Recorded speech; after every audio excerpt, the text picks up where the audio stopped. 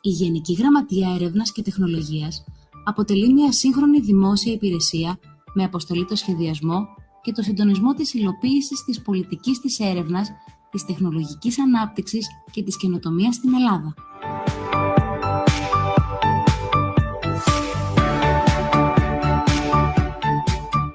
Ενισχύει τις δραστηριότητες των ερευνητικών και παραγωγικών φορέων μέσω ανταγωνιστικών ερευνητικών προγραμμάτων. Εποπτεύει ένα πυκνό γεωγραφικά κατανεμημένο οικοσύστημα δημοσίων ερευνητικών κέντρων, τα οποία εμπλουτίζουν τις τοπικές κοινωνίες με τις απαραίτητες πολύπλευρες δεξιότητες και την παραγωγή καινοτομίας. Στόχος της ΓΕΓΕΤ η παραγωγική αξιοποίηση του ανθρώπινου δυναμικού της χώρας για την αναστροφή της ετεροαπασχόλησης brain waste και την αναστροφή του brain drain, δηλαδή τη μαζική έξοδο των επιστημόνων στο εξωτερικό. Για αυτό το σκοπό, ιδρύεται το Ελληνικό Ίδρυμα Έρευνας και Καινοτομίας, το λεγόμενο ΕΛΙΔΕΚ, που υποστηρίζει την έρευνα στα ανώτατα εκπαιδευτικά ιδρύματα και τους ερευνητικούς φορείς. Ενισχύεται το ανθρώπινο δυναμικό στα πανεπιστήμια και στα δημόσια ερευνητικά κέντρα, όπως και οι ερευνητικές υποδομές. Η ΓΕΓΕΤ συμβάλλει στη διαμόρφωση μιας αναπτυξιακής στρατηγικής για τη χώρα, που βασίζεται στην έξυπνη εξειδίκευση, έχοντας ως κύριο μοχλό την έρευνα, την τεχνολογία και την καινοτομία. Μέσω μιας σειράς δράσεων προωθείται η συνεργασία μεταξύ επιχειρήσεων και ερευνητικών φορέων, η ανάπτυξη της ερευνητικής δραστηριότητας των επιχειρήσεων, η αξιοποίηση των ερευνητικών αποτελεσμάτων, η προώθηση της καινοτομίας, η υποστήριξη της εξωστρέφειας και της δικτύωσης σε ευρωπαϊκό και διεθνές επίπεδο,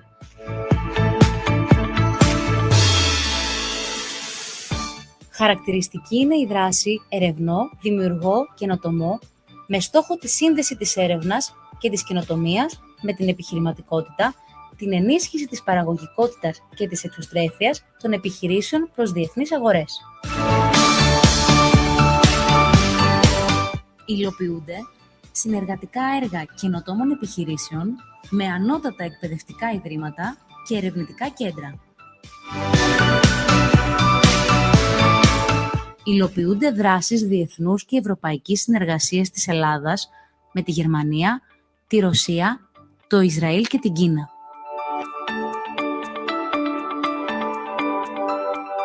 Ενισχύεται η συμμετοχή των ελληνικών ερευνητικών ομάδων και επιχειρήσεων σε πρωτοβουλίες υψηλής επιστημονικής ποιότητας. Υποστηρίζεται η καινοτόμως επιχειρηματικότητα από το Ταμείο Επιχειρηματικών Συμμετοχών Equifund. Εξασφαλίζονται κίνητρα για ιδιωτικές επενδύσεις στην έρευνα και την καινοτομία. Υλοποιούνται 3 εμβληματικές πρωτοβουλίες που αφορούν στο συνδυασμό του πολιτισμού και της πολιτιστικής κληρονομιάς με την επιστήμη και την τεχνολογία, την καινοτομία των αγροτικών προϊόντων με βάση την εφαρμογή γενετικών και άλλων προηγμένων τεχνολογιών, τη βελτίωση και την προσθήκη αξίας στην ποιότητα και την ασφάλεια των γεωργικών προϊόντων με έμφαση στο λάδι, το κρασί και το μέλι. Προωθείται η έρευνα και οι κλινικές εφαρμογές στον πρωτοποριακό τομέα της ιατρικής ακριβίας με στόχο την εξατομικευμένη βέλτιστη θεραπεία ασθενών με σημαντικά αποτελέσματα για το σύστημα δημόσιας υγείας. Οι τομείς προτεραιότητας στρατηγικής της έξυπνης εξειδίκευσης αφορούν την αγροδιατροφή, τις βιοεπιστήμες, την υγεία και τα φάρμακα, τις τεχνολογίες πληροφορικής και επικοινωνιών, την ενέργεια, το περιβάλλον και τη βιώσιμη ανάπτυξη, τις μεταφορές και την εφοδιαστική αλυσίδα, logistics, τα υλικά και τις κατασκευές, τον πολιτισμό, τις δημιουργικές βιομηχανίες και τον τουρισμό.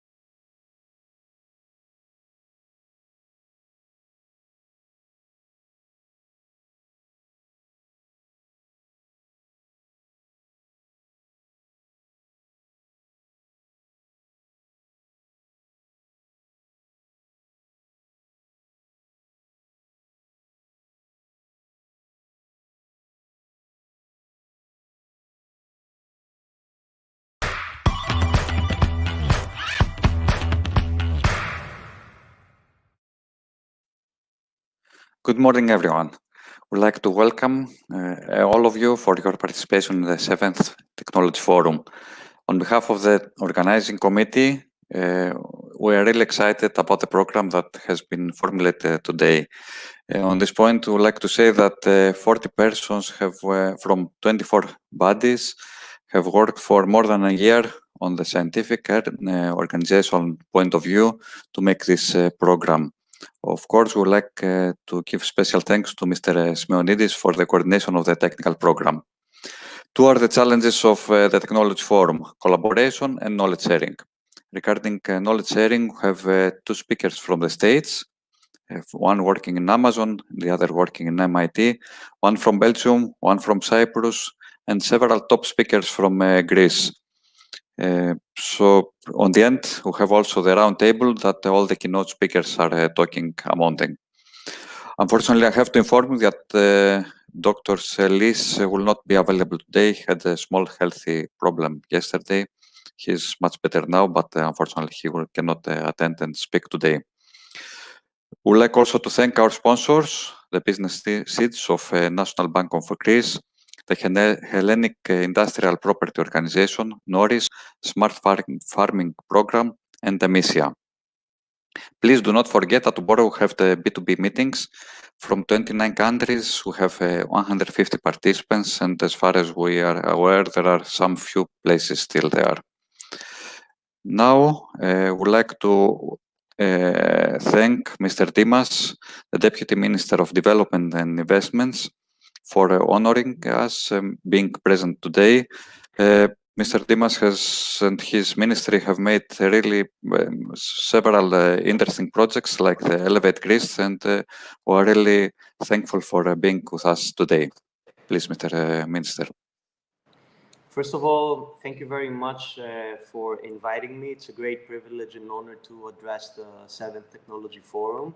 And on behalf of the Greek government and the Ministry of Development and Investments, allow me to congratulate and thank the organizing committee for organizing it through the internet. The 7th Technology Forum takes place in a difficult period. COVID-19 is a global challenge impacting societies, economies, and all aspects of life. The pandemic has made everybody understand how vital researchers, scientists, and technology are to human health and prosperity. In Greece, in the beginning of the pandemic, in April, a flagship research action was designed and funded for the epidemiological study of COVID-19. For the implementation of the action amounting to 2.9 million euros, we have united forces with 6 research centers and 4 universities, the Hellenic National Public Health Organization, and the Committee of Experts of the Ministry of Healthcare, under the coordination of the General Secretariat of Research and Technology. I'm actually very happy and proud to announce that since yesterday, the first Greek rapid test for COVID-19 is a fact. This is a huge national success and is the result of the partnership of the Ministry of Development and Investments with the Greek research scientific community. Our strategic priority, though, is to link much more effectively research and innovation and connect the innovation ecosystem. So many actions are being carried out in order to achieve this goal. Thessaloniki will soon be getting its very own innovation and technology park, where fresh ideas will be able to find a supportive ecosystem to evolve into the new technologies of tomorrow. The aim is to establish Thesintech into an international innovation hub, which will not only offer the necessary environment for development of high-tech products, but will also evolve into a center of research and expertise. At the same time, we are developing an innovation district in Athens, aiming to gather research centers, startups, but also parts of R&D of companies in order to create synergies for the production of innovative products and services. Finally, we are also trying to connect our innovation ecosystem. We launched 1 month ago Elevate Greece, which is an entry point to the Greek ecosystem. And up until now, we have very good and positive results. We are looking forward to hear the results of the 7th Technology Forum, where distinguished speakers will inform us about the latest developments in the technological field. and we hope that the 8th Technology Forum will have physical presence. So thank you very much for inviting me, and good luck to the forum. We thank you, Mr. Dimas, and thanks for this. Now I would like to thank Mr. Iotikas, Vice Governor of Development and Environment of the region of Central Macedonia, for participating in this opening today. We'd like to mention that the region of Central Macedonia has covered the cost of today's production, and we're really thankful for this, Mr. Iotikas. So please. Καλημέρα σε όλους και καλό μήνα. Good morning to everyone. Mr. Deputy Minister, Mr. Rector, Presidents of Associations and Bodies, ladies and gentlemen. In the middle of this second and most painful wave of the pandemic, this 7th technological conference acquires a special weight compared to the previous ones, and our hope relies on a much more decisive contribution to the national effort so as to give reliable answers to the challenges of the new era. Upon that, we strongly believe that it can be a critical platform for the development of public reflection regarding to the moves that must be made the next day. More support will be needed from all of us, and even faster steps must be followed, both of the recovery of the economic activity and mainly for the reorganization of the society. Therefore, digital transformation, information and communication technologies, big data, and their application in smart cities in the fields of energy, health, education, work, business, as well as the creation of innovative products and services, all of them issued the big bets to which we were called to respond 3 and 5 years ago, now push us to move even greater determination with even greater speed. Ladies and gentlemen, the strategy and program planning that we have been consistently implementing in recent years in the region aims to transform Central Macedonia into an incubator for the development and innovative products and services, to make Central Macedonia the friendliest region of the country in innovation and investment fields. This is not a general vision, it's a measurable goal in which we invest daily with our initiatives and actions with small but impressive results at the moment. For this reason, we use all the financial tools at our disposal. Only recently, together with other bodies, we managed to set up the Innovation Ecosystem Support Mechanism, which was a pre-election commitment of the administration of the region of Central Macedonia, and it will be financed by the operational programs of the region with a total budget of €1,357,000. The highlight of our effort is the creation of a one-stop shop for innovation and entrepreneurship, which will put an end to the suffering of potential investors and will give the opportunity to connect research organizations and innovation producers with companies. Meanwhile, a significant amount of about €140 million from the operational programs of the region of Central Macedonia is directed to the interventions such as strengthening the regional research, innovation potential, and development of startup entrepreneurship, encouraging the creation of new cooperatives towards the production of new knowledge in sectors of the economy in which Central Macedonia has strong comparative advantages. With a total budget of public expenditure at €6 million, we provide the opportunity to companies, but also partnerships, to be subsidized for investment proposals, including information and communication technologies, energy and environmental technologies.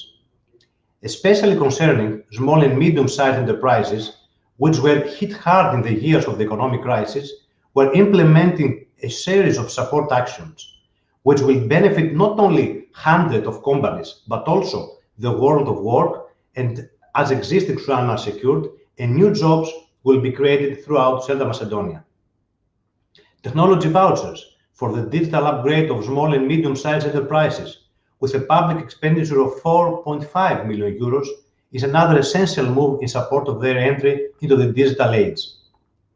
Innovation vouchers and action funding with European resources amounting to €4 million concern the support of the very small and medium enterprises of Central Macedonia for the purchase of services by innovation bodies which have the necessary know-how. The goal is to develop an innovative product, innovative service, or even to solve a problem in the production process of companies. And in order for the strong blow of the coronavirus not to be proven destructive to all the efforts and to deal with the adverse consequences of the long-term economic crisis and the entry of the economy on a recovery trajectory, the regional governor, Mr. Apostolo Kostas, announced last week 50 additional funding million of small and micro enterprises in the program called Exit from Crisis of the region of Third Macedonia with no refundable working capital. Each company will receive a proportion of 5 to 50,000 euros with a completely transparent and objective criteria at the beginning of 2021. This is an injection of liquidity into the market and our practical support to entrepreneurs and employees. In order for businesses to get back on their feet, no one should be left behind and no jobs should be lost. Ladies and gentlemen, we have to prepare in the best possible way the next day, which will be difficult for business, for employees, and for the economy. Having an open line of communication with all business and research bodies, we work together to strengthen research infrastructures, partnerships of research organizations and companies, to strengthen business plans for the introduction on innovative products and services in the field of information and communication technologies, for the establishment and initial operation of knowledge-intensive businesses, such as spin-off, spin-out businesses and startups, strengthening and restructuring plans. The fact that the 7th Technological Conference is held with a collaboration of 24 important bodies for the educational and business world is the most direct proof for the work done by the region.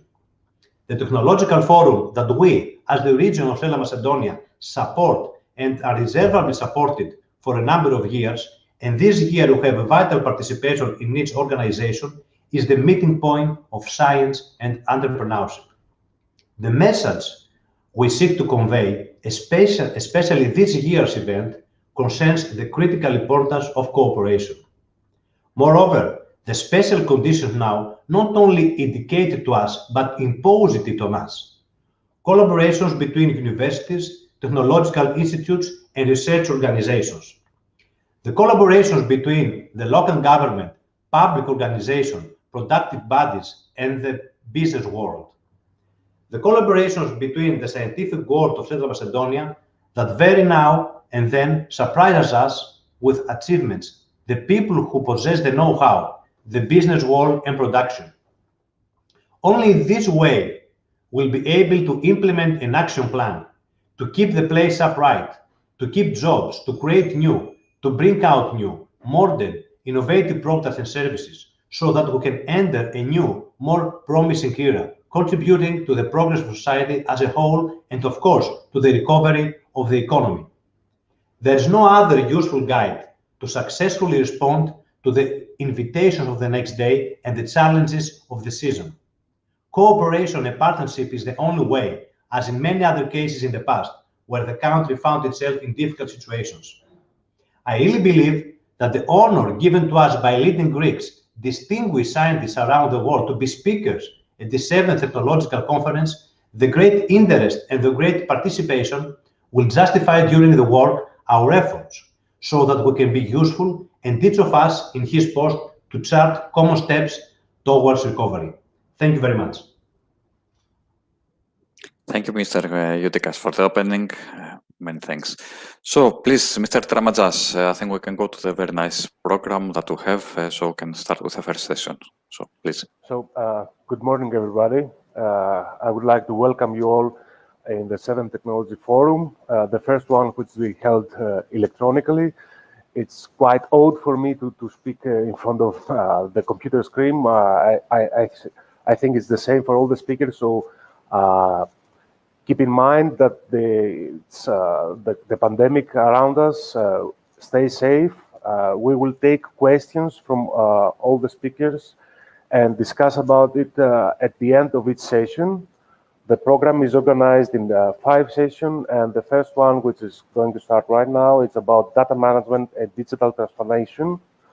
Our first speaker, Mr. Ilias Hantsos,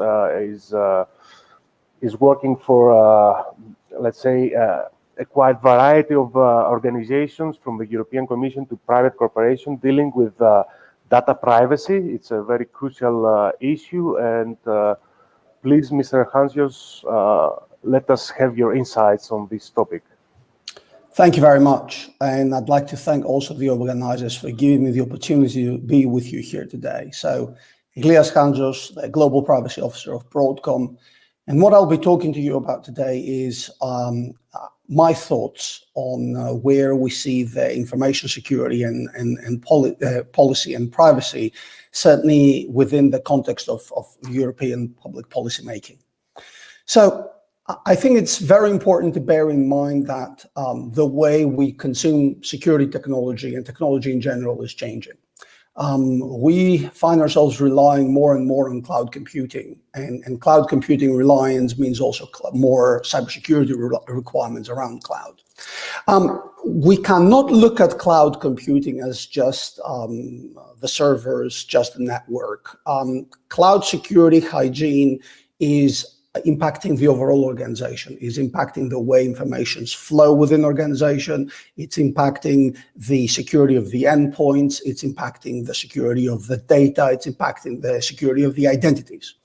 We need to bear in mind, therefore, that as we are moving, we're doing this transition from the existing technological paradigm into a more cloud-driven technological environment, our security and data management capabilities need to adjust accordingly. The cloud security challenges keep evolving as well because of a number of technological moves that are driving or leading us towards that cloud everything environment. It's the ultra high speed internet. It's the scale of multi-connectivity. So we talk about bringing your own device. We talk about the multitude of IoT, Internet of Things infrastructure, all that enabled by Wi-Fi 6 or by 5G. The prevailing use of encryption, the massive use of apps pretty much for every technological use case, and the browsers integrating as part of the overall infrastructure and as part of the application.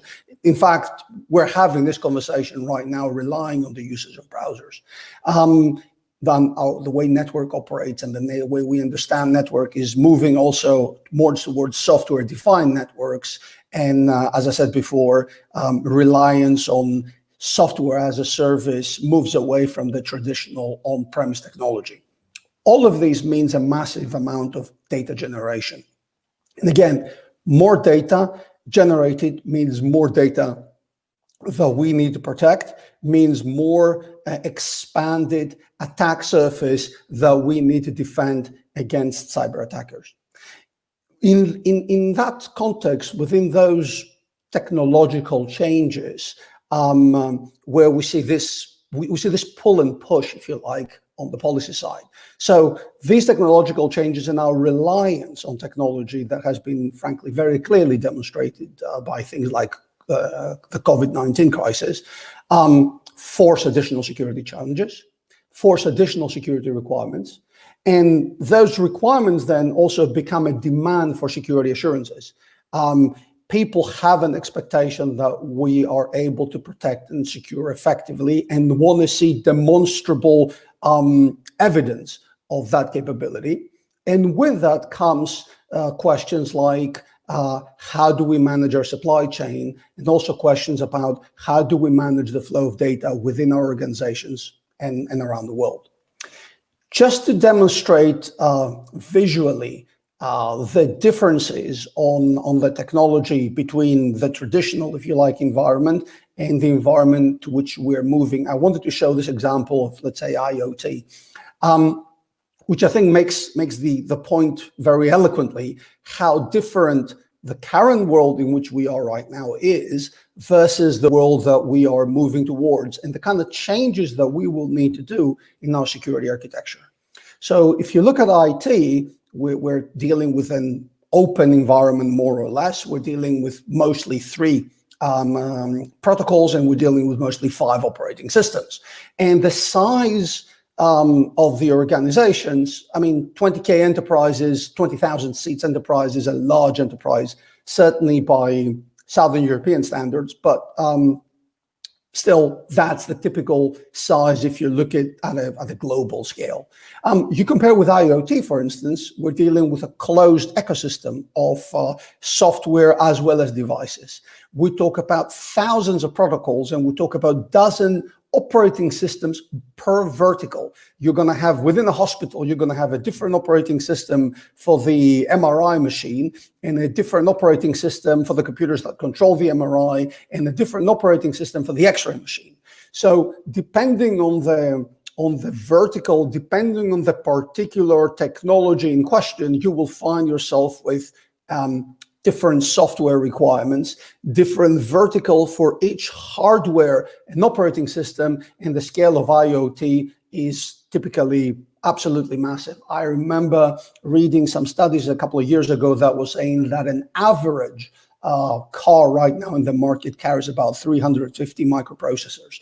So that gives you an idea of the level of complexity that even within a single environment we're likely to face, and equally how dramatic the change is going to be between how we do things right now and how we need to be preparing to do things right now when you couple this infrastructure with large-scale hyperconnectivity.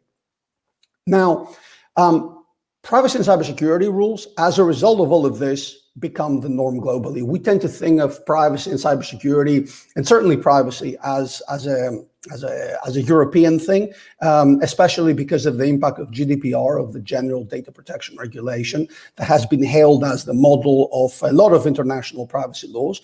But actually, that's not the case.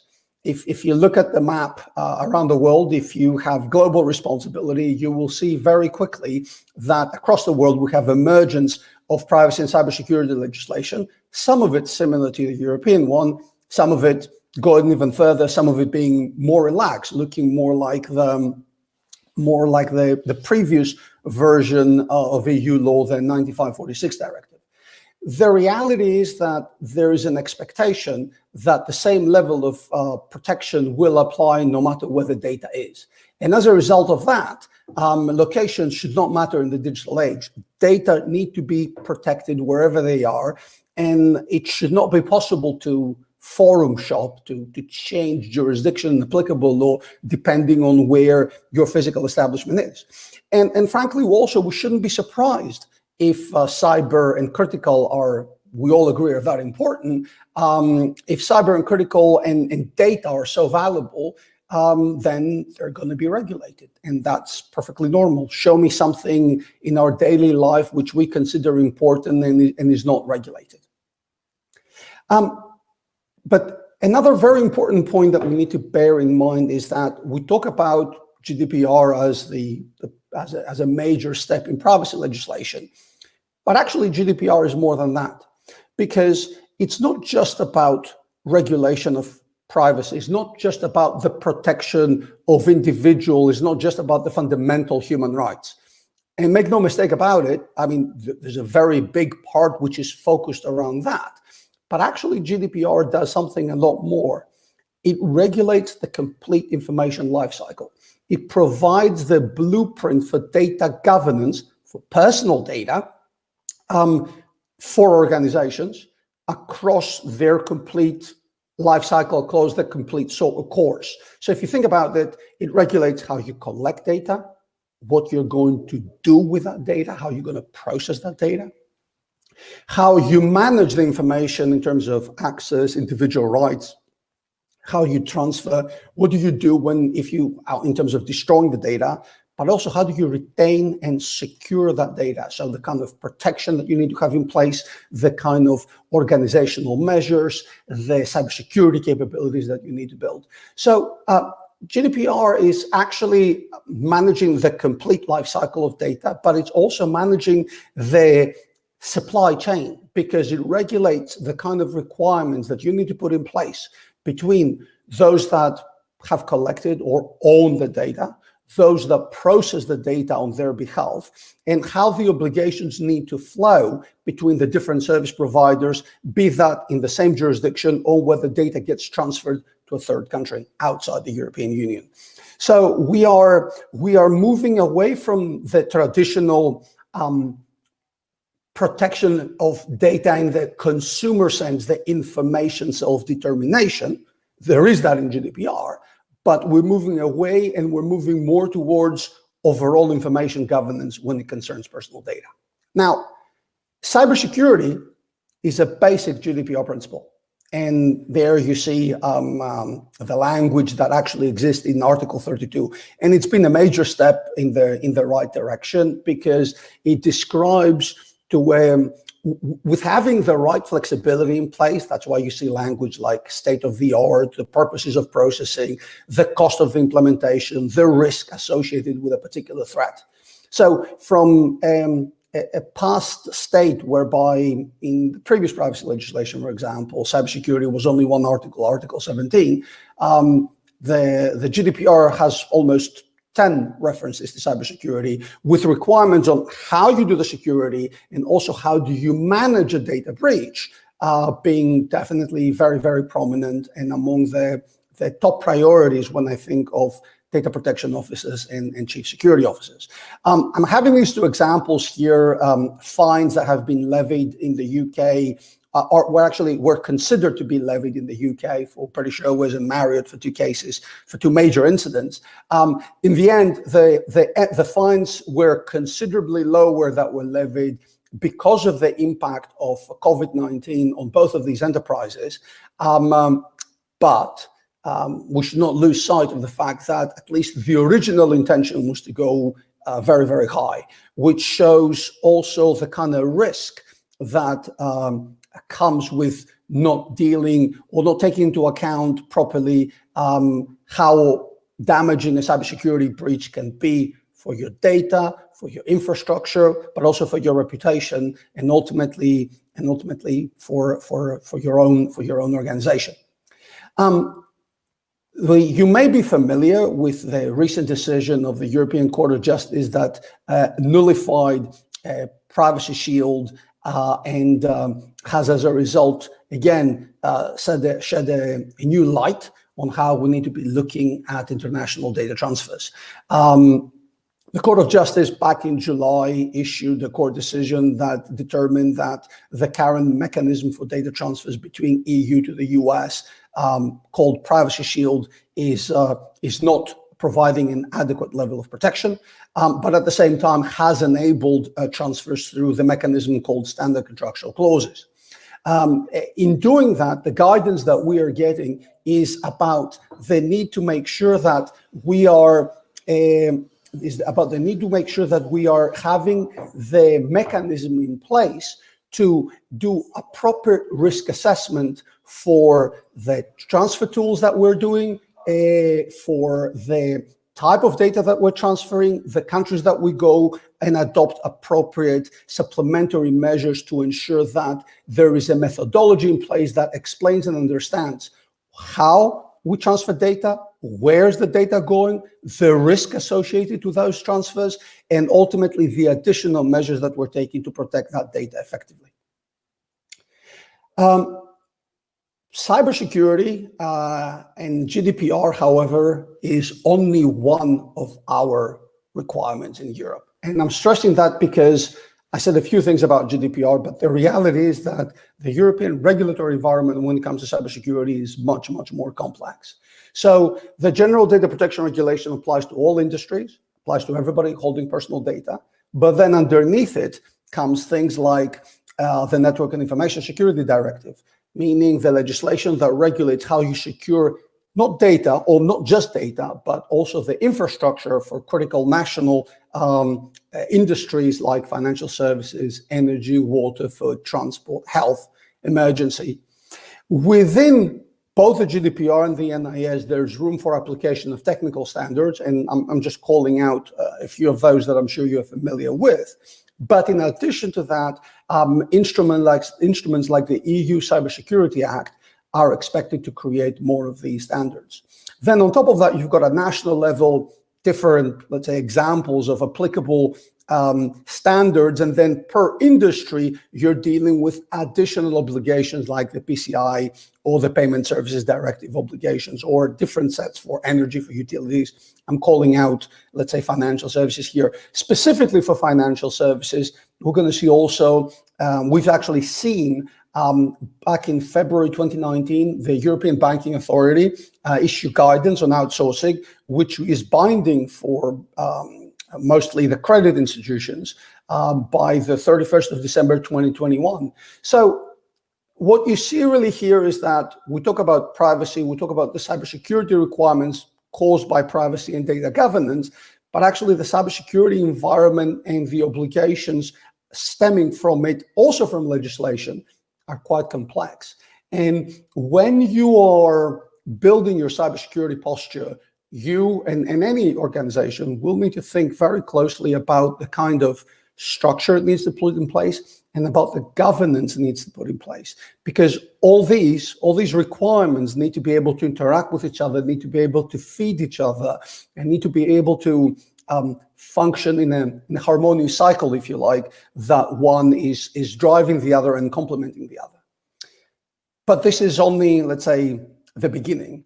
Why? Because we've got a new commission and a new commission president since last year. And it's been made very clear, and you see some of the numbers from the commission website there, the importance that the European Union is attaching on having a digital strategy for Europe and the importance that digital is going to play for Europe. And therefore, we understand that there is, the statements are out there, that there is a number of additional initiatives coming out of Brussels on cyber. Apparently, as part of a cybersecurity package, which will contain additional initiatives, we expect an update, a revision of the Critical Infrastructure Protection Directive, or the NIS Directive version 2.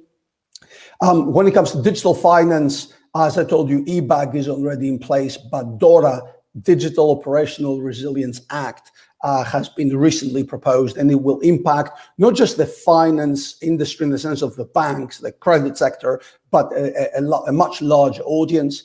E-privacy has been under negotiations for quite a while, focusing specifically on the telecom sector and supplementing GDPR. The Data Governance Act, regulating data sharing, has been, and data brokerage has been very recently, actually in early November, mid-November, has been very recently proposed by the European Commission.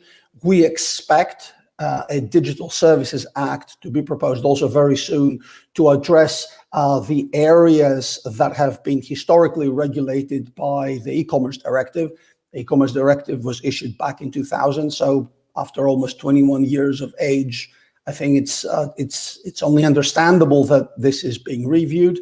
And then we've been told that we're going to have legislation around AI, artificial intelligence, and high-risk artificial intelligence, some proposed sometime in the first quarter of 2021.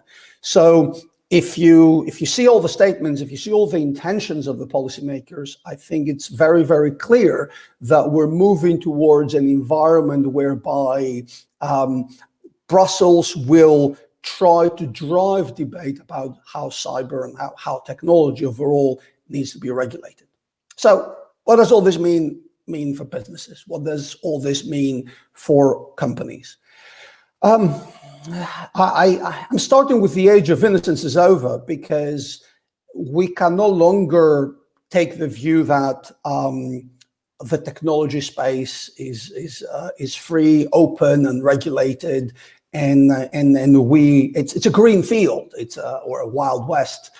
Some have called it for us to go there and innovate. I would in fact argue that cybersecurity and privacy/data governance are becoming an essential capability in the market, because our ability to gain customers, ours as speaking generally as companies, will depend on the ability to demonstrate that because of the panoply of regulatory obligations that a customer is going to have, that an organization is cyber safe and is able to properly data govern. The pandemic is actually accelerating that direction of travel, because as we're moving more and more towards things being more digital, and things being forced being more digital, we're also confronted with a situation whereby how we secure the data, our ability to secure the data on-prem, on the cloud, at the office, but also at home, is becoming a decisive factor in selecting providers and in selecting services and in making choices around the technology. The geopolitics are definitely driving demand for assurances. Who are the providers that you can trust? I want to trust you, but I want to be able to verify. So show me the certifications that you've got in place. And ultimately, if the objective of the countries in the Southern Balkans is to remain competitive in the global and regional supply chain, then in order to do that, in order to gain customers, in order to be able to take advantage of their competitive advantage, of the low cost of their labor, of the high-skilled employees, of the quality of their education, will also very much depend on their ability to demonstrate in a convincing manner that once they take the data, once they offer the remote work, they're also able to do that in cyber hygiene and in a properly governed infrastructure. So I'll just play out the slide completely. How easily can organizations answer to some of these questions? You know, they're, in my eyes, when it comes to information security and risk management, they're quite basic, but at the same time, they are critical controls that you need to have in order to be able to demonstrate that compliance. I mean, asking questions like, you know, what personal data do you hold and where actually is it? How effectively can you control where the data resides? Encryption, obfuscation, detection of a breach, incident response capabilities. All these are the kind of technical capabilities that organizations need to have in place. And all these are the basic questions, if you like, that you need to be able to answer to be GDPR compliant, NIS compliant, but also meet things like ISO standards. So as long as you're looking at these and you're thinking, oh, I don't know this one, I don't know that one, you still have work you need to do. There's still areas that you will need to be improving. If you are confident that you can answer all these basic, as I said, questions, then at least it suggests that you're on the right path for the evolution that's coming. So what's the direction of travel? Where are we going? Well, we're definitely going to a world where technology is going to be more regulated. We are definitely going to a world whereby we would need to balance between the privacy of individuals around managing the security obligations, the security monitoring obligations in a transparent manner, minimizing the invasiveness, manage incident response and collection of information, manage the retention of what we collect and for how long, involve, for example, stakeholders like employees, protect across devices and infrastructures, but equally, security needs to be there. It's not a question, it's not something that we can negotiate about. Security will have to be a must. Capabilities of understanding the risk, detecting a breach, monitoring the environment, having adequate conclusions around the incident to allow notification or not, having timely deployment of the countermeasures and accessing and being able to deliver security across regions, across clouds, across devices, whether at home, at the office, or at a hotel. All of these will be critical capabilities, critical requirements. In the end, we need to be looking at data governance and privacy as the strategic outcomes and the requirements of how we want to process data. What do we need to be doing with that data? But at the same time, the security capabilities will be the operationalization of those requirements, will be the controls, the way that we practically implement and the way that we are practically able to deny access to that data, but also to apply the privacy controls that we need to be applying. The ability to have foreknowledge, either to understand where the direction of travel is going, where, how we're going to be challenged, how the new regulations will impact us, or what the market trends are going to be, is going to be decisive because it will determine the success or failure in this endeavor. At the same time, our resources are not infinite. So we need to make risk-based choices, and we need to find balances in the security, in the privacy, and in many other trade-offs. Because again, he who defends everything defends nothing. So as in cybersecurity, the defender needs to be always effective, while the attacker needs to be effective only once. We need, in our own organizations, to understand what needs to be defended and really focus on that, our resources. What needs to be defended, what needs to be changed, what needs to be risk managed. And with that, I'd like to thank you very much. And I'll be happy to take questions once the session is over. To you, thank you. Thank you very much, Mr. Hansius. It's quite clear that value lies within data, but data is now massive and it's very sensitive in terms of security. So on the other hand, we have to work along different platforms, and that's the main topic Mr. Koziri is going to talk to us about, how we can work along different platforms, keeping in mind that security is the #1 issue. I would like to remind everybody that we will take questions at the end of the session. So, Mr. Koziri, the floor is yours. Thank you, Konstantinos. Good morning. Thank you very much for the opportunity to present the infrastructure from the national, from GRNet, the National Research Infrastructure for Research and Technology, and have the opportunity to shed some light behind with the technology behind all the digital transformation that happened in Greece during the pandemic. I'm currently serving as the chair of the advisory board for GRNet, but I have served in the past for more than a decade as the vice chair of the organization. I really apologize that some of my slides are in Greek, but I hope that there are many figures and pictures in the slides so you can understand them with my narration what is been behind the slides. GRNet is the National Research Infrastructure for Research and Technology organization. Its main goal is to interconnect universities, research centers, research infrastructures, the Greek school network, public libraries, actors of culture, actors of content, many entities from the public sector, hospitals and companies among them. It offers interconnection to the Pan-European Research Network, ZEANT, and offers the upstream, the internet services to all these actors. The users of the network of all the infrastructures are not only members from the academic and research community, not only members from the schools or the civil servants, but as you will see after the pandemic, all the Greek citizens. So back in March, we had the challenge, since the GRNet now belongs to the Ministry of Digital Governance. We had the big challenge to bring services to the citizens. And my talk is about how you can scale out and bring services to millions of users, to millions of people seamlessly with cloud native, with cloud infrastructures.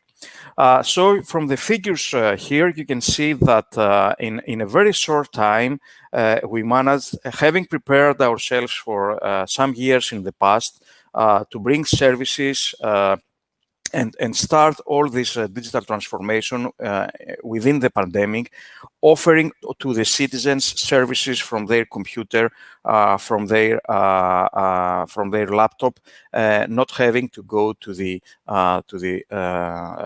organizations or to the offices or of the public sector.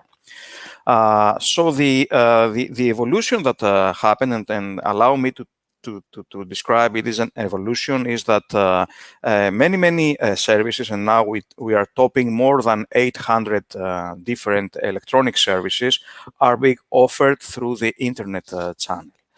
People can take certificates, can take even licenses, driving licenses, educate themselves, access to the medical prescriptions, enroll their children to the schools by their computers. So more than 2 million documents have been offered to the citizens by the gov.gr, as we say, gov.gr, the new site of the digital transformation of Greece. So GRNet, in some figures, interconnects more than 100 universities, research centers, and other organizations. More than 15,000 of schools are interconnected, many of them, many thousands of them through fibers, interconnected with the backbone network of GRNet. GRNet offers to all the universities and research centers a fiber access with multiples of 10 gigabit per second. And there is the peering, the upstream, the interconnection with the Pan-European Research and Education Network, and the peering with the internet at multiples of tens of gigabits per second. 30 gigabits per second is the upstream. GRNet not only operates the network, but also operates the Greek Internet Exchange, which, as we will see, it's a neutral point of peering between all the actors that they are operating in the Greek internet, ISP, service providers, content delivery networks, more than 200, we will see later, actors, entities are being peered, interconnected through our Greek Internet Exchange. GRNet operates the supercomputer, a big supercomputer, which now tops, the figure is not accurate, something less than a petaflop. Storage services, a public cloud codenamed Okeanos, and 6 different data centers in different regions, in Athens, in Knossos, Heraklion, in Louros, in Epirus, in 3 different regions. So this is the facility we are operating near the hydroelectric facility of the Public Power Corporation in the Louros River, next to the Louros River. Back in 2010, we started building a containerized facility with renewable sources of energy, starting with the electricity coming from the generators of the water from the river, and using as a cooling liquid the water coming from the river. So it was a first of its kind, a facility that brought GRNet and the Greek infrastructure area to the renewable sources era.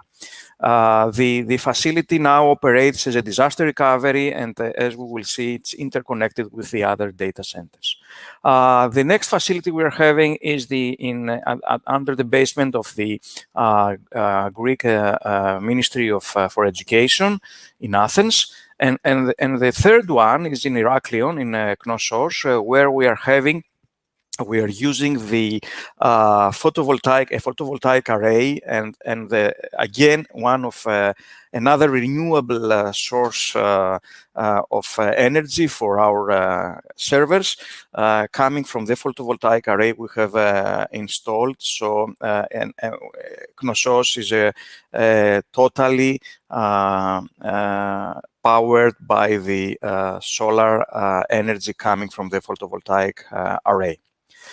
So this is the network, more than 10,000 kilometers of fibers interconnecting all our organizations or our institutes throughout the country, north, south, having fiber loops all around the country, interconnecting with multiples of 10 gigabps, 10 gigabits per second, all the big cities and the organizations that are in them.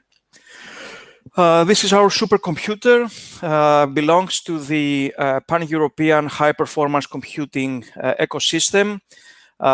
It started with 500 teraflops, belonging to the tier 1 data centers in Europe.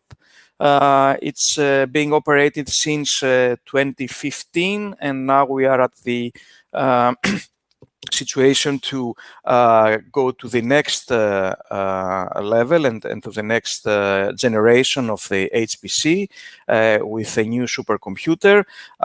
The core hours that being saturated and being consumed in the supercomputer are really big. You will see the numbers. We have more than hundreds of thousands of core hours.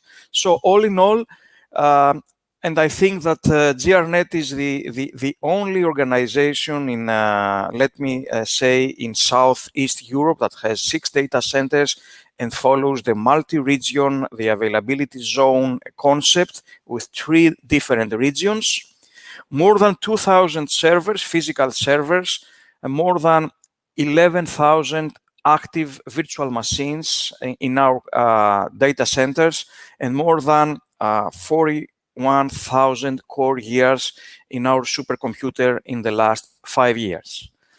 You all know the ESA, the European Space Agency, and the Copernicus project. Most of us have seen pictures from the satellite during the forest fires or during the severe meteorology incidents that we had. These pictures come from the Copernicus, and GRNet is one of the sites that officially operate and serve the pictures. We have more than 20 gigabits per second traffic from the demand of the Copernicus pictures.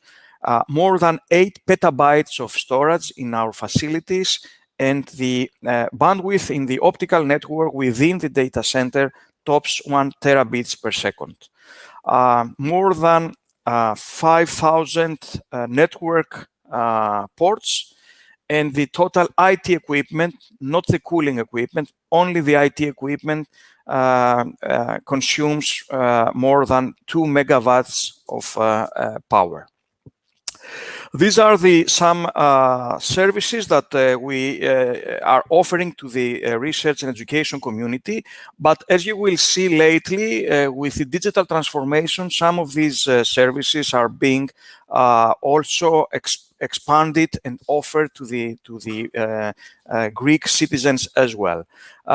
You all know services like the e-voting, the digital voting with Zeus, the academic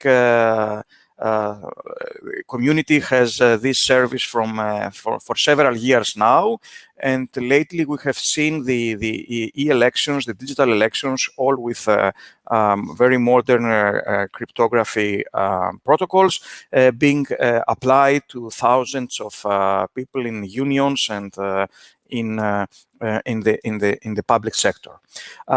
You know, the academics had for several years the presence, a service that we have to have teleconferencing. Now the e-presence is being expanded and offered to all the public sector. So the civil servants, through the registry of the public sector, through the registry of the civil servants, they have access to e-presence, and they can collaborate, do teleworking and teleconferencing among them through the e-presence. And there are other services offered to the medical sector, to the culture, services that are now following and expanded for the digital transformation. So how are we scaling out services for millions of users, for millions of people? The cloud native era demands microservices and containerizing everything. The services are being designed to be scale out and start from microservices and orchestrated with orchestrators around the cloud. The operations are being cloudified since 2010. And the first public cloud that was constructed in Greece was the Okeanos cloud. I'm sure that you have all heard. It topped more than 10,000 VMs. Based on open source, powered by the software created by the GRNet with a collaboration with Google and the Ganeti orchestrator. So this experience back in 2010, 10 years before led us to the cloud native architecture. So our applications, our data centers are really cloud native. We are following the micro service architectures and the orchestration, the automated orchestration of our services. Some things about our Greek internet exchange operating in Athens and Thessaloniki. You will see how many members are being interconnected, being actors from Amazon and Cloudflare and Connecticore and Microsoft, all the Greek operators, 2 sites in Thessaloniki and in Athens. This is the slide that I wanted to preach and try to push things towards cloud native computing, cloud native building of applications for the for thousands or for millions of users. As you know, Greece is a small country. And it's really difficult when you design something to pass and go beyond the traditional monolithic way of designing things and designing applications. I'm sure that you have all heard of this monolithic traditional 3-tier approach of building applications based on the storage, which is a database, having an application tier and then a web tier. So this monolithic way of constructing things cannot scale out. So the new era, the era that all the hyperscalers, all the big operators are being using, the new technology, the technology that we are employing at GRNet, the technology that all the digital transformation is being based upon, is the microservices and the cloud native architecture with a public subscribe channel for communicating these services. So we have elasticity. We have dynamic orchestration of these microservices. We can scale out. We can accommodate flash crowds. We can accommodate demand that comes at packs of hundreds of thousands or millions in a very small time scale. We can scale out and even go beyond the data center. The transformation that now we are doing at GRNet is employing and exploit the multiple region concept as a hyperscaler, running things from different data centers from different regions. And we are really proud that this is the effort of people from 20 years now, engineers, software engineers, network engineers, DevOps, people that they are coming from the Greek research and education ecosystem, people that they are really capable and they are really developing world-class software and they are operating world-class infrastructures. So my message is to follow the cloud native wave and scale out. And I'm bringing this message to the Technology Forum because the challenges of handling and serving millions of users are really, really difficult. So we have to change approach. And I'm finishing my presentation with this cartoon, which says that when you scale out, you are just throwing everything and you are migrating to the next available resource. So it's really a new way of designing things, a new technology, scaling out, considering that all your resources are consumables, and you can go and employ more and more of them. Thank you very much. Well, thank you very much, Mr. Koziris. It was quite interesting. Now we know we have the data, we have secured the data, and we have a way of transferring securely the data. Thank you very much for this interesting presentation. I would like to ask Ms. Faidopoulou now to tell us how we can transform this data into economic activity, because otherwise it's we have to transform this value to economic activity. And I would like to remind all of you that after Ms. Faidopoulou, at the end of the session, we're going to have 10 minutes for discussion. So you are welcome to include your questions in the chat, so we can ask the presenters here their opinion on specific topics. So, Ms. Faidopoulou, the floor is yours. Thank you very much. Thank you, Mr. Dramadas. I would like to thank the organizers for the invitation and for giving us the floor to share with a very competent audience our approach for Thessaloniki Innovation and Technology Center. It has been mentioned also from our minister.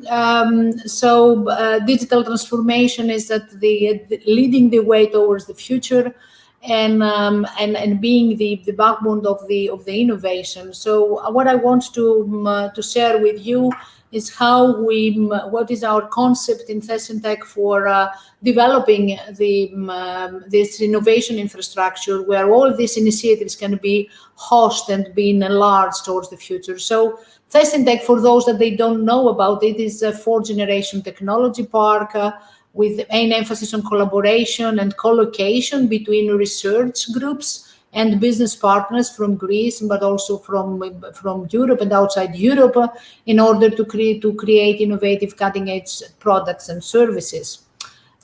We have a concept in ThessenTech, what we call innovation infrastructure. What that means that we need to create the space and the conditions for industry to collaborate and achieve industry-driven technological innovative research and development.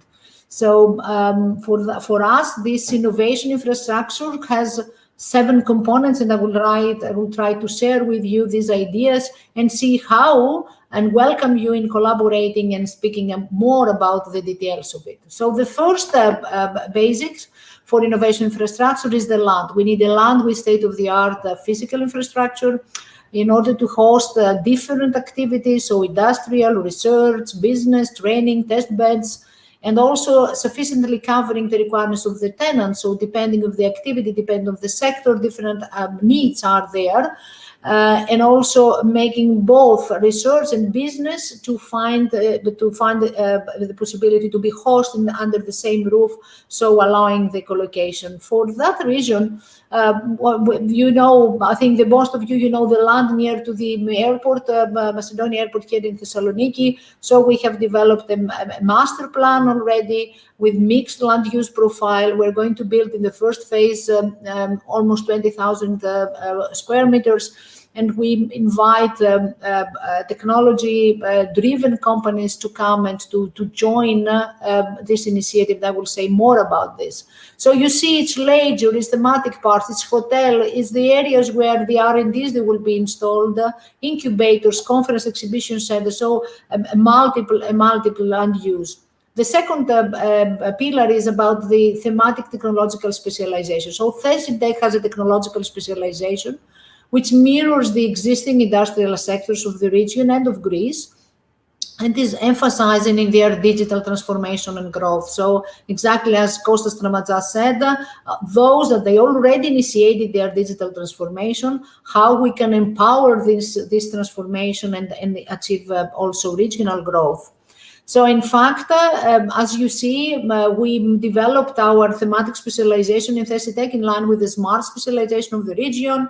We have been driven by global trends, and we try to avoid overlaps on what exists. There are many initiatives that we respect them and we want to be in collaboration with them, so stimulating the synergies. And you can see that the domains of specialization is on advanced material, organic nanotechnology, simulation environments for future application, artificial intelligence, clean energy, logistics, and future mobility.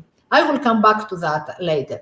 The third component of the innovation infrastructure, we need a capacity that we can develop quickly these synergies between the research and the academia and the business.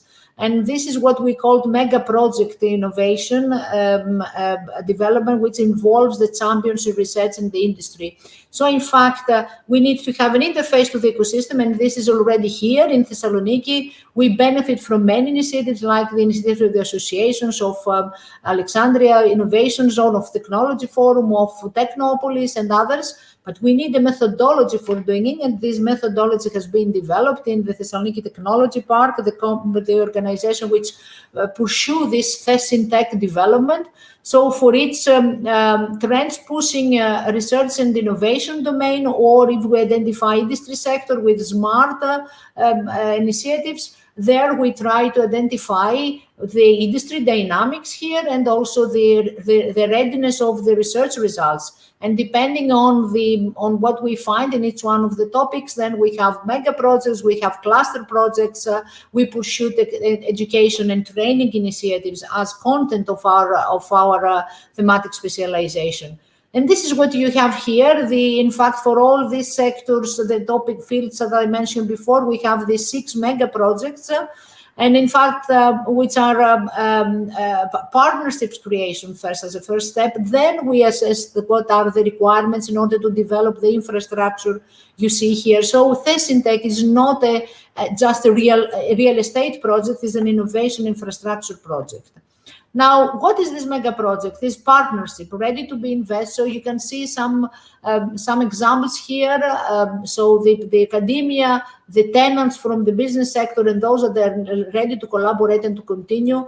These partners, they have a list of projects with predefined markets, with a time schedule of their common activities. There are a solid value proposition among them. So what they benefit from the research for, what they benefit from the business, well described the results and expected impact, and also a community of supporting partners. So it's not just a few companies that will benefit from Thesintech, but also those companies that belong in the fields where Thesintech is emphasizing its activities. The fourth pillar of innovation infrastructure, of definition of innovation infrastructures, is the strategy and the process for innovation ecosystem governance. So how we bring added value and we capitalize on existing initiatives. So we have in our project soft landing buildings, incubator buildings. We invite and we see collaboration with existing incubators initiatives. The mega projects, they're still operating, although the infrastructure is not there. They found the benefit and they continue the partners to collaborate. So we see innovation hub, competence centers being developed and being funded from different programs, and that makes the project really alive now while we are pursuing the activities for development infrastructure. Fifth characteristic of the innovation infrastructure, services for innovation growth. So we look on new models like incubate the incubators, or open innovation community, incubate the incubators. We now already discussed with outside Europe innovation partners who would like to create incubators here in Thesintech in relation with the thematic topics of the project of Thesintech.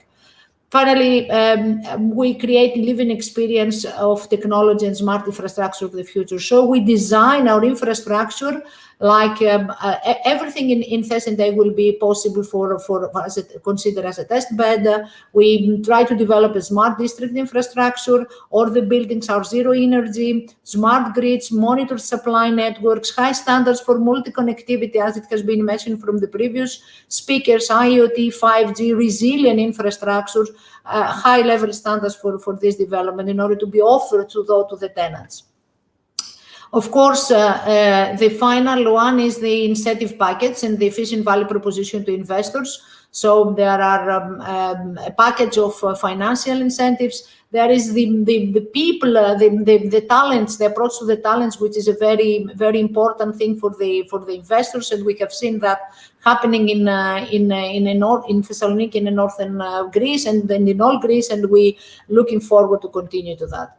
A few examples about the existing mega project. The first is on 3D printing and on material for like special coating, advanced carbon fibers being applied in different sectors. So you see there not only the university, the Aristotle University, which is very important community join our projects, but also you see Texas A&M and of course the companies participating in this mega project.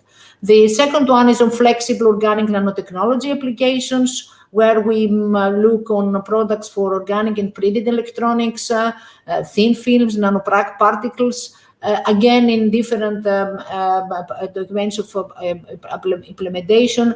We have an academia group, very excellent on high level. We don't have so much of companies, but we have a cluster dedicated to that, and we have seen our outside Greece a lot of companies like Austriacard being very interested to collaborate with this mega project. Artificial intelligence simulation applications, it's not ICT. We don't try to duplicate what is happening in other initiatives. Here we try to see an automated decision making, an autonomous packaging, loading and unloading, forecasting in health, energy, finance, and manufacturing. A lot of tenants and a lot of companies, and of course Institute Information Technology Institute of CERT, together with the Aristotle University Department of Electrical Engineering.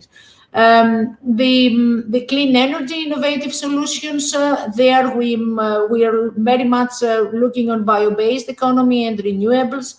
There is a big part of companies that are expressed interest, and they are ready to collocate, and we have KIT as a leading party together with CERT and Aristotle University from academia and research, that they want to develop a research test bed here in Thesentech. Competence Center for Business and Logistics Analysis. This is something that really, since the moment we identified as a need and focused on business and logistics, we see a lot of needs to happen in for vocational training and increased capacities. And we see also from the other mega projects to want to benefit from capacity building and training from this mega project on Competence Center. And finally, the future mobility application, all the network and the big part of the road network of Thesentech will become a connected, automated, autonomous, and electromobility test bed. The technology providers with whom we are discussing, they are ready to invest in order to create this infrastructure. And the agreements we have with TIS and Texas, again, they can give us the possibility of having a world-level test bed for autonomous, automated, and connected mobility. The smart city and mobility living lab will be developed there based on the smart smart district infrastructure that we will have. A lot of companies participating and taking a position and taking let's say a space for collaborating with the university, with center, with CERT, Institute of Transport, and also companies like Valeo, like Denso, which come from outside Greece. These are the supporting organizations. And these are the shareholders. What you need to keep in your mind is that it's mainly private and less public, let's say, funding scheme. And where we are right now, we have the land now. The company has been established. What we are doing, we are updating the existing, and we're thinking of new mega projects that it will finish until the end of 2020, and we will go for new mega projects a few months at the beginning of 2021, and we develop the infrastructure up to 2022. So in fact, all of you that you are interested to these topics, to this field, join the existing mega projects or come and discuss with us in order to formulate yours. Thank you very much.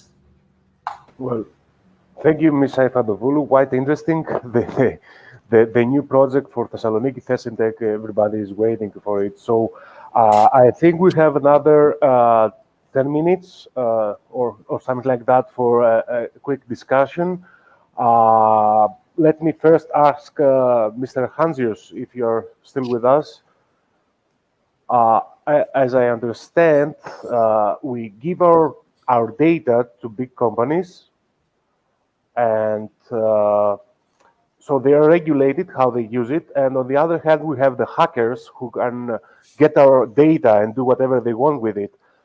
Which is the highest risk, by your opinion? Who do we have to fear most? So let's begin framing this slightly differently. You give data to large corporates by virtue of the fact that you're using some of the services, and also by virtue of the fact that you choose to give some data because you would like to get also something as part of that process. So yes, you do give data, but also you get something for it in return. Or sometimes that data is necessary in order to actually have the service running, have the service working. So this exchange, if you like, is also something that you as a user to a large degree control. You can decide not to make data available or to decide to make a limited data set available, okay? And in any case, that activity is legal and therefore regulated, and therefore the industry cannot just do with the data what they want. So the statement that we give the data and industry does with it what it wants, I'm sorry, it goes pretty much against what the whole regulatory framework is all about. It's not how this happens. On the other hand, if a bad guy, if a hacker gets your data, well, they can certainly do whatever they want with it because they got them illegally.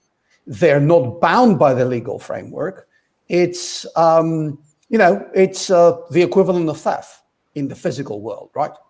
So what's the risk? What's the bigger risk? Well, what is a bigger risk? That you bring your car to the garage and you have the engineers doing maintenance on it and you don't have possession of that car for an hour? Or is it that somebody takes your car and drives away with it? I mean, I think the answer is pretty obvious. Of course, let's say the intrusion, the hacking is much more dangerous.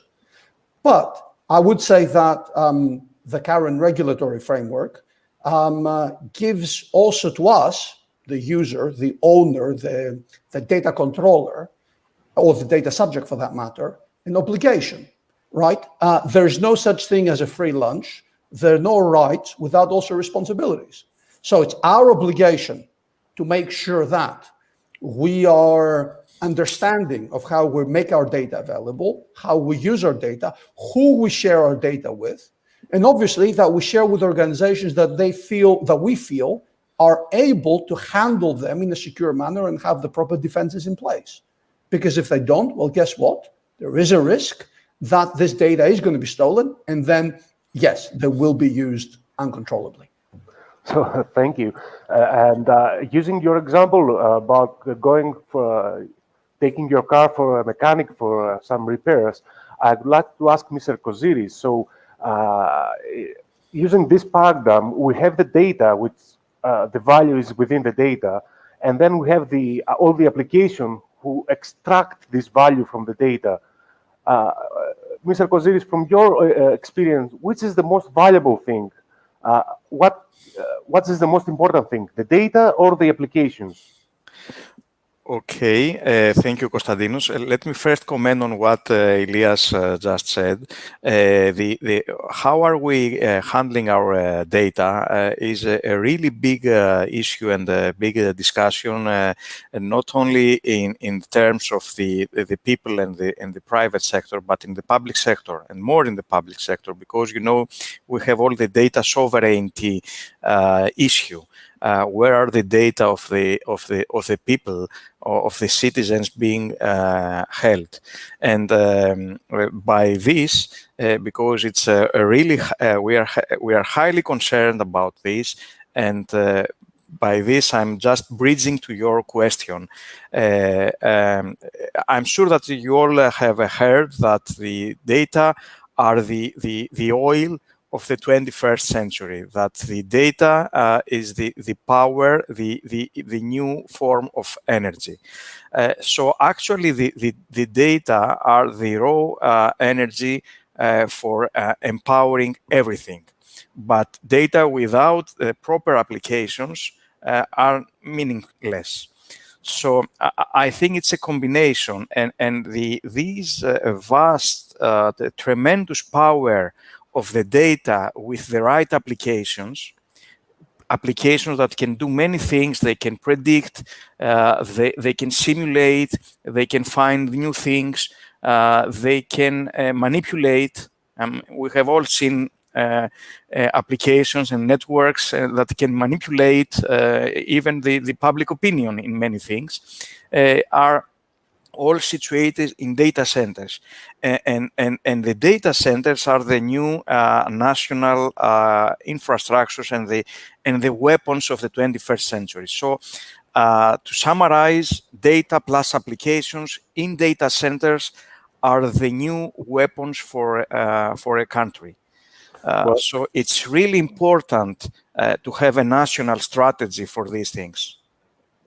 So I will have comments on this, but maybe we want to do that later. Maybe we want to give to Georgia the floor, or you want me to react to that? Let's have one question for Georgia, and then if we have time, we can back to the topics.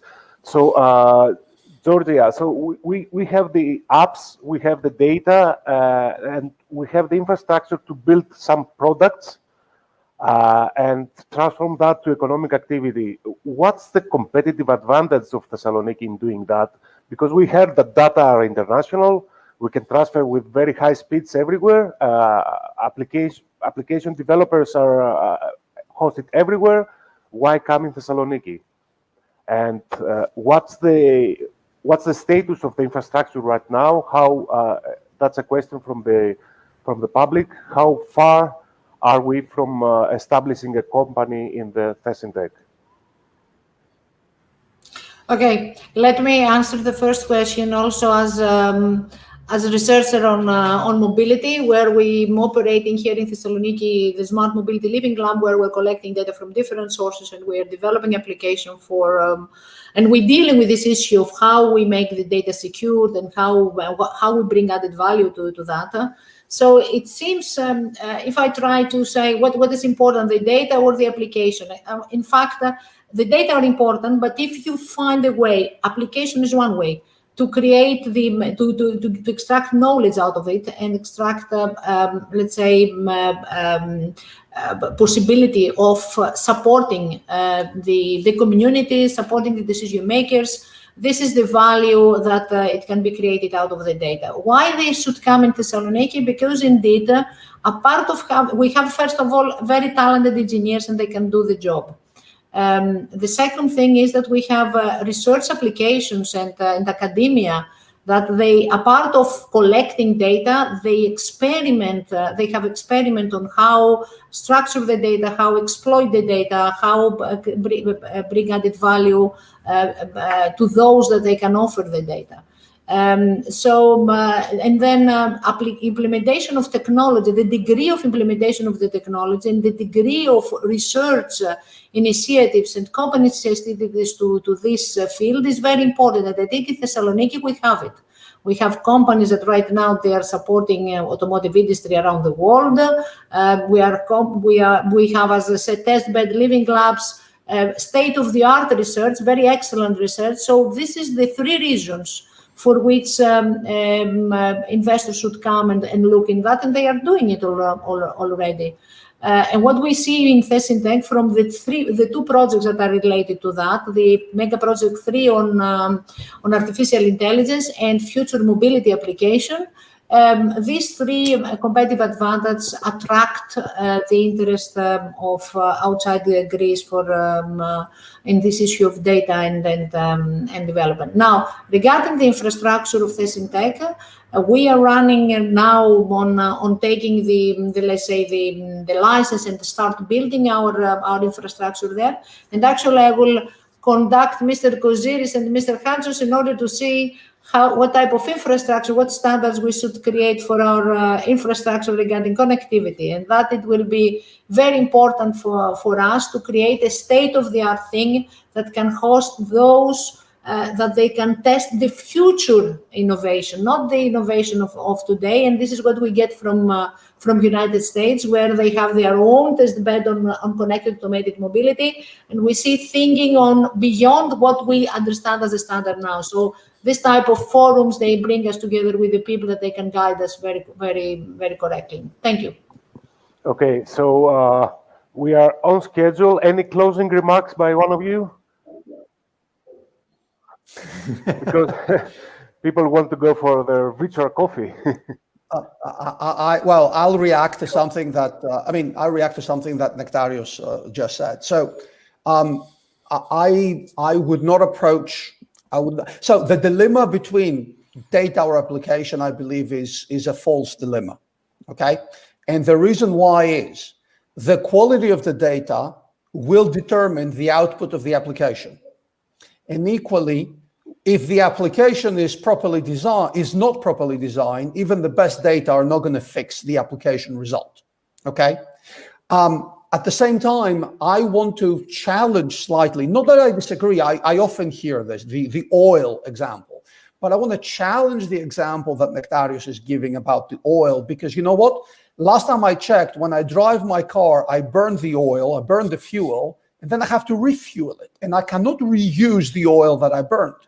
Whereas with the data is there. Maybe we can use it for we can recycle the data in the sense that we can use the same data set multiple times. And sure, there's data set that their lifespan, for example, is very short, is very limited, and loses its value. But for another, let's say, there are other data sets that have a very long lifespan. So the oil example is a good example to show the industrious revolution linked to data, but at the same time is a bad example in terms of the nature of the oil. Digital sovereignty, very quickly. Yes, digital sovereignty, and I understand the point, but I think it's something very important for a government, but I think we need to take a step back and reflect on what do we mean with digital sovereignty? Because quite frankly, here in Brussels, we haven't for sure figured that out yet. Do we mean sovereignty over the data? Do we mean over the infrastructure? Do we mean assurances on how we manage the data and how we manage the software code behind it? Do we mean creating an industrial base? Do we mean national champions? What do we really mean? I understood more around control of the infrastructure as opposed to everything else linked with digital sovereignty. And I say that because very often digital sovereignty is linked with protectionism. And I think in the case of Greece, in the case of Thessaloniki, it's the investments that you're trying to attract, not the other way around, to lock them up in one particular location. So the notion of sovereignty needs to be very clearly understood. Final point, weapons of 21st century. I totally agree that data centers are a critical national infrastructure, certainly for the government space, that will be very, very important for the way that we digitize the industry and the way we digitize our activities. I do agree that certain applications can have military or intelligence usage, but I would argue that a drone, let's say, with artificial intelligence and a payload can be a more effective weapon for the way I understand, at least, warfare than some of the data center aspects. But, you know, it's a fascinating discussion, no doubt. Okay, so it's a big debate. We could go along for a long time. I would like to thank everybody, our speakers for these sessions. Thank you very much. And we are now going for a 10-minute break, virtual coffee break, and we are back for the next session, which is innovation and collaboration. Thank you very much.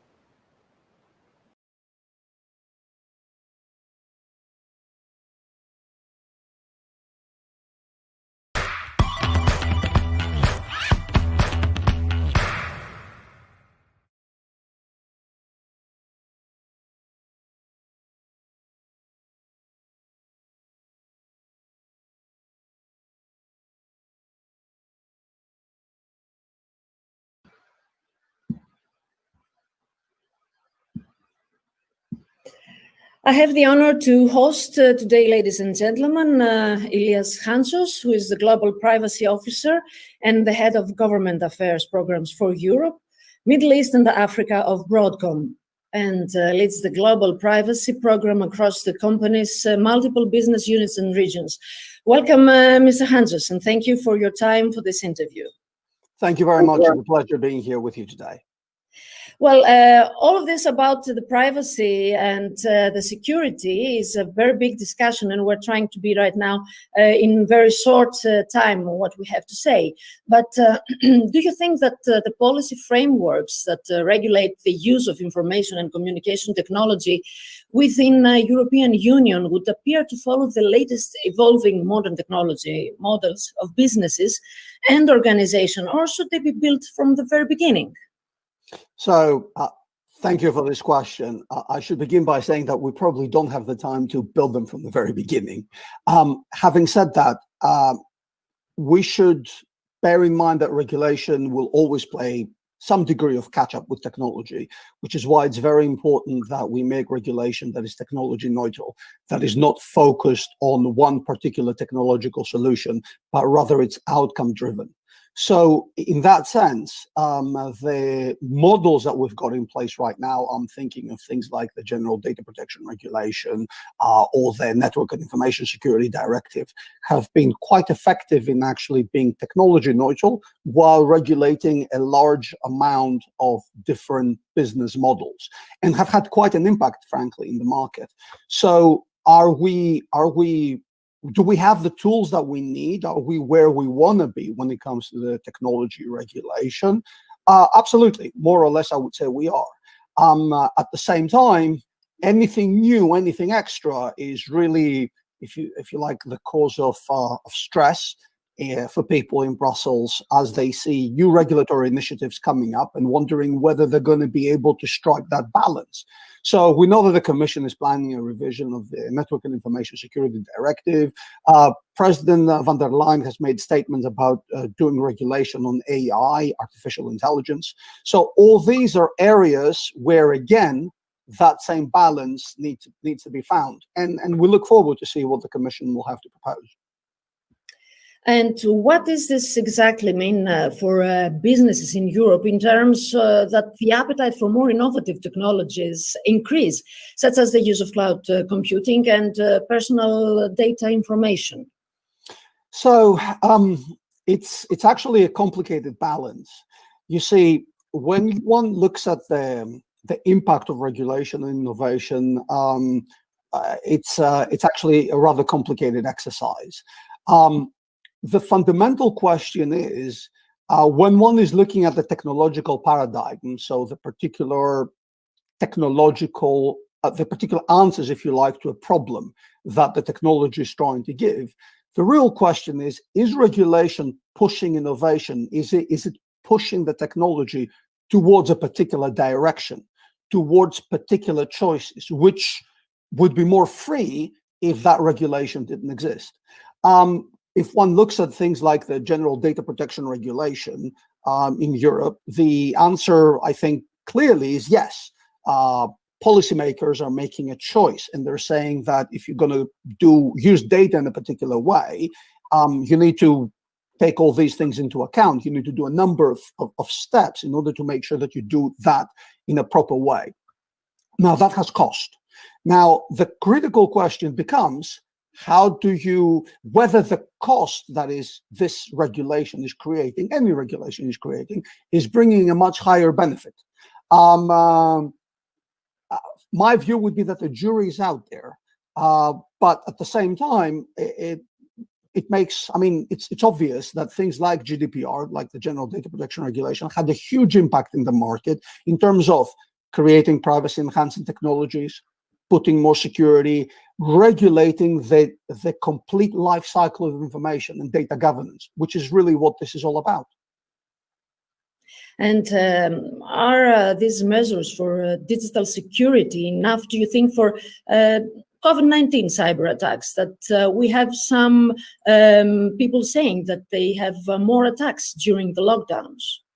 So I should begin by saying that actually we should not be surprised that we see more attacks during the time of COVID-19 for two reasons, really. Number one, because historically we've been well positioned to defend perimeters. So we've been well positioned to defend environments that we have some level of physical or logical control. Imagine it like a big castle, okay? We have big walls, we have guards, we're able to defend that castle effectively. Now our perimeter has become even more elastic. So with mobile technology, I'm able to travel, but still I can expand that security at the location on which I am.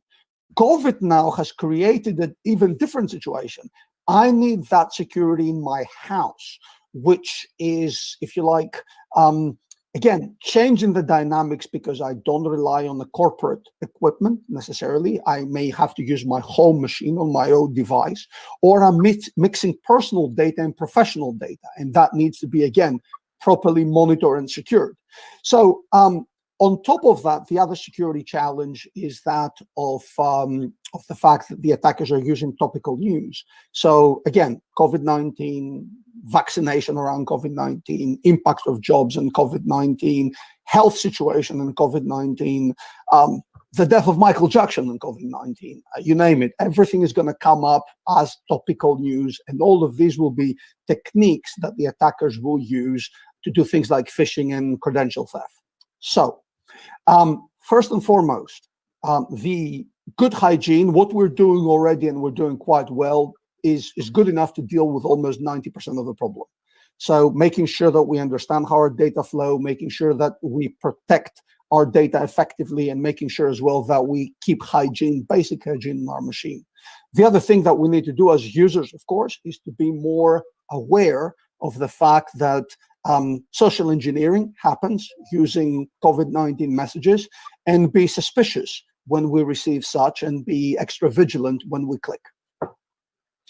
That's all very challenging. It sounds very challenging within the frameworks and all the data security and everything. Let's hope that one day we have a society with no attacks, but I'm afraid we have to run all the time behind the attackers. Well, you need to think about it this way. Why do the thieves rob banks? They do that because that's where the money is, right? So if we agree that information society, information technology, our data are valuable, we should not be surprised that there are people trying to steal them. And also we should not be surprised that there's regulation around them, right? Show me something that's valuable and is not regulated. I agree with you that some of it is challenging for the user, but at the same time, this is the natural evolution of things. And I would imagine that COVID, if nothing else, has demonstrated how reliant we are on this technology. So we're going to have more scrutiny and more demands, not less. And we have to be prepared for that.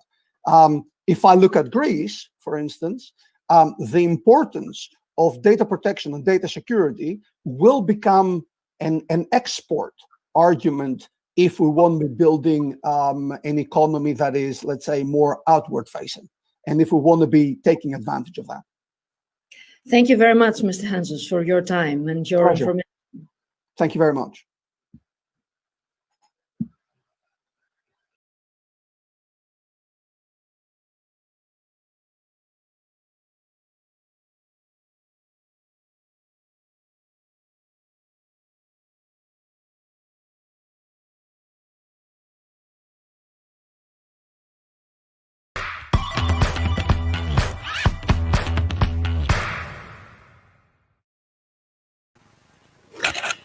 Now we move on to session 2, where 4 executive speakers will discuss about innovation and collaboration. Let's begin with our first speaker, one of our keynote speakers. I would like to welcome Dr. Panagiotis Filimis, founder and CEO of CYRIC, the Cyprus Research and Innovation Center at Gravity Ventures Incubator. He belongs to an esteemed global network of high-level professionals which deliver top-notch services with high-quality standards to the entrepreneurial ecosystem in Cyprus and the region. With more than 20 years' experience in the design and development of disruptive high-tech products, he managed several R&D and industry projects with budgets exceeding hundreds of millions euros. Mr. Filimis will present us the impact of disruptive and emerging technologies on society. Dr. Filimis, the floor is yours. Good morning. So I'm going to start by saying that disruptive and advanced emerging technologies could soon tackle the world's most pressing problems. Nowadays, technologies are more acceptable by societies, and especially from the young generations that are growing much faster than ever before. We have seen that in the difficult times of COVID, such technologies have played a vital role in tackling problems during the lockdowns and are helping even more in finding COVID treatment and diagnostic devices. COVID-19 also has propelled some of the industries further than others, the number one being the technology companies, which had an increase by 80%. Let's see about the first 3 top disruptive technologies that will have the highest impact on society within the next 3 years. The results we're seeing here are coming from a survey that was conducted by KPMG and captured the opinion of more than 750 global technology industry leaders, including C-level executives, startup entrepreneurs, and Fortune 500 executives, in identifying the technologies that will have the greatest impact in driving change the next 3 years. So we see that the Internet of Things, artificial intelligence, and robotics led these charts. We can see that Internet of Things leads by 17% and is driving the greatest business transformation. Again, by 17%, we have that enables the next indispensable consumer technology, and by 14%, we're going to drive the greatest benefit to the life, society, and the environment. We have the followers, which is our artificial intelligence and robotics. Now, let's start by the Internet of Things. As you can see, UK and Japan, tech industry leads the IoT, followed closely by USA and China. More cities will become smarter. That means that cities will be able to automate, remotely manage, and collect data through things like visitors kiosks, video camera surveillance, parking sensors, lighting systems, bike rental stations, and taxis. Artificial intelligence will continue to become a bigger thing with much more smart home devices collecting massive data. We'll see also the evolution of routers that will continue to become more secure and smarter. We have seen now 5G networks that will continue to fuel IoT growth. Recently, we have seen China launching its 6G satellite. Faster network means that data accumulated by your smart devices will be gathered, analyzed, and managed at a higher degree. That will fuel innovation at company level that make IoT devices and will boost consumer demand for new products. Security and privacy concerns will drive new legislations and regulatory activity. Companies need to be transparent and diligent about protecting the data of their customers. By 2025, it is estimated that will be more than 21 billion IoT devices and will reach a market of 1.5 trillion euros. Moving on to the artificial intelligence, we can see US and Japan are leading AI, following closely by India, UK, and China. We will see artificial intelligence in optimizing manufacturing facilities, especially the heavy industries. We'll see a dramatic reduction of the carbon footprint. We'll see reduction in materials, reductions in time. In healthcare, artificial intelligence will help connecting even with the brain and communicate and control different parts of the body, like prosthetics. We have seen recently Elon Musk company presenting better chips in experimenting with pigs with a target to control different parts of the body for paraplegic. Artificial intelligence also is used in robotics and will thrive, I would say, in the retail industry with a dramatic increase in productivity. AI also has helped a lot in faster identification of COVID treatments and also monitoring diagnostic devices. 13% of global tech leaders identified artificial intelligence as the top technology game changer in driving business transformation. Worldwide spending in AI exceeds more than 60 billion euro. Technological change has been getting quicker. It is estimated that the implementation lag for AI-related technologies will be about just 10 years. Imagine the like 100 and 200 years ago, when an invention was coming out, it was taking approximately 50 to 100 years to be implemented.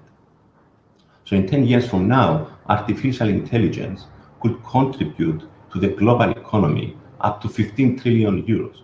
Just imagine that in 10 years, approximately the GDP will be more than 250 trillion, and that means the 15 trillion will be almost 7 to 10% of the total GDP of the whole world. So in my opinion, whoever leads the artificial intelligence in 10 years will rule also the world in the future. Now, moving on into the robotics, we can see Japan and China leading, followed closely by USA, India, and UK. We'll see definitely increased productivity using robots, especially as mentioned before in retail industry. We'll see augmented collaboration with humans and robots, increasingly working together side by side. We'll see autonomous machines that will be capable of taking or even more tasks, enabling humans to focus on the real value at work. The professional service robot market is also poised to take off with a vengeance, fueled by the new developments of 5G telecom services and artificial intelligence chips. We have seen autonomous robot cleaners use ultraviolet light during COVID to disinfect hospitals and medical facilities. We have seen also during COVID elderly care robots thriving, designed to increase the independence and reduce loneliness within the world of growing elderly population. We have seen more than 10% of the global manufacturing workforce that stands to be replaced by robots by 2030. China will have the most manufacturing automations with as many as 14 million industrial robots by 2030. And if just a 30% rise in robot installation worldwide happens, that will create approximately 5 trillion additional global GDP. Currently, the market of robotics is around 200 billion and is estimated to add the global economy up to 5 trillion by 2030. Moving on to other, I would say, emerging technologies, it's the next one I chose to present is virtual reality and augmented reality. These technologies will enable users to submerge themselves in virtual worlds and experience information in first person using all their senses. We'll see much more items move from the physical to the virtual world. Augmented reality enables smart glasses, help warehouse workers fulfill orders with precision. We've seen airline manufacturers assemble planes with this, and electrical workers make repairs. So AI is a vital tool at the moment in business. The power of bringing information to the point of action in a seamless and inclusive manner is undeniable. This blending of the physical and the virtual world is cracking open a new realm of business across the board to explore. In 10 years from now, we see these technologies play a very important role in learning and speed up the merger of physical and digital identities. It will have the potential to add to global economy over 1.5 trillion euros. The next one I chose to present is blockchain. Blockchain will enable us to move from an ownership economy to a shared economy in which we no longer need to own our own items, but are able to share resources, including cars, data, internet, solar energy, and more. Blockchain application could also help a universal information system with easier, more compatible, and more secure access to records, research, and available therapies, along with patient data while minimizing administrative time. Another technology of blockchain is smart contracts. With smart contracts, we may remove the need of the lawyer or other intermediaries who traditionally would facilitate trust between parties. By eliminating the middleman, smart contracts could drive down costs in transactions. We see also more transparency, and the most important, I would say, is democratization in different societies. In a survey, 30% declare that most likely blockchain will disrupt their business within the next few years. It will have the potential to add to the global economy up to 3 trillion euro in a few years. The next emerging technology I would like to present is 3D printing. From printing novelty objects to hearing aids to prosthetic limbs and all the way to spacecraft engines, 3D printing technology is quickly securing its place in the future of manufacturing. We have Elon Musk's company SpaceX used 3D printing to create the engine chambers of their spacecraft Dragon. By using 3D printing, it took only just 3 months to go from concept to completion and drastically reducing the lead time. In the future, we may see manufacturing airline industry looking into using 3D printers. 3D printing is also starting to turn heads within the construction industry, realizing the benefits of more efficient use of resources, less wastage, less pollution, and impact on the environment, as well as better health and safety. We may even see the benefits of 3D printing houses in fields such as quick relief aid for victims of natural disasters. We may see also in 10 or 20 years the 3D printing of organs at a higher level.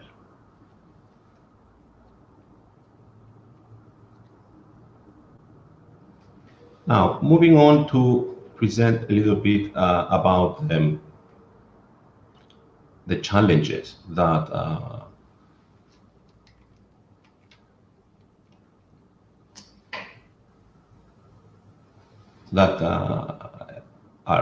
an engineer or a company is facing during the development of disruptive technologies. Now, through the journey of technological advancement, companies will face many challenges. Based on my 25 years experience in developing disruptive technologies, I will say that this is a very challenging task with many obstacles along the journey to reach success. Most of them fail at the first stage of research and development. This is typically performed in research organizations and universities and takes a lot of time. Typically in deep tech, it may take 4 to 7 years. In pharma, it may take even more. Companies tend to license technologies from universities, and this is the most wise thing to do. The second most important challenge is the intellectual property. This is very important and it costs a lot, especially if you're filing patents in many jurisdictions. So you can imagine a small company that is trying to develop such disruptive technologies. It's best to collaborate and license technologies from universities or from other bigger companies. In addition, we should look at the final product and see that if there are parts which cannot be patented, and seek advice for freedom to operate, for example. And in that case, if you are infringing other patents, you may need to pay licenses. So this is very important that the developing disruptive technologies, it's a vital part to make sure that IP is secured. And this is because if you want to get investments and grow up faster and enter the global markets, you need to have the IP valuation, and it has to be clear and very strong. Product design also is very important and needs to meet the consumer standards. So it has to look right for customers. Market validation is also very important, and sometimes it needs to be done from the beginning so as not to waste any money. For example, in the case of disruptive technologies, it may not be needed, especially if the need comes from the industry itself. Deep tech actually requires a lot of money and time before commercialization, especially if it's a medical device. And in that case, it even requires extra clinical trials and FDA approvals. Last challenge is the commercialization that requires specific skills and is wise to employ people with international experience so you can hit the market faster. It's also essential for investors that especially if they're going to be investing in the Series A or Series B, to see that the team actually has people that they have worked internationally and they have the experiences.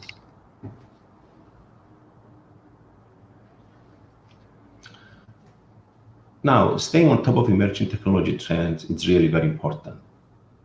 If you really want to work on disruptive technologies, you need to keep up to date with the emerging technologies, and that is very important. A company should have in their team at least one person dedicated to keep himself updated with all the technologies of interest. All knowledge needs to be sought from everywhere as far as this product. This is very important. So if you want to disrupt the market with a new disruptive product, you need to be updated for any information related, new products, products under development, even from startups. So it's really important to have a global view of what's going on in that market. You have to work also with the best cutting-edge technologies, and that view into the market will give you better insights. You need to also have a team with diverse and multidisciplinary expertise. This is very important. In this competitive landscape of products, the solution sometimes might come from other technologies and other sectors. So it's common to have disruptive technologies combining these different kinds of sectors, and especially where there is a lot of highly competition with many patents, and really sometimes coming up with a new disruptive solutions, you need to think outside the box. That's why having this multidisciplinary expertise will help a lot. So having this knowledge in your team is really important in order to come with this radical new idea.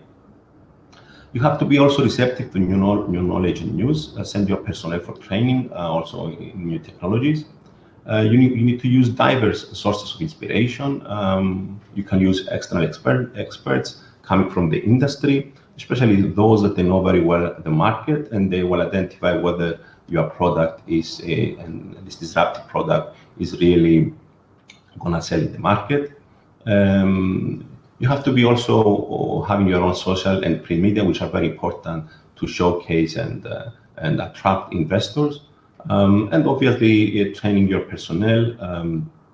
Now have the more online. And face-to-face, it's really very important, but during these COVID periods, it seems that we can do a lot of these things online. But it's very important to watch the technological evolution, either in conferences or in exhibitions. A company, in order to remain competitive and be successful to its business goals and developing disruptive technologies, and especially if you want to disrupt the markets with these products, you have to keep up to date with the technological advancements within the industry, and that's how a company can be driven by innovation. Now, let's see the impact during the COVID. During the pandemic, we have seen an enormous speed up of digitalization in many organizations. In fact, COVID-19 has accelerated the company's digital communication strategy by a global average of 6 years. We have seen an increased adoption of new biotechnologies of detecting COVID. We have seen digital technologies have opened a definite future remote work opportunities. The use of artificial intelligence in scientific and medical research, in particular in applications such as telemedicine, medical diagnosis, epidemiological studies, and clinical management of patients. Have also seen that the crisis resulted into a greater acceptance of robots at the workspace. We have seen a lot of robotic companies working the UV cleaning and disinfection in hospitals, coming up with new ideas and bringing down the cost of robots dramatically during this COVID period. We have seen also how easily the data was shared for monitoring the spread of the virus and people accepting in most of the countries. monitoring data about the spread of the disease. Now, let's move on into the impact on society. The impact on society by disruptive and emerging technologies is huge. Global GDP will be tripled by 2030. We'll see better communication between different cultures. Technology will enable faster decarbonization of factories, and this will have a very positive impact to the environment. Disruptive technologies driving the most benefits of society, with the top three, as mentioned before, being the IoT, artificial intelligence, and robotics. This technology will also drive the greatest business transformation, and it will enable the future consumer technologies within the next few years. Even though artificial intelligence, robots, and I would say virtual reality also are replacing more and more jobs, productivity will be increased. Wealth of masses will be increased, and it's predicted that artificial intelligence will create more jobs from what it takes. A recent survey finds that technology offered by unemployment could influence the job choice by 90%. In 10 years from now, more than 85% of the jobs will be replaced by new ones. So we'll see a shift from traditional jobs. We see also social communication changing. With the social media nowadays, we see the creation of a feeling of isolation, since we can shop, dine, communicate, and go about our daily routine without interacting with another person. But it is accepted that we will be communicating with AI telepathy. Again, Elon Musk has already founded a company to turn this prediction into reality. The future of communication seems promising and adapting to the new changes and will be a challenge. However, in the new era of technology and popularity of innovative technology, it seems, in my opinion, adjusting will be much easier than rejecting. All societies now have second thoughts when it comes to disruptive technologies. And the reason being that these are intruding our everyday life, and sometimes they get us out of our comfort zone. There are two speeds of worlds at the moment. The ones coming from the least developed countries and the other ones coming from the developing ones. However, we can see a smoother transition of these countries moving from one speed to the other. We have an example, Africa, where Nigeria, which is Africa's biggest market, 2/3 of Nigeria's internet users have purchased online. So we see also a growing number of technology hubs in Africa, which helps a lot being more extrovert and collaborate. For example, next week, I'm participating for the second time into a networking event between Europe and Africa. This will be online, of course. And there are participation from over 35 technology hubs from 25 countries from Europe and Africa. So societies, even coming from, I would say, the least developed countries, are embracing at some point the disruptive and the new technologies. And the main reason, I would say, is being the fact that technology helps us in our daily lives. For example, it saves lives by improving medicine, it keeps us connected to each other, and provides education and entertainment. But most importantly, I would say that technology makes us more humane. Thank you very much.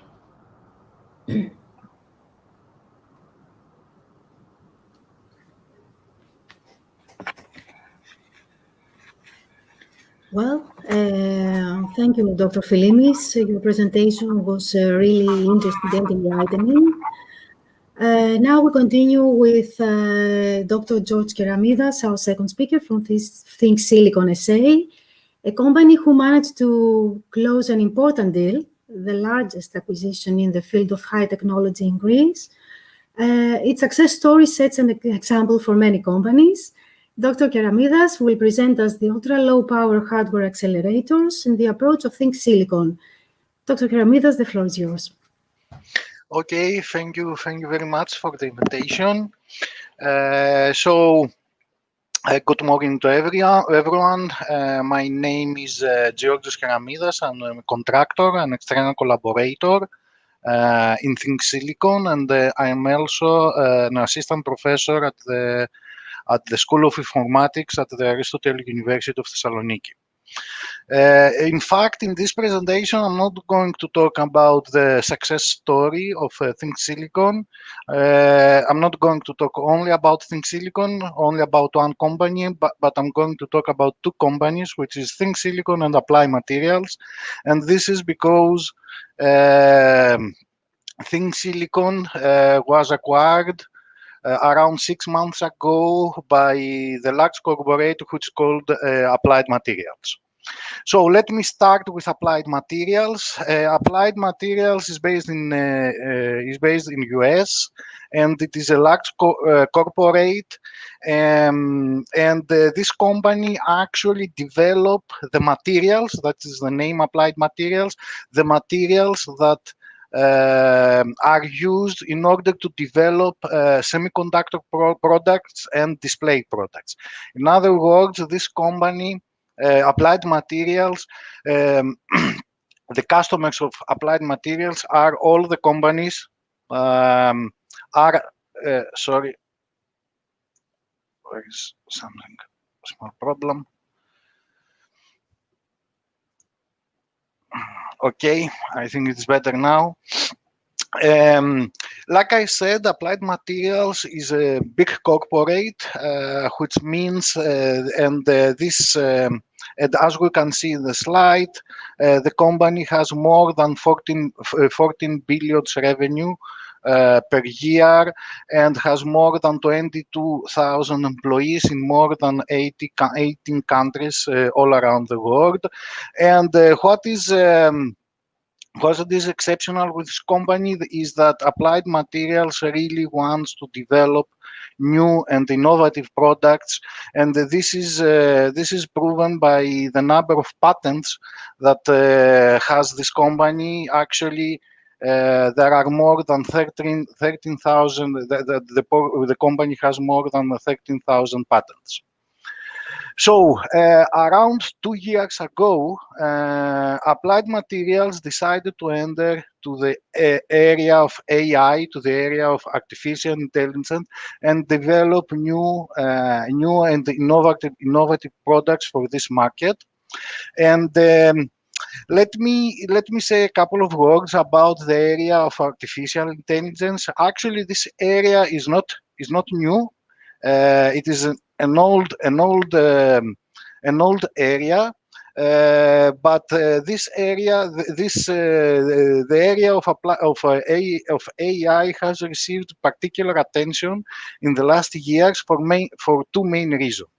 The first reason is that we have enough data. We live in the big data era. We live in the IoT era.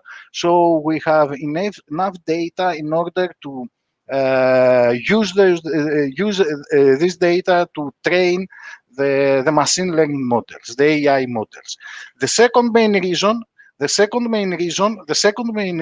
is that we have enough computational power in order to train those artificial models, use those data and train those artificial models. Let me now say a few more words about Applied Material. Like I said, Applied Material wants to offer new products and new innovative products in the market, and Applied Material have many business units. For example, there is a new business unit in Taiwan which targets to create new types of displays. And Applied Material in general has acquired more than 80 companies around the world, and one of those companies is my company, is Think Silicon. And let me talk about a few words now about my company, which is ThinkSilicon. ThinkSilicon is a company that started from the city of Patras in Peloponnese here in Greece. We have a development office, R&D offices in Patras and in Athens. And in general, ThinkSilicon specializes in developing IP semiconductor products in the area of computer graphics.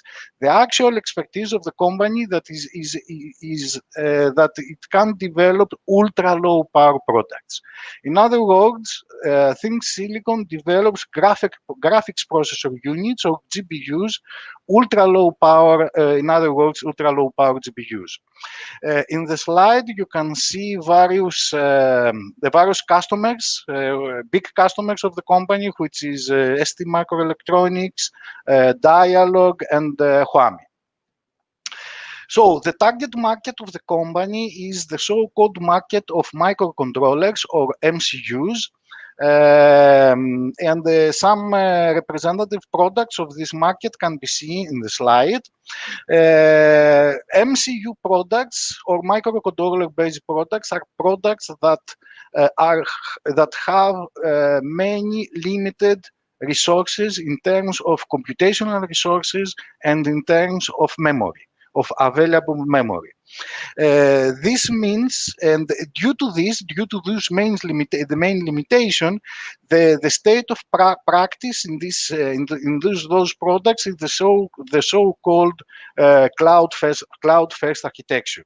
In other words, the actual processing of the data does not happen in the device, but all those data are sent to all these data are sent to the cloud, where the actual processing happens.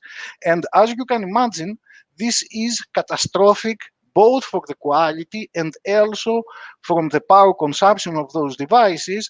And remember that those devices are typically battery operated devices. So doing the actual processing to the cloud means that we limit substantially the battery life of those products. So this is what is the target market, the gap that ThinkSilicon filled, and we develop an ultra low power product for this market. So in order to do the actual processing of the graphics workloads in the device without having to send everything to the cloud.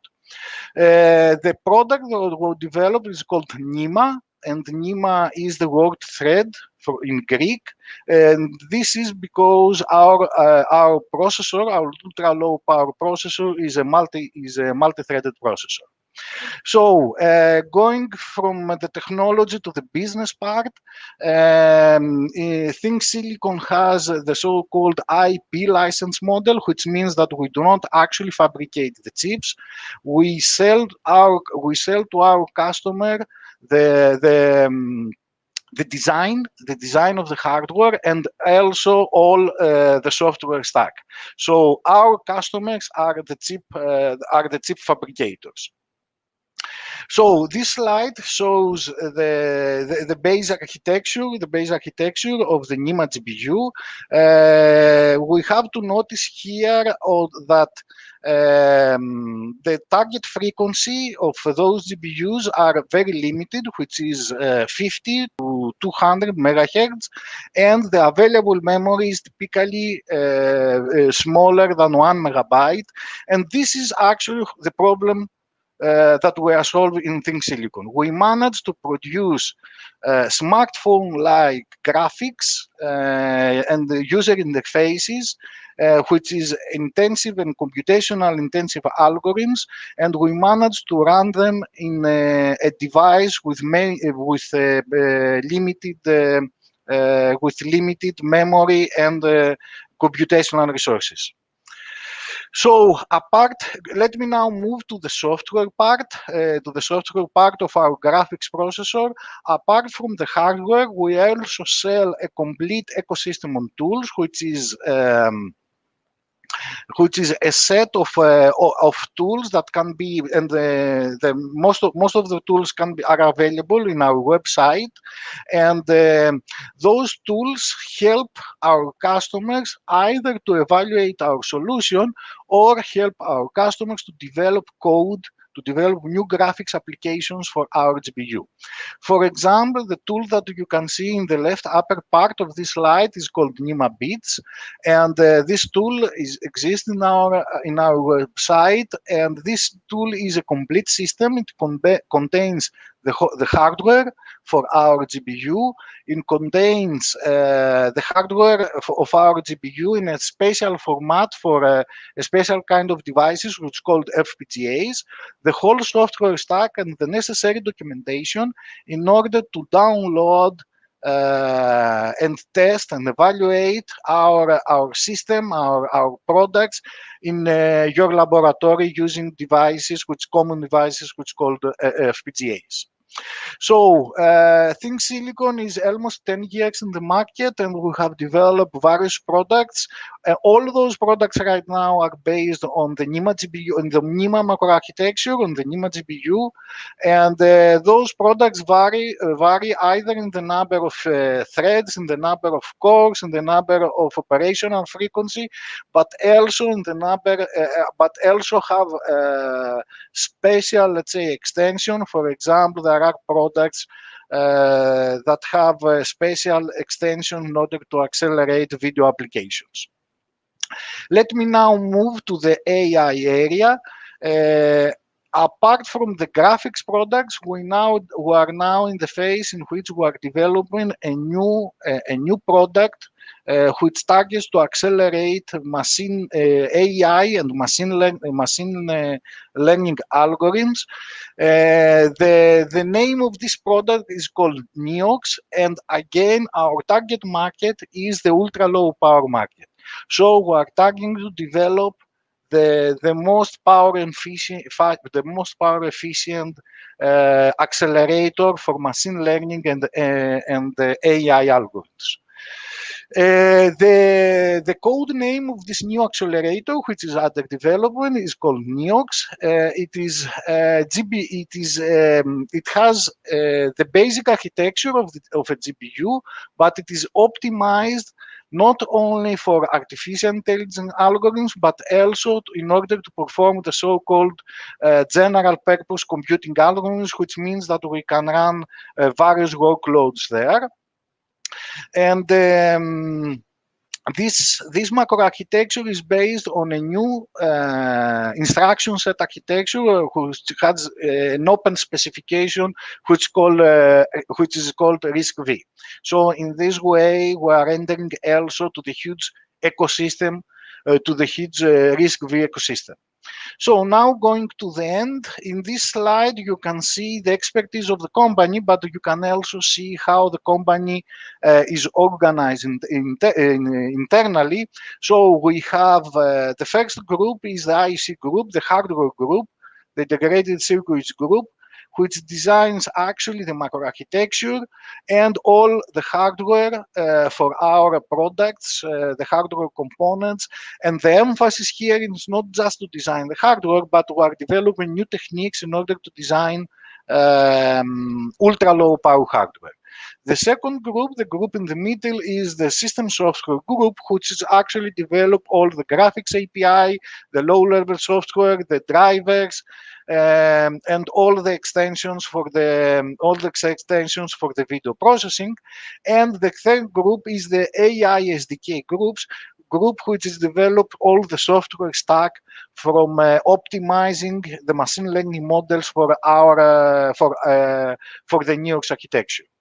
So this is the last slide. I would like to make an announcement here.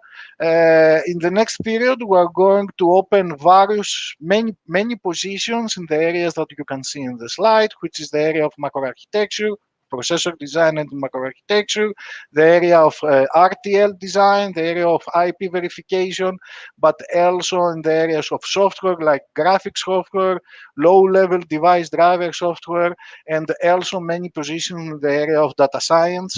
And finally, Applied Materials is going to fund various positions, PhD and master positions in the areas that you can see in the slide. And this was the end of my presentation. I will be happy to answer any questions. Yes, of course. Thank you, Dr. Keramidas. It was really interesting, your topic. So I would like to remind you all that you're able to ask your questions in the chat box in order to get answered in the end. And let me introduce now our third speaker, Dr. Philippos Papadopoulos, the Director of the Strategic Project Management Office from the American Farm School SKG, and responsible for the Agri-Food Entrepreneurship Centers run by the American Farm School. Dr. Papadopoulos is going to talk about the prospects and obstacles for the adoption of digital technologies in Greek agriculture. Dr. Papadopoulos, the floor is yours. Thank you. Today I'm going to share with you our experiences and our thoughts on the prospects and obstacles for the adoption of digital technologies in Greek agriculture from the point of view of the American Farm School. Now I would open my presentation by saying quite strongly that at least in agriculture there are feelings of both strong attraction and ambivalence towards digital architecture. One can say that from the statements of the Berlin Agriculture Ministers' Conference this year, that although digitalization is unavoidable and perhaps desirable for achieving the target of food for all, nevertheless, it carries a number of threats. One is a digital divide, especially between big and small farmers and rich and developing nations. Second, there is a dependency or a threat of a dependency on tech providers on the part of farmers. There is the huge issue of data ownership and data privatization. And finally, the issue of technological sovereignty. Of course, the EU has chosen to take advantage of the opportunities offered by digital agriculture, and this is reflected in the Green Deal. And the question then is, how is Greece going to perform in this situation? Now, as a non-expert, I understand digital farming through an anthropomorphic paradigm. In terms of senses, we have sensors, both proximal and distal, and at least along these lines. In terms of neural systems, telecommunications, and so on, we have a long way to go, both in terms of development and in terms of prices. In terms of artificial intelligence, decision support systems, and so on, for agriculture, we are in early beginnings. And in terms of automations, we are not really there at this stage. The most promising field is that of irrigation. Turning to the enablers of this process towards digitalization, I would say that the main enabler is the pressure from consumers and citizens for demand, because of their demand for food that is friendly to their environment, is demonstrably healthy, it has a clear provenance, and the system gives them many choices at competitive prices. And these pressures are transmitted via the supply chains, political legislations, technology and service providers, though you could say that the last group is push rather than pull. Now, it's important to identify the supply chains as very important pressure channels because it is the dominant role of the retailer that allows this group of businesses to more or less impose its wills on the links further down the chain. Turning to the prerequisites on the part of the farmers for the adoption of digital technologies, from experience, we have identified the following factors. First of all, is high added value per strema, per land. of the produce that will be served. People with who are engaged in, let's say, fruits or table olives and so on, they can afford the new technologies. Second is the twin question of, on the one hand, training, and on the other hand, self-confidence of the farmers. Perhaps more important is the question of motivation of the agronomists, that they are the field consultants for these farmers, because they have to adopt a new business model more than anything else. And of course, it's the huge question of the practical usefulness of these technologies to the farmers themselves. This increase is significant in the sense that we tend to have smaller plots than average, so to make visible the financial returns of these technologies, it's a bit more difficult. I have two graphs here. They are from sensors that we employ. You can see on the top a weather forecast graph, pretty straightforward for a farmer to read. And at the bottom, you can see soil moisture. Now, that needs interpretation in order to be useful to the farmer. And of course, here is the role of the agronomist. If the agronomist is not willing to collaborate, the farmer will not make much sense of this. To expand a bit on this example of moisture data, in order to make sense of it, the farmer needs to combine this information with soil analysis and with knowledge about the water needs of the cultivation over its life cycle. In this specific example that I give you here, it's a real life example. You can see that the farmer is over-irrigating, which means that he's wasting resources, reducing the quality and the yield of his crop, and increasing the soil-borne diseases. In other words, he has to spend more money on agrochemicals. So you could say that the business case is there. It's obvious. However, if we ask ourselves, can he figure all this out on his own? The answer is no. He needs the agronomist. Can anybody guarantee the data quality as a basis for decision-making for this farmer? Again, at this stage, the answer is no. Will the agronomist who is supposed to be consulting him will be happy to sell him fewer fungicides? Again, the answer is no. Does this farmer pay for the water at this stage? Not yet. So if we ask the final question, is he likely to change his behavior and irrigate less? As things stand, probably not. These kind of issues have led us to the conclusion that what we need is social innovation in order to come to the rescue of technological innovation. And we try to do that by building communities of practice, by creating a three-tier system whereby we have peer learning between farmer groups across different regions on similar cultivations. We have peer learning among agronomists that serve them as consultants. And of course, we have our own experts that visit all the places and try to keep this process active. And in order to connect the dots between all these different locations, we utilize a LoRa telecommunications, IoT telecommunication network, which is a prerequisite really for a reasonably priced expansion and underlines our ability for e-consultancy. Currently, we have about 65 gateways with a technical capacity of over 60,000 sensors. Moving a step further away from the social innovation and towards a business model innovation, AFS has recently established and is now coordinating a vertically integrated cluster from farmers to retailers called Internet of Food Alliance.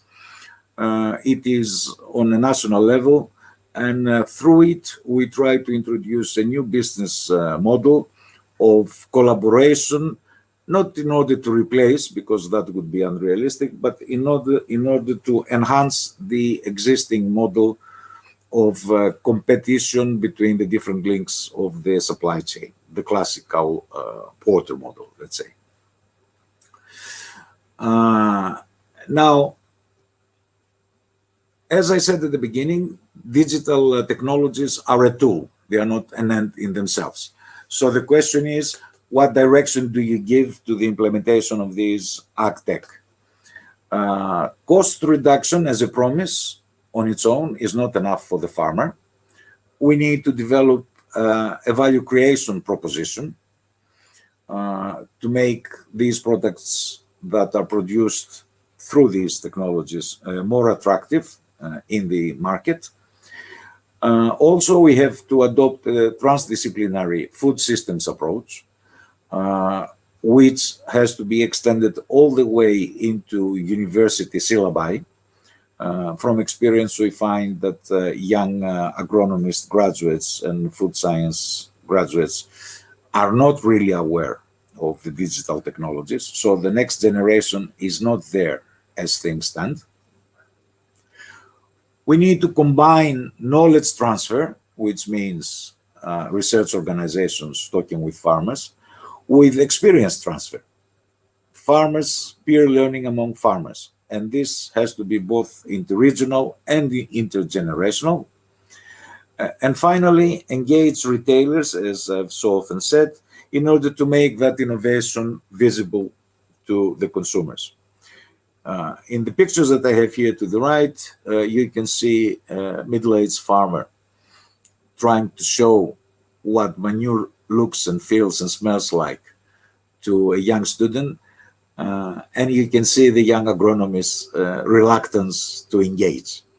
In the picture in the bottom, you can see efforts to utilize biostimulants in collaboration with digital technologies for soil enhancement.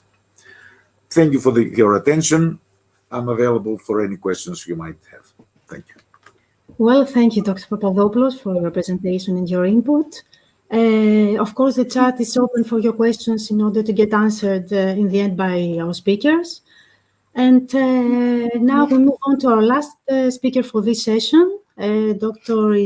Ioannis Katsogiannis, the president of the Hellenic Industrial Property Academy, the only legally qualified institution for the protection of innovations and industrial designs that provides technological information from worldwide patent databases. Dr. Katsogiannis will describe the current activities of the organization and its future perspectives. Dr. Katsogiannis, the floor is yours. Thank you very much, Ms. Kafa. Many thanks to the organizers for giving us the chance to present a bit of the activities of the Organization of Industrial Property in Greece in order to increase awareness of the scientific community on how to proceed with protecting their inventions, which of course will bring additional value to their products when they transfer from research invention to the market. Now I will show you some slides to describe the activities that we have at the moment currently running in the Organization of Industrial Property. Do you see my full screen here, the presentation? Yes, of course. We are clear. Okay, thank you very much. Well, as you already said, I am the president of the Hellenic Industrial Property Academy, but I represent, of course, today also the Hellenic Industrial Property Organization, which is, of course, the main organization where the Academy also belongs. And I am member of the Administrative Council of the Hellenic Industrial Property Academy. And just a few words about the organization. It was founded in 1987, having the exclusive competence for the protection of inventions and industrial designs in Greece. At the moment, OVI, as we say in Greece, Οργανισμός Βιομηχανικής Ιδιοκτησίας, Industrial Property Organization, provides technological information from industrial property titles and has a bunch of additional responsibilities, and I just placed here a couple of them, which I consider as very important. Like, for example, that OV receives registration for technology transfer agreements, receives is the receiving office for European patent applications, and as regard to the Greek application, and is the receiving office also for community and international applications for industrial designs. Now we are at the moment facing, of course, some difficult times with, during the financial crisis, and now with the pandemic, we are facing some reduction in the patents and the patent applications. And of course, we are running a number of activities to engage the scientific community, as I said, in order to be more active in the protection of their inventions, and of course in the application and usage from the population of these inventions. One of the programs that we are running started only 6 months ago, more or less, is the so-called Authenticities. Is a game of words, authentic cities, authenticities. And we, as a member of a European network of offices, has chosen Thessaloniki to start with in Greece with this program.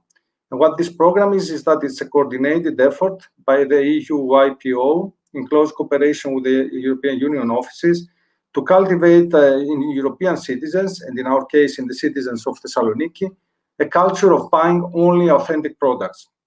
This, of course, serves in order to protect European enterprises and the European economy, of course, from infringement of intellectual property rights.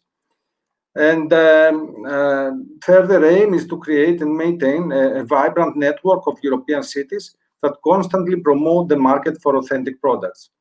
And I'm happy to announce that Thessaloniki is only the 7th city which takes part in this European project, which of course is expected to expand very, very quickly in the next couple of years.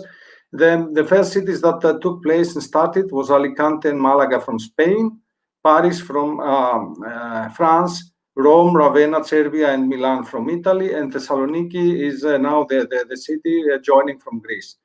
And some of the actions that we will run during this project, or we have already applied. Of course, we had an inaugural event which received a lot of publicity and attention from the local authorities and local community. And we have already prepared the first video, and we will do the same with more videos in the next months, displaying relevant material and played from local channels and scientific social networks. We will, of course, implement public advertisement campaigns with printed material, posters on bus stops, buses, etc. And I would like to draw your attention in the creation of an application for cell phones that we have already created, and it's already ready to be downloaded and used, and which serves for the timely notification of the authorities about selling, fraud products. We will have also other activities, like we will start implementation of educational activities in schools and universities of the city, just to engage the population in taking part in this action. And let me show you in the next slide. Why doesn't go to the next slide? Okay, let me show you here how the application looks like. So I encourage you all the participants to download it, and then you just go to Play Store in Google, and you just download it by writing Thessaloniki Authenticity Thes app. Here, Authenticity Thes app, it's here up on the top. You just download it, and you get a screen like this. So whenever you feel like you want to notify the authorities about something which is not correct, like selling of imitational products, then you can just write the address, as I write here. I guess a lot of us are Greek. Diεύθυνση Sivandos, and then you can describe it, perigραφή, what you have seen. And by pressing the buttons, by submitting this button, then the authorities receive this message and can act accordingly. Of course, the aim is here to reduce this market of not authentic products. As I already said, we already launched also a video to raise awareness of the population. We have we have engaged two very well-known influential Greek artists, and the concept was a couple in the councillor's office. The man is obsessed with buying fake products, and the woman gets mad about it, explaining the reasons why. Now, monkeys is the word that we use for the fake products in Greece, okay, the translation of it. And the actor's t-shirt has monkeys printed on it. The cufflinks are decorated with monkeys, and the actor's is a banana, while monkey sounds are heard in the background. We have launched this video on the 24th of July, and until now, we have these videos have received thousands of views in YouTube and Facebook and other social media. This is the one current activity that I wanted to draw your attention, and the other one is that in order to enhance and give a motivation to people, to scientists and inventors to work in this direction and have more inventions, which of course will protect the products. We have launched the Hellenic Inventor Awards. This is we have done it already in the past couple of times. This time we have a deadline that ends on the 15th of December on 2020. So we have still 2 weeks for those who will hear it now for the first time to apply. And we will award inventors in 3 categories. The first category are researchers in the framework of working in the framework of a research program on behalf of a university or a research center. I consider this as very, very important because it will really bring awareness to researchers how important for them is to strive for not only for innovation but of protecting their innovation.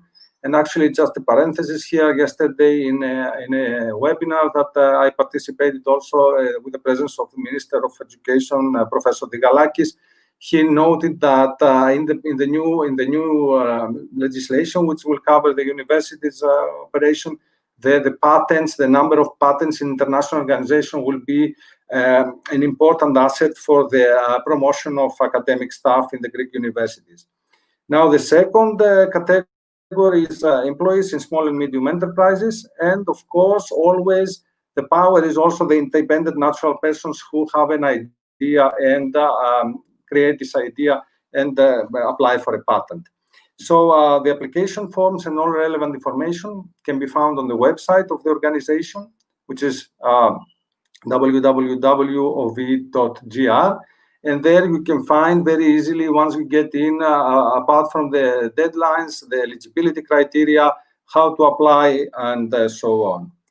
Now I'm in the very pleasant position to announce that we will give 2 awards for each category, and each award will have a cash prize of 10,000 euros, which I believe it's a very, very generous award for those who will get it, in order to somehow award the most distinguished inventions, which, for example, have already found a great application in the market.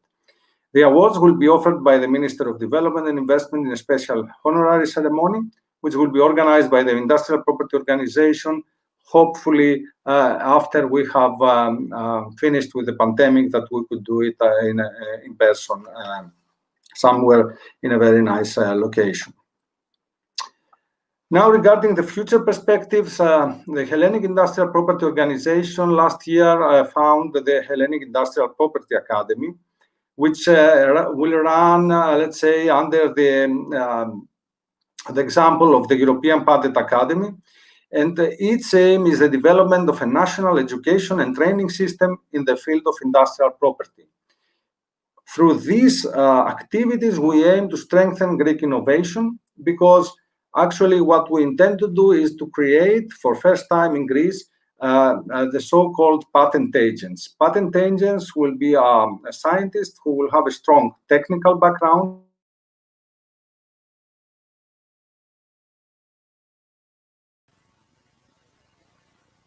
law, in order to be able, on the one side, to draft a patent. So, for example, we have an innovation, we have a novelty, and the draft agent can really help the inventor to write the text, because as you probably know, the texts are different from a normal publication. And of course, we'll be able also to send eligible to submit the patent in front of the industrial property organization. Through this, we believe that we will facilitate and encourage inventors to go to the next step and apply for a patent. And these people, when they will be ready after the academy, will be able, for example, to join the technology transfer offices in the universities and the research centers, something which is at the moment slightly or a lot behind the way the European universities of Central Europe act. Now, in order to fulfill our goals, we cooperate with a number of organizations, of course, with the European Patent Academy and the European Patent Office. We do have a cooperation in order to get some know-how, of course, from them with the World Intellectual Property Office. And of course, in the future, we will establish cooperations with the higher education institutes in Greece, from where we will have the chance also to attract, let's say, the students, those who have finished the university, graduated, and of course the teachers, people of high profile with high knowledgeable people who know about property protection will be able to teach in the academy. In order to facilitate and move forward these aims, we have two active collaborations with two institutes with great experience in the field. The first one is the European Public Law Office, the so-called EPLO, and the second one is the Greek Technical Chamber, who will, through the Technical Chamber, we will also enable the so-called the participation of those who will attend the academy in the research and development process in companies, so that they will get also hands-on experience on producing innovation from the source, let's say, of innovation. And with these few words, I would like to thank you for being here today and to enable to present you some of our activities. I wanted to show you about the Inventor Award, which is still running, and it's very timely for those who didn't know to participate. And also, of course, to give you some first information about the operation of the Hellenic Industrial Property Academy. Thank you very much. And if there are any questions, I would be very happy to answer. Of course, thank you, Mr. Katsagianni. It's a really important announcement, let's say. It's really very interesting in working on innovative things. Well, as soon as the presentations are over, we shall move on to some questions. Unfortunately, Dr. Filimis had to leave the discussion for professional reasons. Well, the first question is for Mr. Keramidas. I don't know if... I'm here. Yes, I can see you. I can hear you. Mr. Keramidas, how much all this has been affected the development of thin silicon by the funding received? Okay. I have a very short answer on this. Okay. The answer is a lot. Okay. Because small companies, the biggest problem of the small companies, and especially for small companies that deal with large customers. Large customers have very long sales cycles, which means that those large sales cycles sometimes create financial problems, cash flow problems to the companies. So the fact that we are part of a larger organization which has offered us financial, let's say, stability, allows us to use the term think big.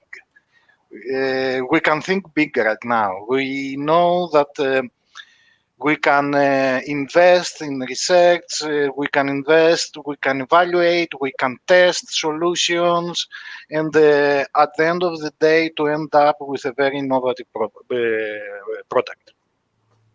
So it is, for me, it is not financial problem, is cash flow problem, and this was the main problem, not for Think Silicon, but for all the startups or the small companies.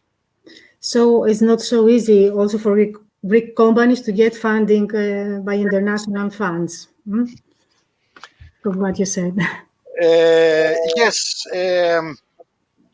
it is not easy, and in order to get funding, to get a fund there, it is not just having an idea, okay? We need to do many things. It is a multi-approach problem. We develop a lot of patents, both in US and in China. We invest in research, we have ideas, and we manage to be part of the applied material family after more than 10 years of work, okay? It don't just happen like this, just having an idea somewhere and that's it, okay? We test the market. We're trying to find what is called a niche market, because this is a way for an SME to enter to have some revenues. So we invested in all those directions, in testing the market, in patents, in new ideas, in research, in development, and this was the result of all this hard work. Okay, thank you very much. Next question is for Dr. Papadopoulos. We assume that it's easier for the generation of the farmers to adopt this high-tech application presented. Is this correct? Yes, if we can find young farmers. In practice, what we see is that on the one hand, those individuals in the 30s to 50s are very adept at digital technologies. And also we can see signs of a brain gain for agriculture during the long years of the economic crisis, if we can call it a crisis after so many years. People with urban skills, with university degrees, turning to agriculture. And they have the transferable skills to adopt digital technologies. We also assume that these applications, let's say in the relevant costs, need big farms to be justified. Do you see such trend farms to be joining or to be collaborating between themselves? Okay, it's the issue is a combination of cost, which is not necessarily prohibitive, but it's high, with self-confidence. So what we see is that, let's say, some cooperatives or producers groups, they are the ones who lead the way. And then through a process of social diffusion, this innovation becomes adopted by wider communities. But it's usually these two kind of organizations are the innovation facilitators there. Okay, thank you very much. I don't know if there are any closing remarks from one of you, since we are on schedule.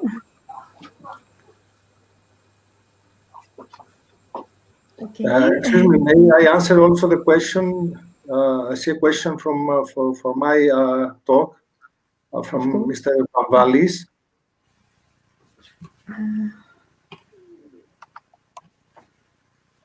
Yes, please, if you can, because I can't see the chat at that moment. I'm sorry.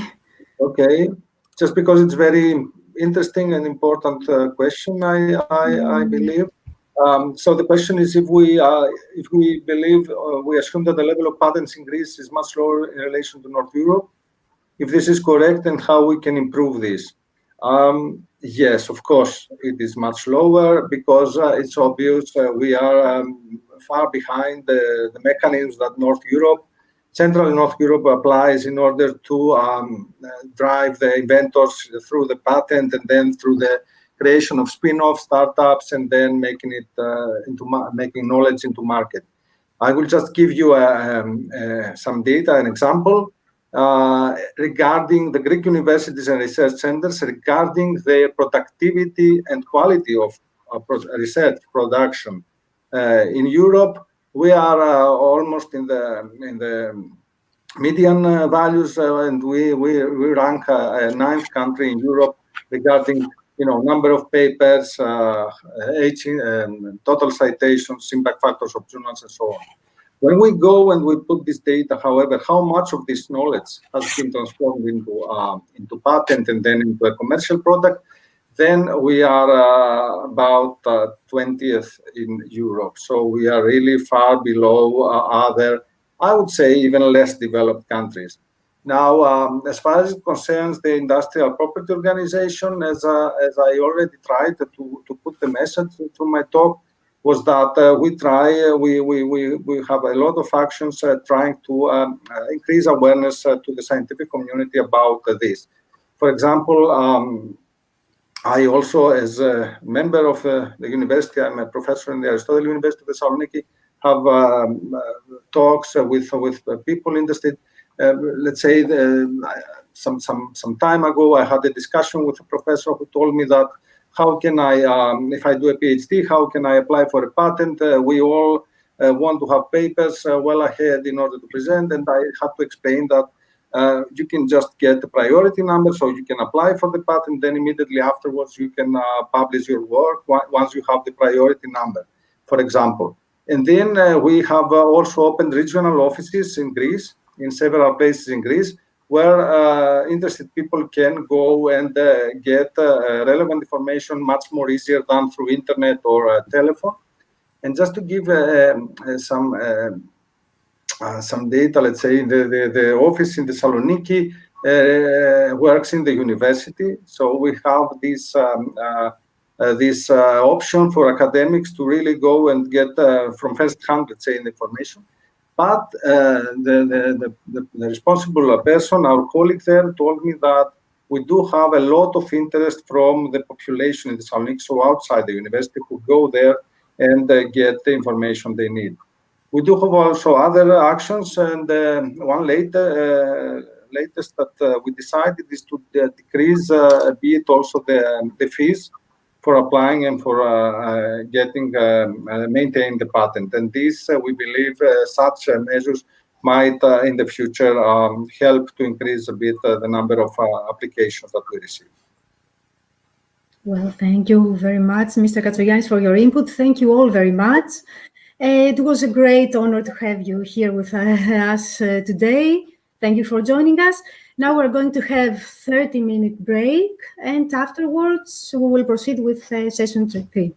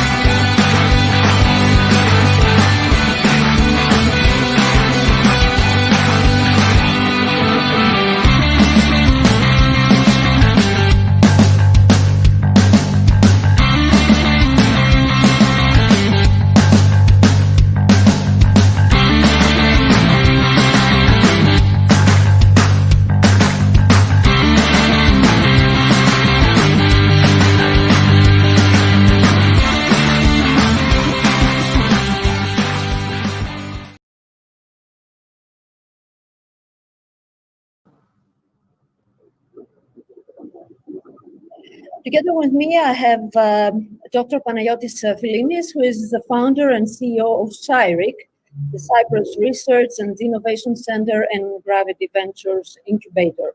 Welcome, Dr. Philimis, to this interview. Thank you.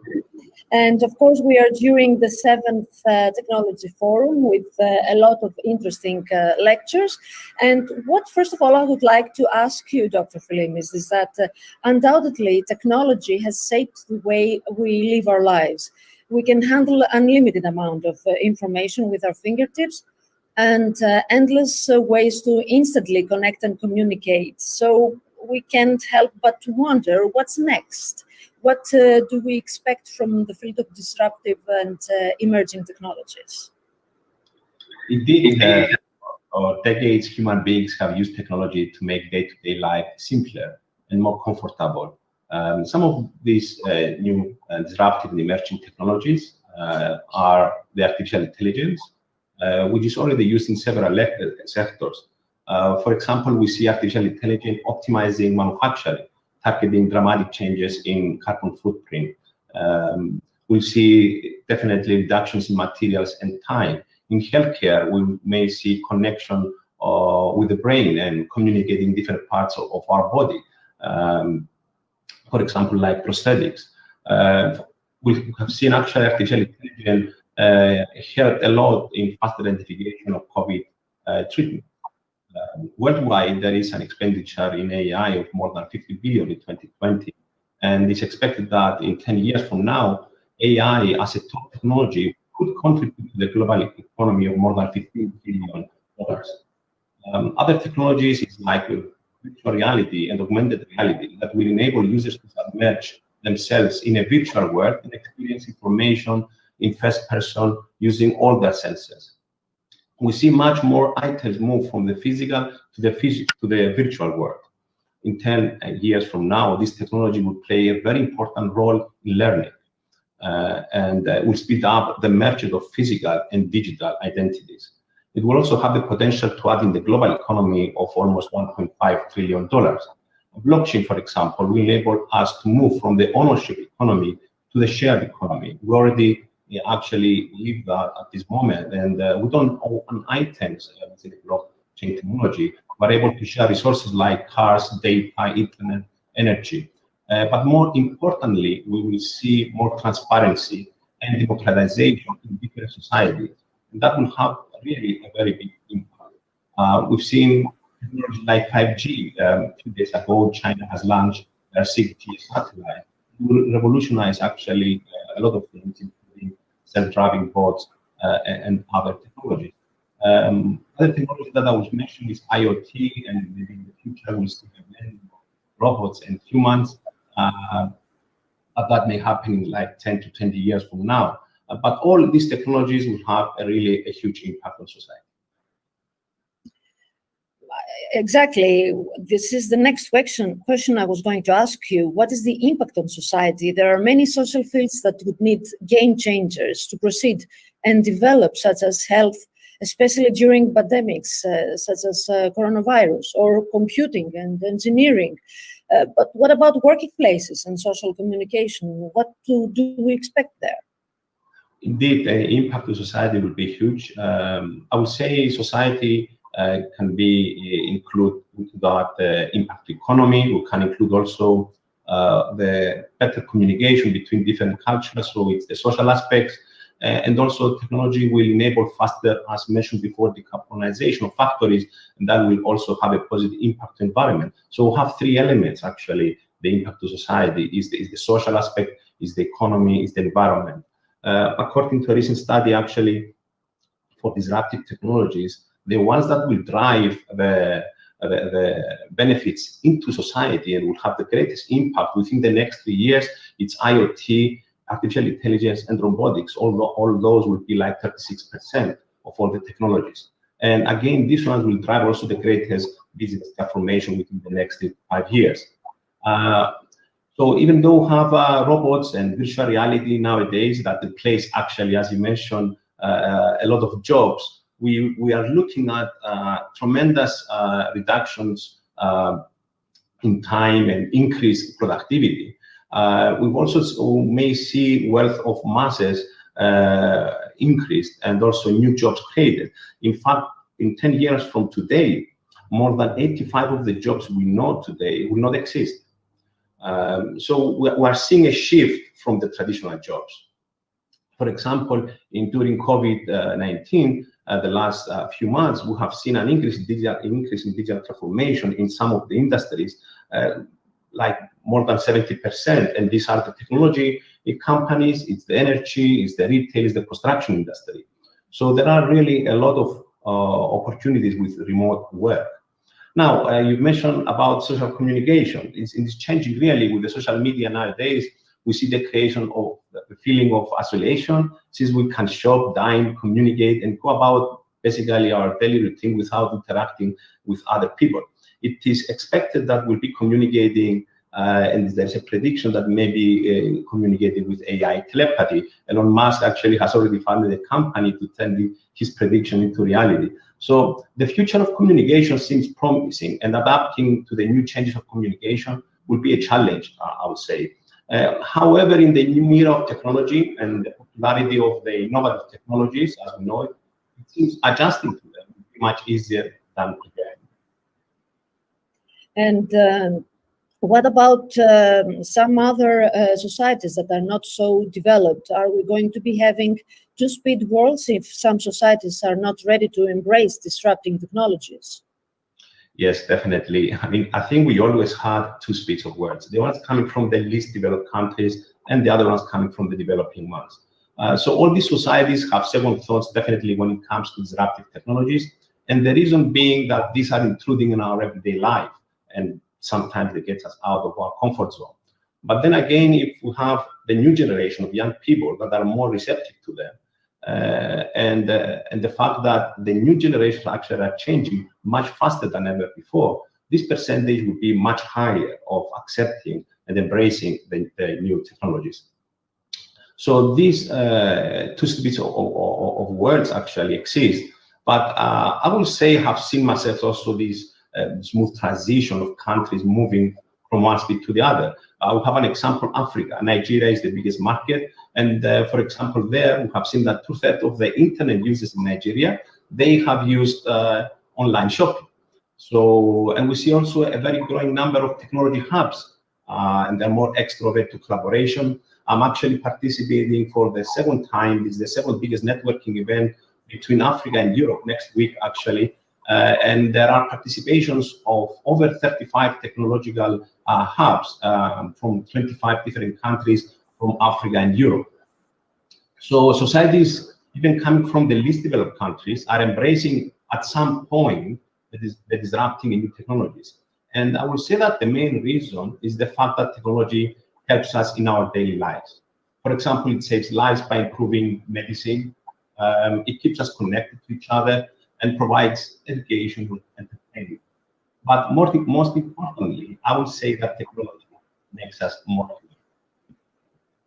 That's very helpful and a very nice message. Thank you very much, Dr. Frimilis, for your time. Thank you very much.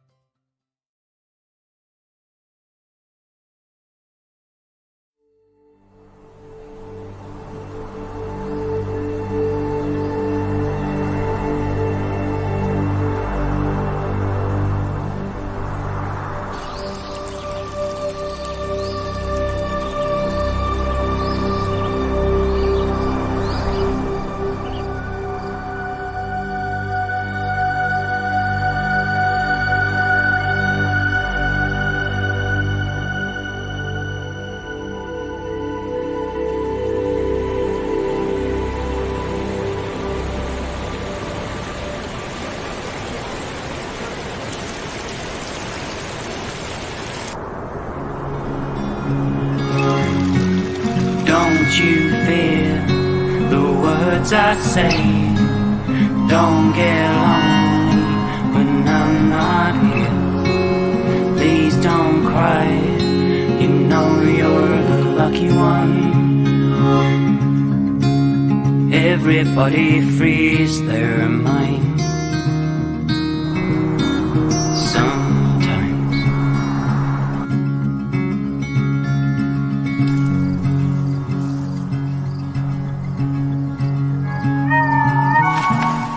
Never have I called to the sky, sit through the cold night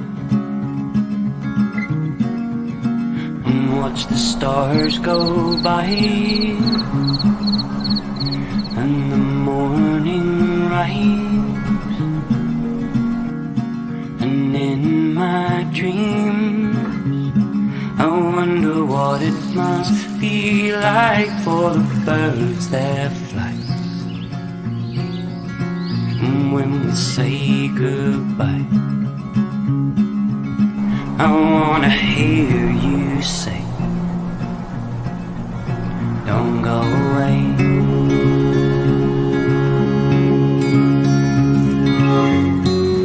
Don't you fear the words I say. Don't get lonely when I'm not here. Please don't cry, you know you're the lucky one. Everybody frees their mind sometimes.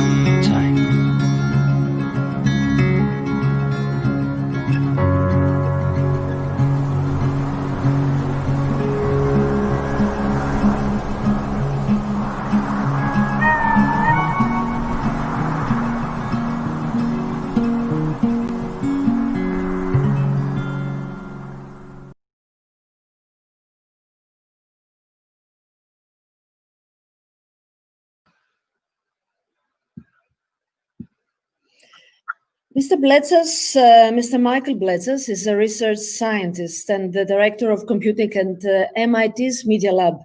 And we will try together to explore somehow the computing trends. Mr. Bletzas, welcome and thank you for coming to this interview. Thank you. Thank you. I know that you don't like the word revolution in computer science and machine learning, as these terms and technologies have been evolving for many years now. When do you think we can safely say that we have a revolution, and why don't we have a revolution so far? What is missing? Well, you can approach it from a variety of perspectives, but when it comes to machine learning, for example, machine learning was a purely evolutionary process. The rise of machine learning, the algorithms that we use that enable machine learning today were, for the most part, known since the mid-80s. So we didn't really find anything new. What happened was that these algorithms suddenly, or not so suddenly, gradually became practical. So with the advancements in microelectronics, we had enough computing capacity, and more importantly, we had the necessary data that feed those algorithms. Machine learning is very data intensive. It consumes, it chews on data. It relies on huge quantities of data, which also became very gradually available. So that's why I don't like the word revolution. We didn't have any important development, scientific development when it comes to computer science. Computer science has this very interesting property that many of the ideas, the fundamental ideas, have been the same for a very long time. There are really not so many new ideas in computer science, but we evolve, we move forward by combining elements of existing things in different and new, interesting ways that really produce something new. So it creates revolutions in its applications, of course. And we saw that with machine learning. Machine learning is an interesting also case because it evolves a lot of emotions to humans. For most people, when they hear the term artificial intelligence, they think that it is something like their own intelligence, which actually, when it comes to machine learning, it could be more farther away from truth. The current artificial intelligence is very artificial and has nothing to do with our intelligence. And actually, the other reason that I don't like the revolution is that the term revolution, especially within the context of today's machine learning and AI applications, is that since the beginning of the field in 1956 of artificial intelligence, generalized artificial intelligence that looks a lot like ours, has always been 20 years away. Well, if you ask the top of the line practitioners of artificial intelligence today, they're still going to tell you that generalized artificial intelligence is still 20 years away. So no revolution there. I understand now why you don't like this term, but computing trends are still partially unknown fields, and we are still unaware of how to fully interpret their skills. Are we close to understand how we can take advantage of these technologies, and especially in Greece? Well, in Greece, in general, our application of information technology and computing hasn't been at the forefront of our interest as a society. The pandemic has accelerated a lot of activity in that area and showed us the potential. And that's actually, in the general scheme of things, that has a lot of positive angles. There is a lot of productivity, of hidden productivity in society that could be unleashed if we properly take advantage of information and communication technologies. On the other hand, in a more general, when we see it from a more general perspective, computing has been the base of all the components of what people call today the fourth industrial revolution, whether that's genetics, biotech, 3D printing, robotics, very high speed, low latency communications, aka 5G. All of that has at its basis computing and the advancements in computing. So it's very important to see where what are the paths that we will have to follow in order to continue evolve in that space. And that's what I will try to address in my talk. In what point can we use machine learning, and how precise can that be in decision making, something that is very important during pandemics or various crises? It's very important to use it everywhere that there is a large volume of data.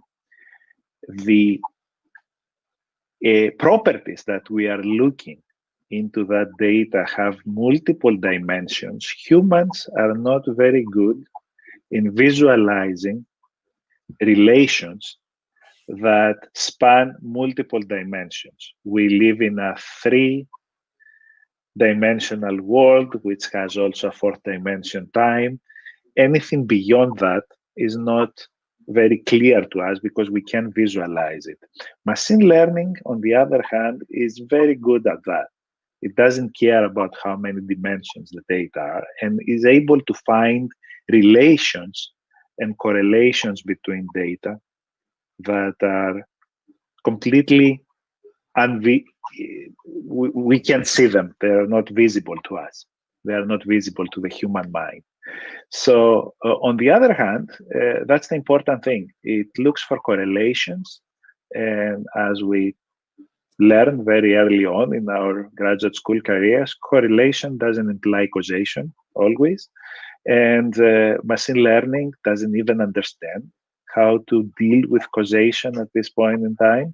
So we should always have humans in the loop when there is decisions to be made.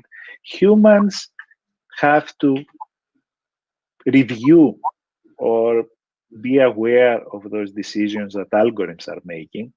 And we still have a pretty big advantage there, because when machine learning processes, decision-making processes work, they usually work quite well. And when they fail spectacularly. And it's pretty easy for a human to figure out how they failed. And something to close our interview. What do you think the biggest challenge of our times is?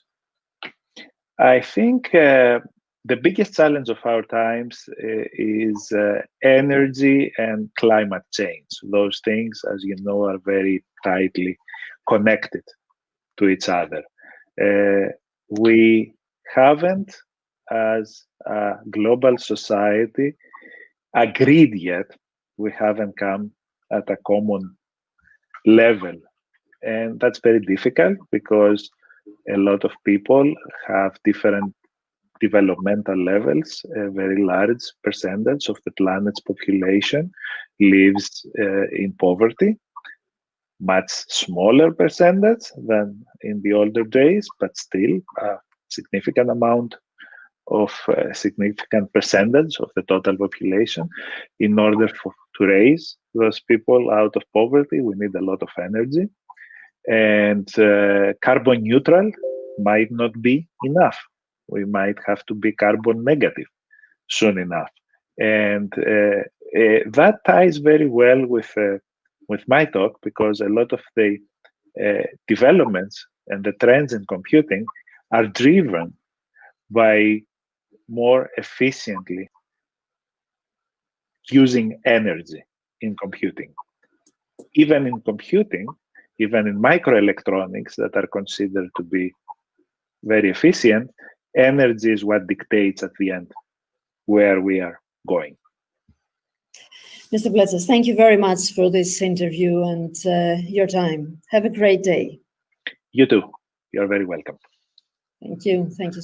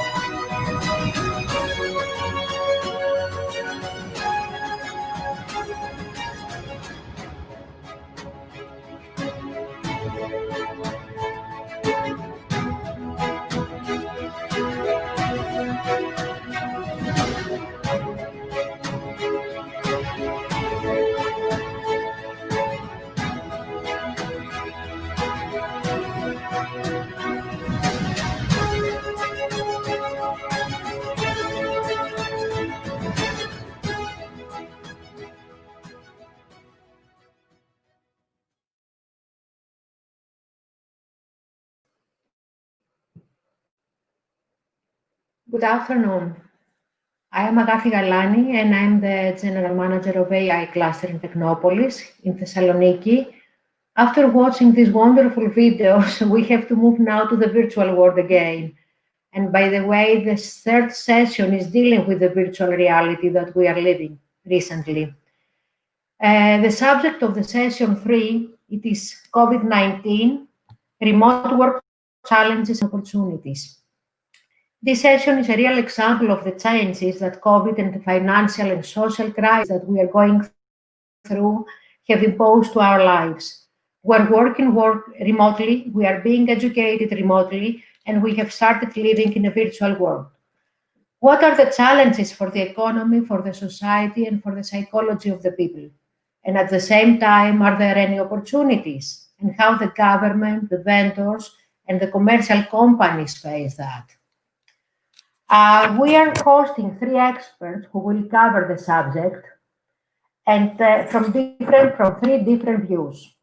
The view of the government and the international labor market committees, the view of the vendor who owns and supports the platform that the government training of the elementary and the high schools, and finally the view of the healthcare market and the digital solutions on healthcare industries and fields.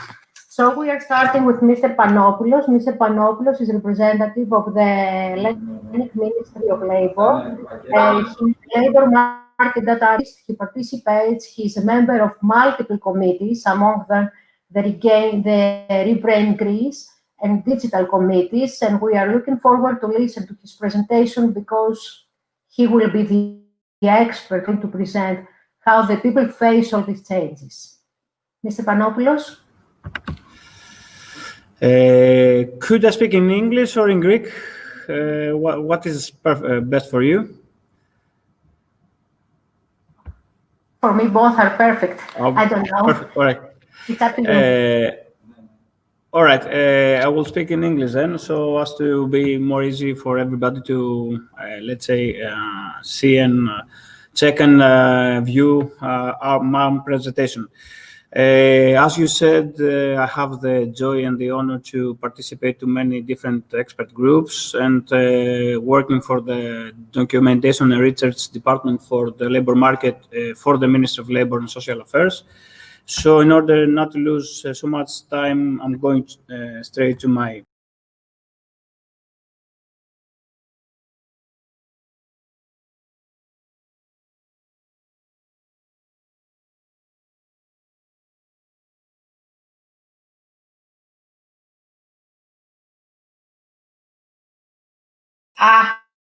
It seems that we have lost Mr. Panopoulos. Okay, so okay. Okay. Now, I'm back. I'm sharing now my screen. Here it is. Here it is. So is it visible for you? Can you see it? Yes, it's okay. All right. So I'm going straight to my short presentation. My presentation has to do with the future of work. In Greek, we say it in the smart decision-making for the labor market within an era, within a time frame of non-regularity. I'm passing this short. What we have, let's say, taken into account and what our considerations have as a main point is that, above all, digital transformation is not about technology mainly, but has to do with the intangible assets of our era. By these words, we mean the human resources, the human innovation, the human capacity and creation. This is something that all let's say, distinctive universities of the world apply to that and comply to that. For example, Harvard Business Review has it as a main, let's say, thesis deriving from relevant analysis. So what we do in Rebrain Greece and in the labor market ministry, we have established from 2016 via a law a mechanism for the labor market detecting, analyzing, and elaborating for the labor market. We call it labor market needs diagnosis mechanism. I would like to express my apologies because my presentation are in Greek, but okay, I can transfer it, I can translate it into English. This mechanism is a big data interpretation tool for the labor market. It's called a BI interface having interoperability among national databases 5 of them comply and exchange data and interoperate within them, together with 2 European ones. One is the Eurostat, excuse me, and the other one is the ESCO unit with the taxonomy of the jobs and the skills.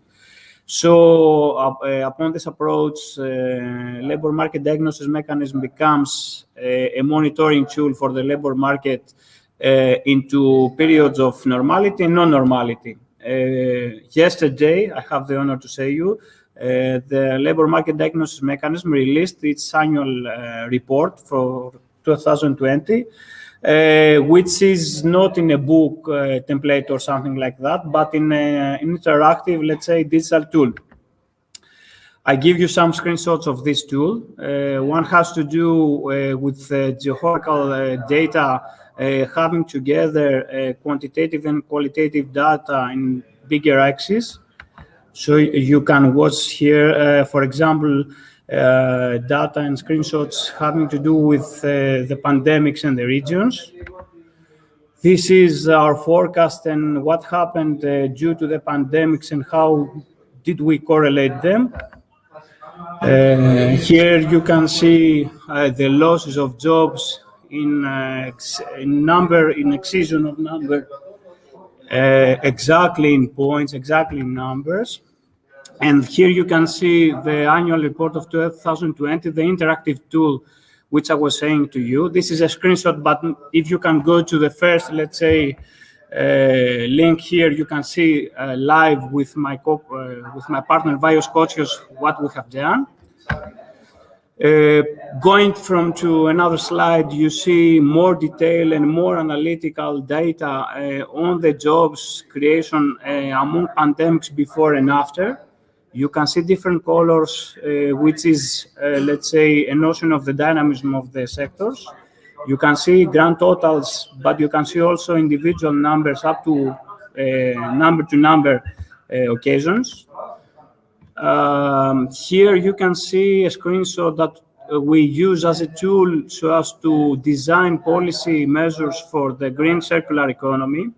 For example, you can see different filters coming all together, having to do with the demanded job, with the regions, with the age, with the educational level, with the gender, the unemployment rate, and other things like that. Within each field of these, you can go enter and deeper and deeper, so as to see more and more detailed data. This has to do with the previous one. This correlates the circular economy. This correlates the circular economy of different, let's say, parameters. For example, we see the balance in the sector of the cutting-edge sectors, let's say, for green economy. You can see the municipalities, and also you can see the different jobs. Here you see a presentation having to do with the wastes of the municipality of Thessaloniki. You can see the different categories of wastes, and you can see the places where they are disseminated throughout Thessaloniki. And on the upper right, let's say, field, you can see the municipalities one-to-one. Again, we have similar, let's say, decision-making screenshots for the agro-digital entrepreneurship. It's a smart, let's say, policy measure that we have established and created with Rebrain Greece initiative. Again, we use the same screenshots, and again, we go from the screenshots and the data to the building, to the straight and architecture building of the measure. You can see different fields. And from the first stage, you go up to the startup. And this is all I would like to say you in brief. I wouldn't like to, let's say, have so much of your time, so as to give floor and space for questions later on. Thank you very much. Thank you so much. And actually, you will have a lot of questions because you have, first of all, to give us a summary about everything that you have shown to us, because everything looks to be very, very interesting. And personally, I have many questions. But before that, I'm going to the next speaker, who is Mr. Aristotelis Georgiou. Mr. Georgiou, you will face many challenges here because you are all the lights on you. You represent Cisco.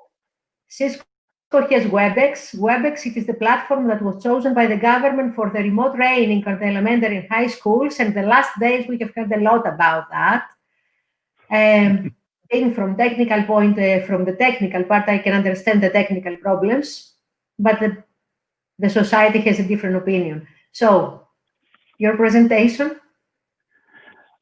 Okay, let's go through the presentation first, and then we shall have the time to discuss and to have answers, to give answers to your questions. So, I hope that you can hear me.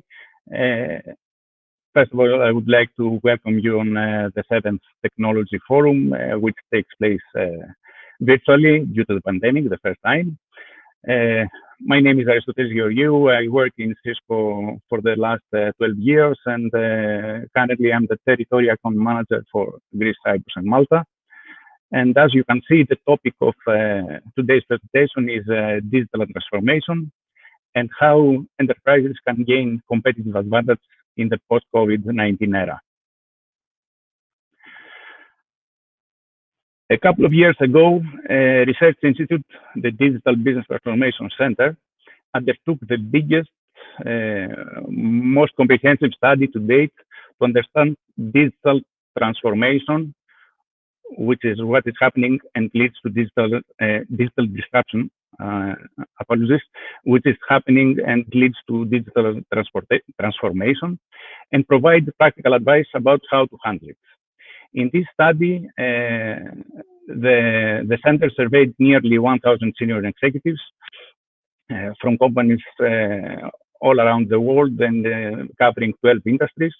They interviewed also leaders from 12 startups, and they analyzed the business models of the top 100 disruptors. What they have discovered? The obvious, that digital disruption is real, it is happening now, and it will affect every company. On average, nearly 40% of the top 10 market leaders will be displaced by digital disruption in the next 5 years. And things will be accelerated in the next 3 years. It's not only the market leaders that will be hit. 41% of the companies, of all companies, say that digital disruption heightens the risk of total extinction. But despite the great danger, we only see 25% of companies that are actively responding to this threat, to this disruption. As you can see, the disruption is happening to all the industries. In the specific graphic, we see that the threat posed in the next 5 years in 12 major industries plotted on a vortex, digital vortex, as we say it. The industries that will experience the most disruption in the next 5 years are in the center, as you understand. We visualize the digital disruption as a vortex because there are similarities in 3 ways. First, a vortex pulls everything into its center, where speed gets exponential. So in the digital vortex, in the center, the companies that are in the center can digitize everything that can be digitized, offerings, business models, value chains. This, of course, does not mean that everything that is physical can become digital. Okay, second, a vortex is chaotic. So it can pull objects from the outside directly into the center. However, industries also that are in the periphery are also at risk. Actually, who would predict 3-4 years ago that the taxis and the hotels would be disrupted so quickly and so thoroughly? And third, in a vortex, objects break apart and recombine in new ways. This is happening currently to many industries. When we analyze the top 100 disruptors, we realize that they deliver 3 main forms of value. Cost value, they offer their offerings cost much less than traditional options. Examples include freemium models or consumption-based pricing. Second, experience value, giving customers what they want, how they want, and when they want it. This means that we leave customers choose what they want and skip that what they don't want, and of course reduce their effort and their complexity, and also provide instant satisfaction to the customer, to our customer. And third, the platform value, using digital technology to scale offerings, leverage new sources of data, and create network effects. Platform value enables rapid scalability and creates multi-sided markets where all partners can benefit. For the values you can see on the left, the two values, the cost and the experience value, we all know them, they are old and well-known values. But the value on the right, the platform value, is new to the digital age, and it's the driving force for the most disruptive companies. COVID-19. Coronavirus pandemic is a humanitarian crisis. It will be the catalyst for change in the economic, societal, personal, and corporate aspects. The scale that the change and the speed at which it is happening shows that companies are facing once in a generation shift. It's something unique. And for all the uncertainty about what the future will look like, the only sure is that it will be digital. For many companies, the only option they do have is to accelerate their transformation, their digital transformation. Okay,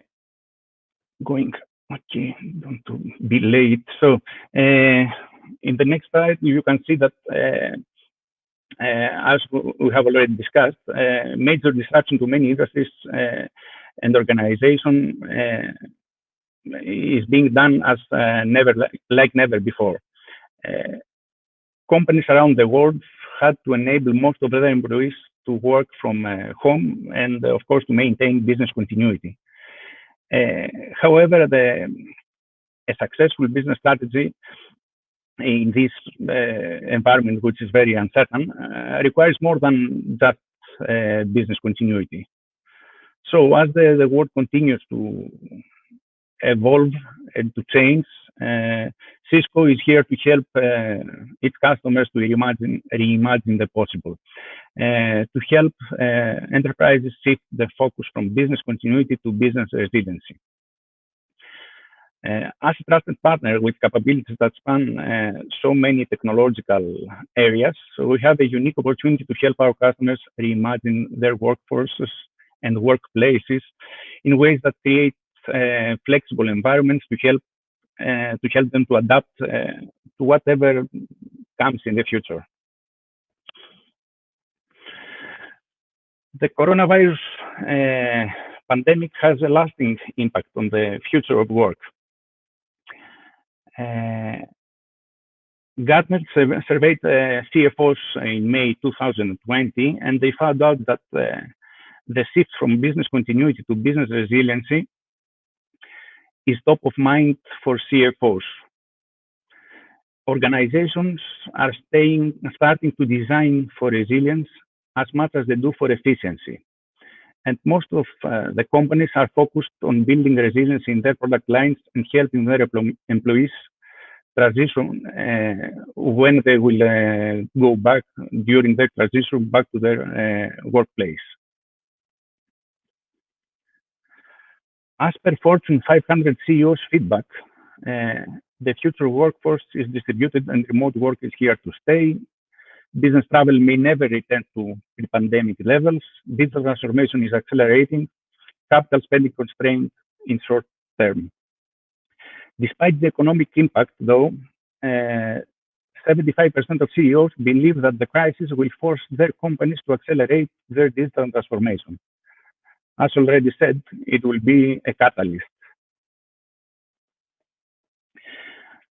Okay, the value of digital channels, products, and operations has become obvious to companies everywhere after this pandemic and during this pandemic. Businesses that can shift technology capacity and investments to digital platforms will mitigate the impact of the outbreak and keep their companies running smoothly currently. Most businesses have gone through, have experienced a lot of changes. So they have gone from a small percentage of employees working from home to everyone working from home, or they have also gone from being able to physically engage with customers to an all digital world. And last, the declining revenue and the uncertain forecast has companies conserving their cash. Cisco is addressing the challenges and IT imperatives being driven by the pandemic with offers and solutions that help today. To ensure that business resiliency and meet the demands of the moment, Cisco is helping IT organizations to support remote workers, to ensure critical application experiences, to enable rapid scale across multi-cloud, to manage the distributed data center remotely, and last, to control costs to preserve their capital. Cisco contribution towards its customers was first to respond by equipping IT people serving the front lines. So in a digital world, applications are keeping us connected more than ever before. And our customers have supported all industries and communities, and in order to deliver vital experiences and connecting friends, families, doctors, patients, in general, bringing teams together. Second, Cisco helps its customers to rebound. Digital experiences are essential to recovery in a changed world. The application experience and our digital connections are more important than ever. And actually, for many, they are believed to be a critical engine for recovery. Actually, digital transformation at scale will define the winners in this game. Also, Cisco helps to its customers to reimagine. Application experience requires the teams of the companies and the technology across the IT stack to work as one. The changes we have witnessed demand IT leaders to approach cloud not as a destination, but as an operating model that brings everything together. And this everything can be delivered to everyone. Not embracing the hybrid workplace, paving the way to the future of work. We are entering a new era of work. The recent shift to remote working has driven humanity to reimagine how businesses and teams operate where the in-person meetings are not available. Organizations are now examining the possibility, are now examining how to proceed, how to move forward from the old, let's say, static environment to a flexible working environment to ensure a safe return to the office.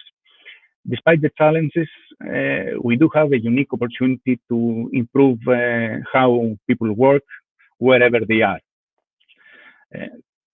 The path forward is the hybrid workplace, as I have already mentioned.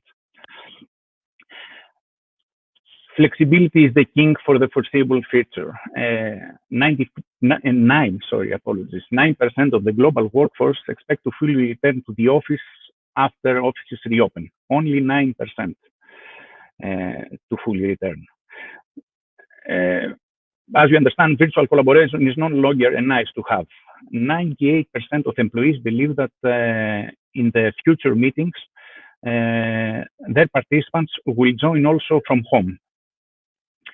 Intelligent workplaces are needed for better experiences. 96% of employees want to improve their working environment with intelligent workplace technology. And last but not least, the office footprints will be optimized. 53% of large organizations do plan to reduce their office footprint after the pandemic. So these trends are driving us toward a hybrid work environment, an approach that supports a blend of in-office and remote workers while providing people with the flexibility to choose where and how they will work.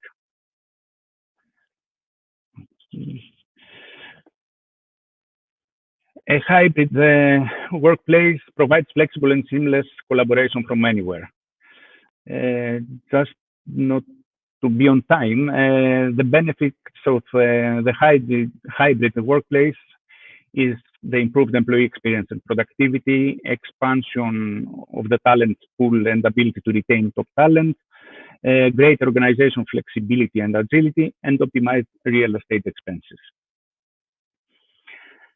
Three phases of hybrid workplace. That's namely, the first phase is bridging the home office to headquarters. Second phase, planning the return to the office. And third phase, building intelligent workplaces for a future-ready office.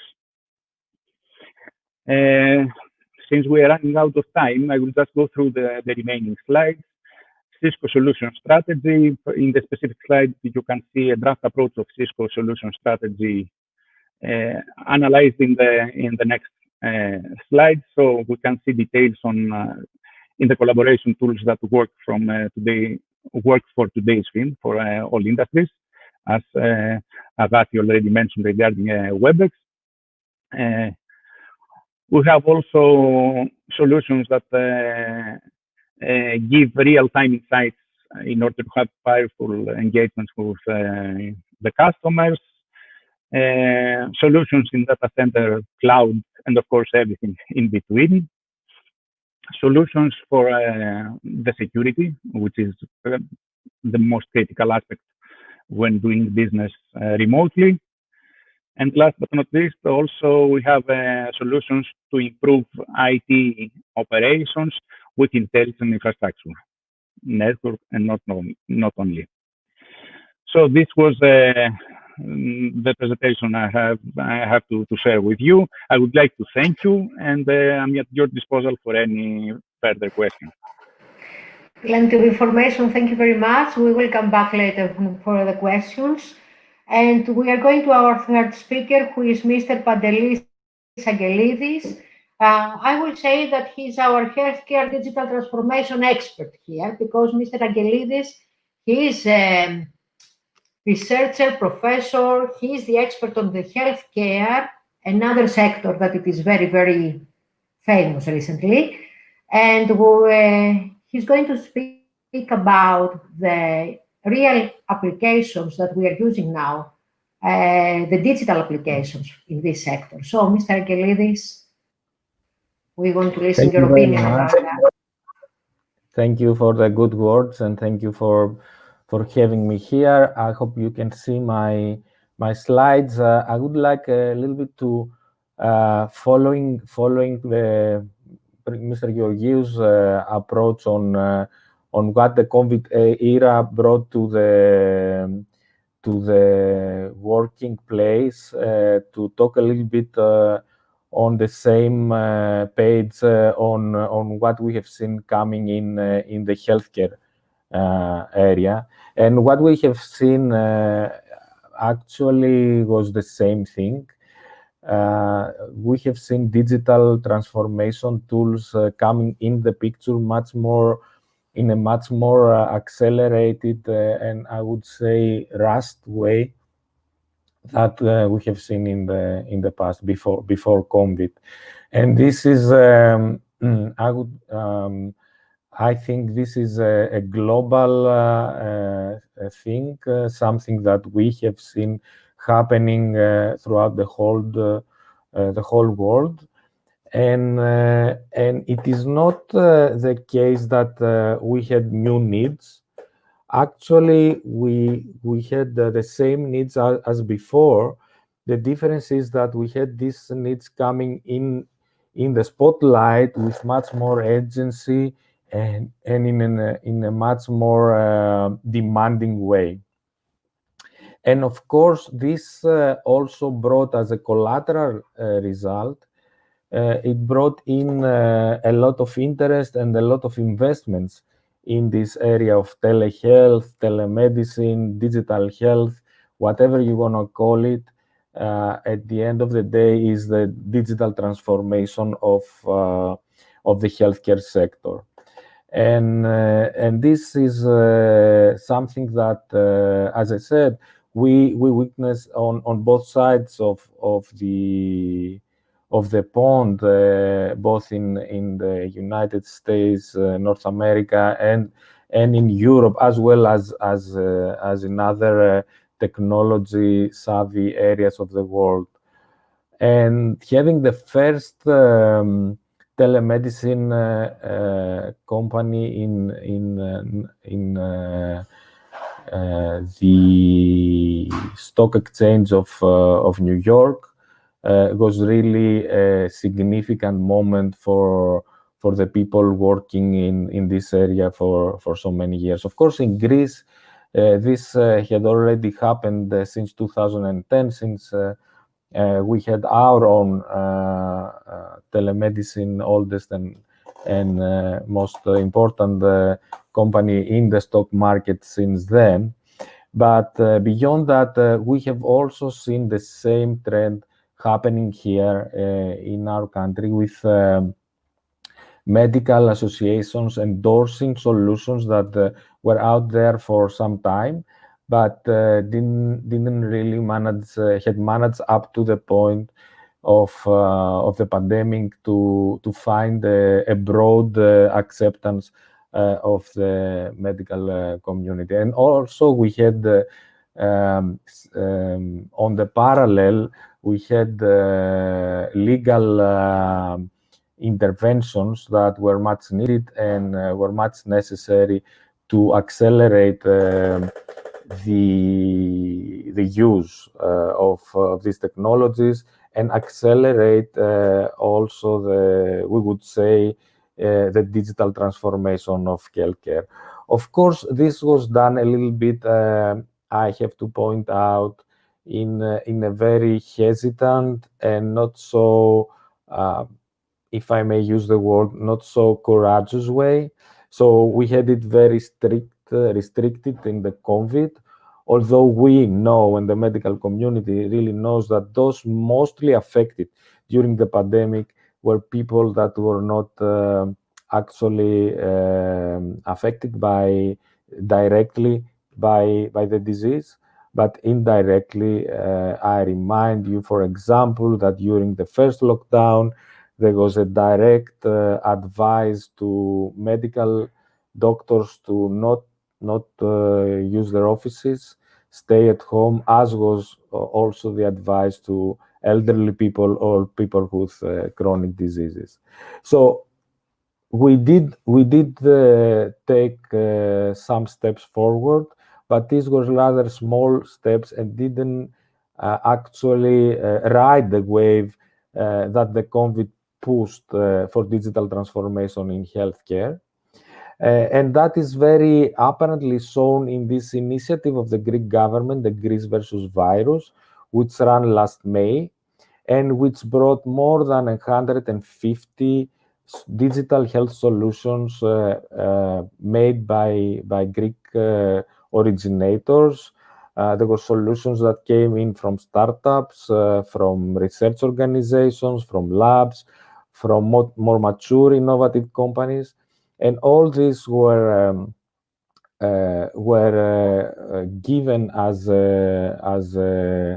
as an offer and as an offering to the Greek state to ease the burden of the COVID.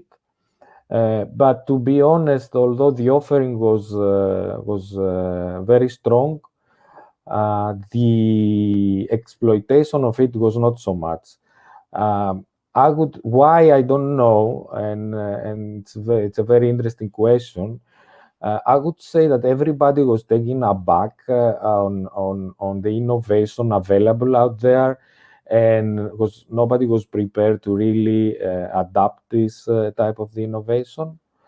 But also, I think one of the main barriers here was that we weren't prepared from the organizational side. So as the medical community pointed out, the regulatory framework was not there. The protection of the doctors was not there. The legal foundations were not there. And also, I would add that a mentality and a culture of adapting innovation was not there. So what happened after it in May actually was that nothing happened with all these 150 plus so digital health solutions that were broadcasted to the whole of the country. But what happened is summer came and everybody thought that the pandemic was over and we can go back living and working as we did. We now know in a very harsh way that this was not the case, but still today we haven't seen the adoption of digital tools by the healthcare system to the point that one we would expect. To make the long story short, the COVID pandemic, if nothing else, it made clear to everyone that we are quite behind, not so much in the technology and the knowledge and the people. We are doing great on these areas, but we are very behind on the organizational aspects, on the adoption of the innovation, and also on regulation and the legal framework. So we definitely need a very quickly, I would say we're already too late. We were late even before the pandemic. Now that things accelerated so much, we're left much behind. So we very urgently need a regulatory framework, and we don't need to rediscover the wheel. Other countries have already done it, so we can see what's most suitable for us and just bring it here. The other thing, we need certification. No one would go and buy a drug, a medication that is not certified by the government. No one will buy an X-ray machine or a blood pressure device that is not certified. Then why should one use a telemedicine solution or a teleconsultation solution that has no certification? So we need definitely and quickly to put in place a certification procedure. And of course, we need to be much more accepting and open to new things, to pioneering things, to testing new ideas and new solutions. And as I said, we don't really have to keep fighting between us on how to do all these things, because others have already done it. And especially during these 10, 11 months of the pandemic, we have seen other countries moving on, as for example, the UK, that they endorsed a new framework for certifying medical labs. Germany, who was much behind in digital health transformation, have done enormous leaps towards the future, and also, of course, the United States, where it is clear that this type of regulatory initiatives by the state result to a great advance in investments and a super acceleration of the digital health transformation. And I think these are good lessons for us, for our country, because as I said, what the Greece versus virus proved, we already knew that, but it proved to everyone is that we have the people, we have the minds, we have the technology, we know how to do it. The only thing that is missing is a suitable framework and the willingness to move forward.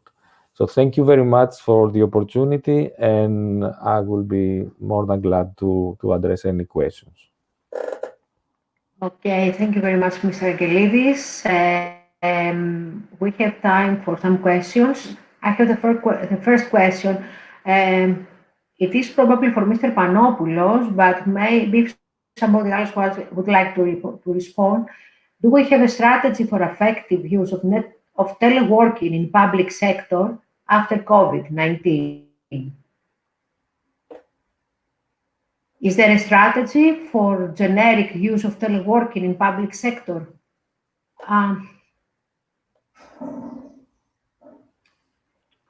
We cannot see Mr. Panopoulos, but I will say that maybe somebody who is a vendor, like Mr. Georgiou from Cisco, might be aware of that. Do you have any discussions like a vendor with the public sector? Actually, the tools are available, but it's something that has to do with the implementation. If they decide to implement in a wide scale, it's up to our to the public. So it's their decision. I mean, from the technology aspect, we can support it, but it's okay. So it seems that Mr. Panopoulos has technical problem for the connection. So again, we are coming back to what we have said before, that we had an imposed, we were not 100% ready for accepting all of these changes. The technology infrastructures, the mentality, everything might have some lag. A question to Mr. Angelidis. You mentioned many times about the delays in adaptation and the lack of the legal framework and the lack of the regulations. On the other hand, those are the opportunities we can say that we have in the future, but they are directed mainly to the legal world. What about the opportunities in the technical world? Because you said that there are already many solutions and we can implement, we are ready to implement that. Absolutely. As Mr. Georgiou said,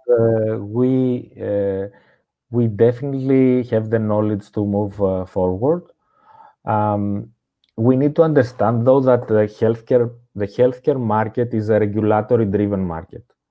And we have seen that, as I also showed in my presentation, in so many cases in the past, with the Obamacare being the most lucrative example of how a regulatory decision from a forward-looking government can really make the difference in terms of adapting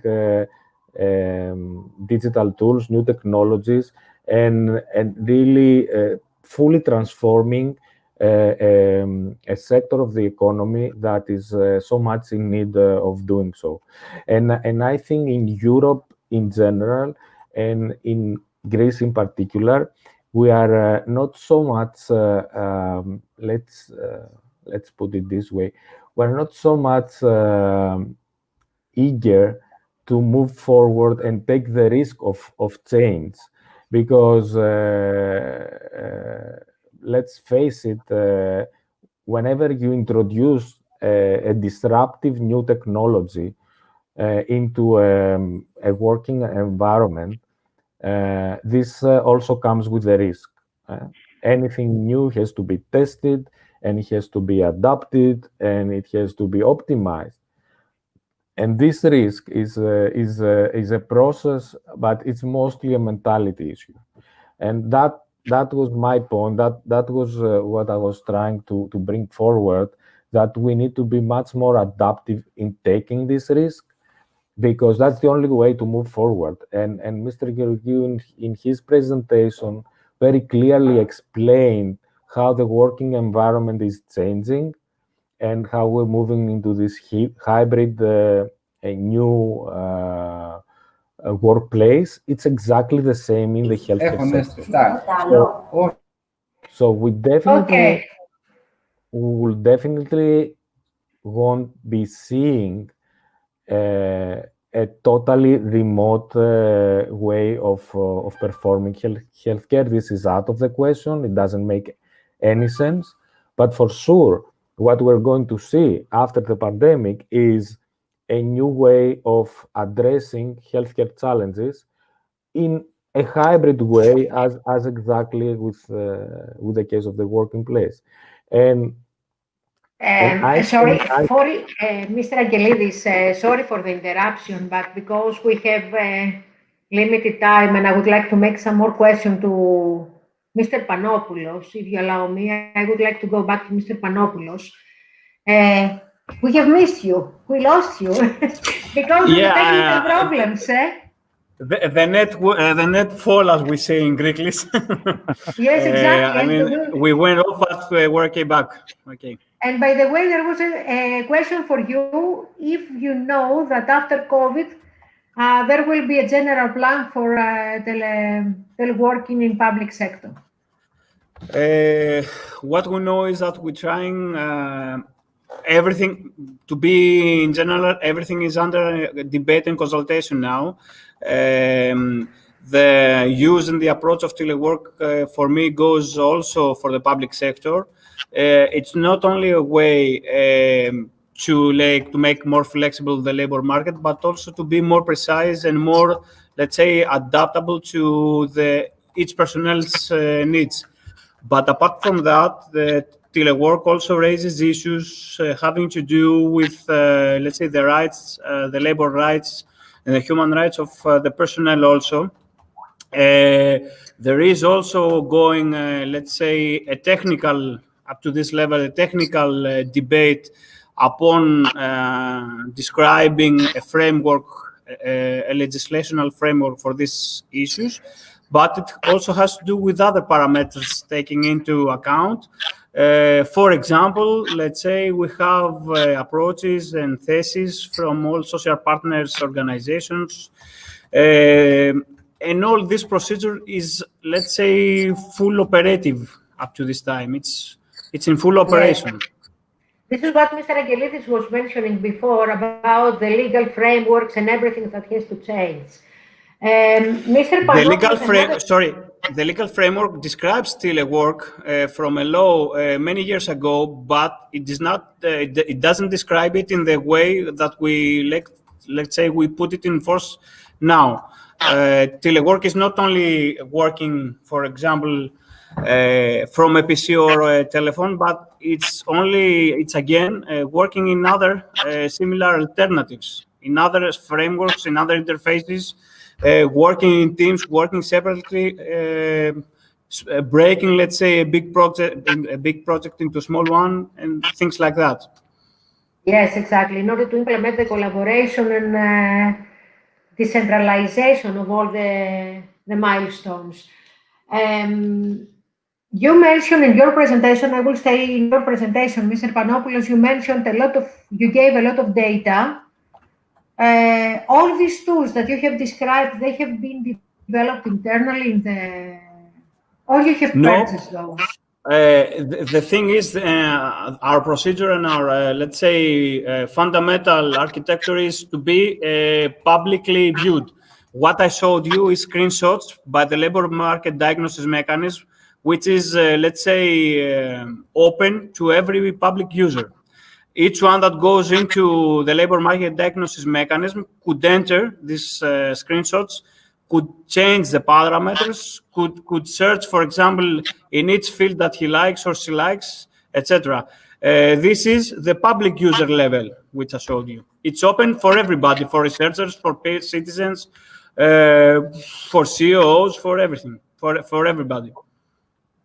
And final question, if you have to give us an inside information, not from the public data, for the jobs that they have the most serious decline during COVID, what are these professions during 2020?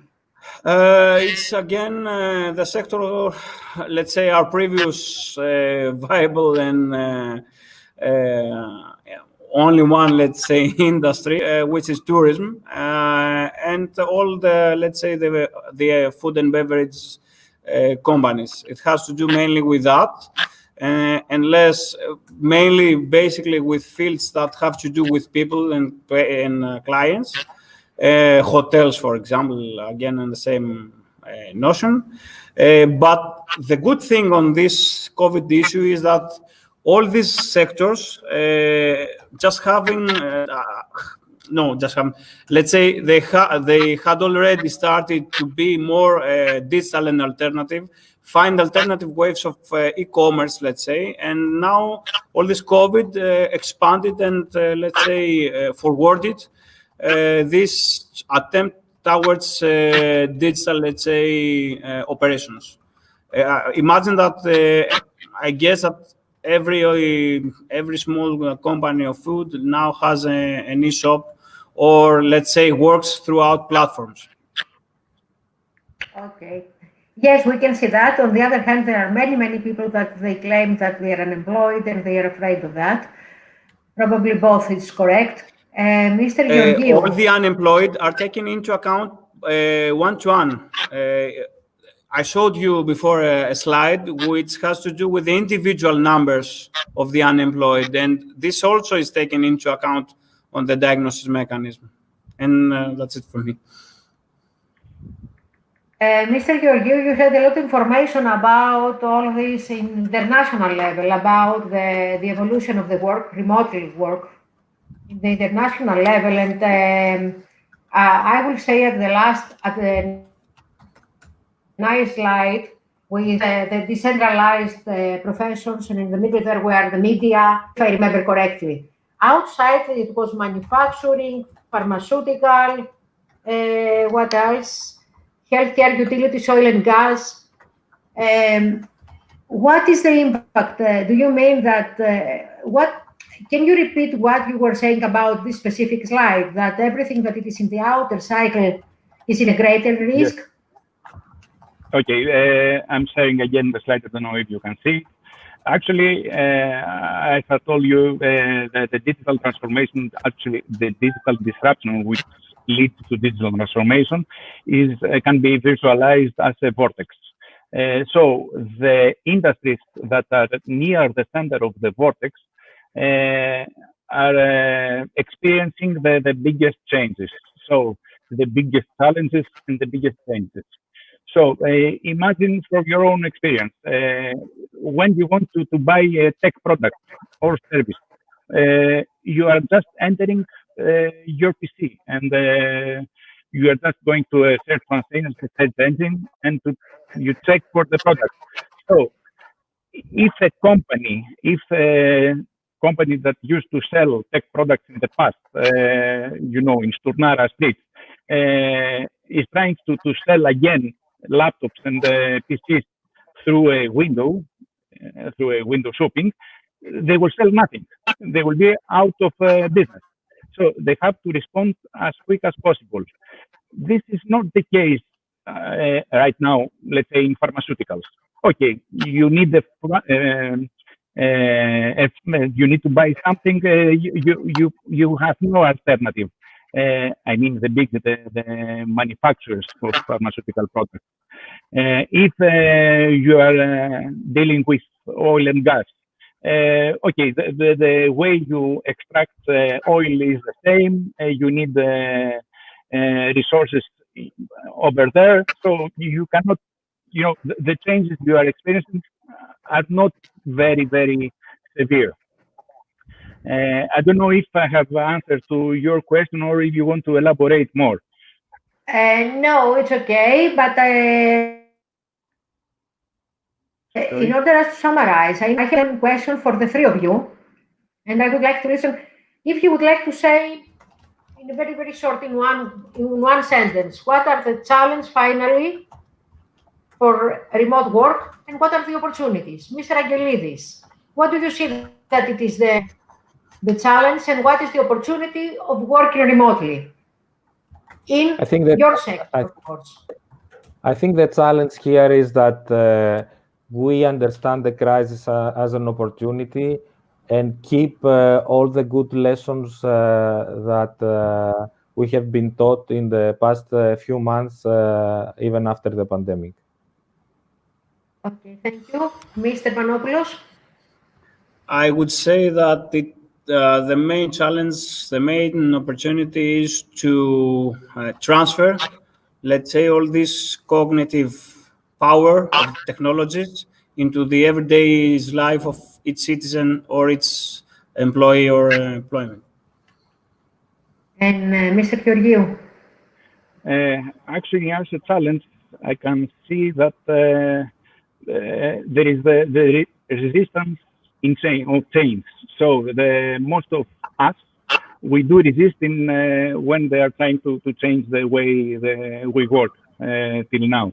So this is the biggest challenge, to persuade our employees, our colleagues, our friends, to try the new, let's say, technologies. And the opportunity is there. Actually, the pandemic, I think, that show us that there are not boundaries for the enterprises. So you can have a customer all over the world. So it's in our hands in order to have things done and to accelerate things in our own enterprise, organization, in everything, in order to be ahead and to be winners in the global side. Yeah. Okay. Mr. Georgiou, I said in one sentence. Thank you very much, because we have to go to the session 4. Thank you for your time and your nice presentations, and nice afternoon.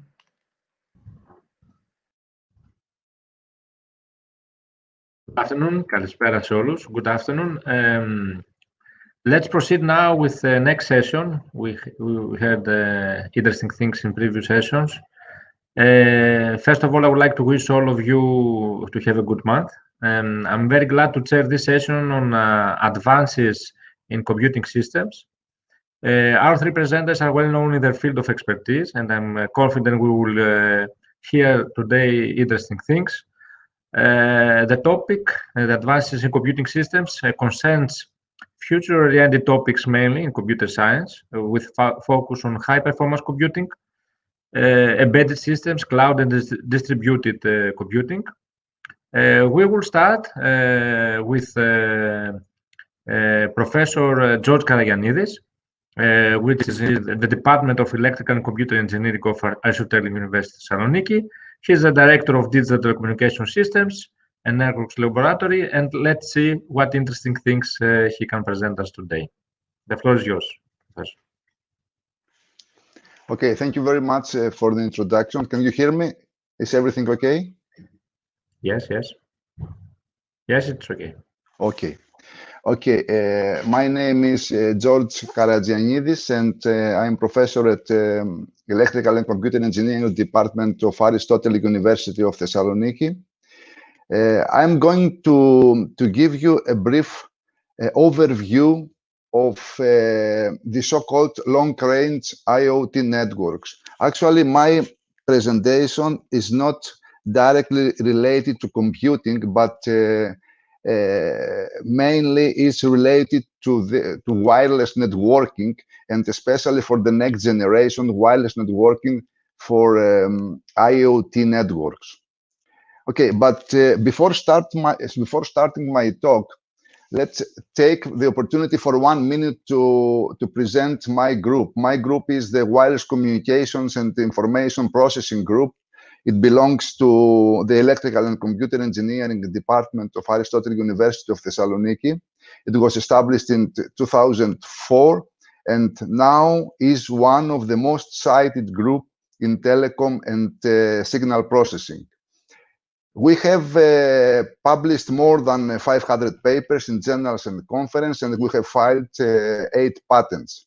Our research areas are wireless communication and signal processing, communications and signal processing for biomedical engineering, and wireless power transfer and application. Let's start now my talk with these slides where we can see a very interesting graph which presents the bandwidth versus the range. The range is directly related to the coverage of the all wireless technologies.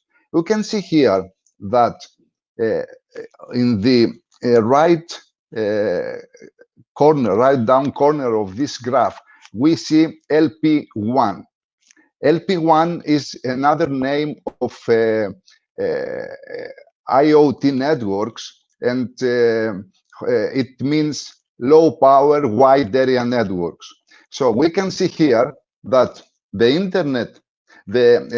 Internet of Things networks provides low bandwidth, but simultaneously long range. Okay, let's go now to see in more detail the long-range IoT technology. In this figure, we can see all the long-range, all available long-range IoT technologies, except the 5G, except the next generation, because for the first generation, we'll talk later. Okay, among them, I will focus on 3 technologies: the NB-IoT, the Sigfox, and the LoRaWAN. NB-IoT and LTE-M here belongs to the LTE 3GPP standard. They consider as mobile IoT technologies that today are deployed and widely used in several countries. The name, they are, I'm repeat again, NB-IoT, narrowband IoT, and LTE-M. Regarding the LTE-M, LTE-M is a simplified version of the LTE that aims to draw less battery power and to extend the range. In contrast to classic LTE concept and terminals, LTE-M reduces the data rate to 1/10 of the LTE. So it's about up to 1 Mbps and strips down the bandwidth from the channel bandwidth from 20 megahertz to 1.4 megahertz. Okay, the more interesting is the NB-IoT, the narrowband IoT, which is another derivation of the LTE standard, also specified in the 3GPP release 13. It is designed especially for IoT applications that are even more constrained than those using the LTE-M. So it is based on a narrowband communication protocol and utilize a channel bandwidth of 180 kilohertz. As a result, the data rate is greatly reduced. Also, the NB-IoT consumes less energy power and benefits from a greater range compared to that of the LTE-M. That's why among the 2 standards which belong to the LTE, I have decided to talk about the NB-IoT. The other well-known long-range IoT technology, which is widely deployed around the world, is the Sigfox. Sigfox is a proprietary end-to-end solution for IoT connectivity. Sigfox positions itself as an alternative network operator and have deployed many base stations around the world. The last among the three is the LoRa-1. LoRa is from long range wide area network. LoRa is also a proprietary technology from Semtech. Semtech is the company, and it is based on the spread spectrum technical concept. It uses a specific spread spectrum concept, which is called CIRP spread spectrum modulation, and uses several bands in the sub-gigahertz spectrum. Okay, here in these slides we can see a technical summary of the basic long-range IoT technology. The NB-IoT here, the NB-IoT, okay, here, where the coverage area is, the maximum coverage area is 15 kilometers with a budget 164 dB. It is a licensed network that operates in 700 to 900 megahertz with a channel bandwidth of 200 kilohertz. The rate is not high. The maximum rate is 50 kilobps, and the terminal cost is now $2 to $3. The network reforming is small to moderate. Okay, Sigfox. As I said, I'm talking about the three, NB-IoT, Sigfox, and LoRa. Sigfox has a coverage area, a maximum coverage area, 12 kilometers with 160 dB budget. It is unlicensed. It operates in the 900 megahertz bands with a channel bandwidth of 100 kilohertz. The maximum rate is 100 kilobps, and the terminal cost is around $2.6. LoRa is something similar with Sigfox. We can see that the coverage, the range is almost the same. It is also a licensed. The rate is higher than Sigfox, and the cost of the terminal is the same, and the network reforming is large as in Sigfox. Okay, regarding the 5G, as I said, I will talk later. Okay, let's see now the main areas where we have the long-range IoT applications. These are the healthcare, smart city, transportation and logistics, utilities, industrial application, and environmental application. It's interesting to see in these slides what are the forecasted use cases for long-range IoT applications. I will talk about the first four cases. The first case belongs to the sector connected cities, and the application is related to the environmental and public safety. We can see here that in 2024, the expected connections will be 160 million. The second application is also belong to the sector connected city, but is related to the road traffic management. Here we can see that we have the expected connections in 2024 will be around 146 million.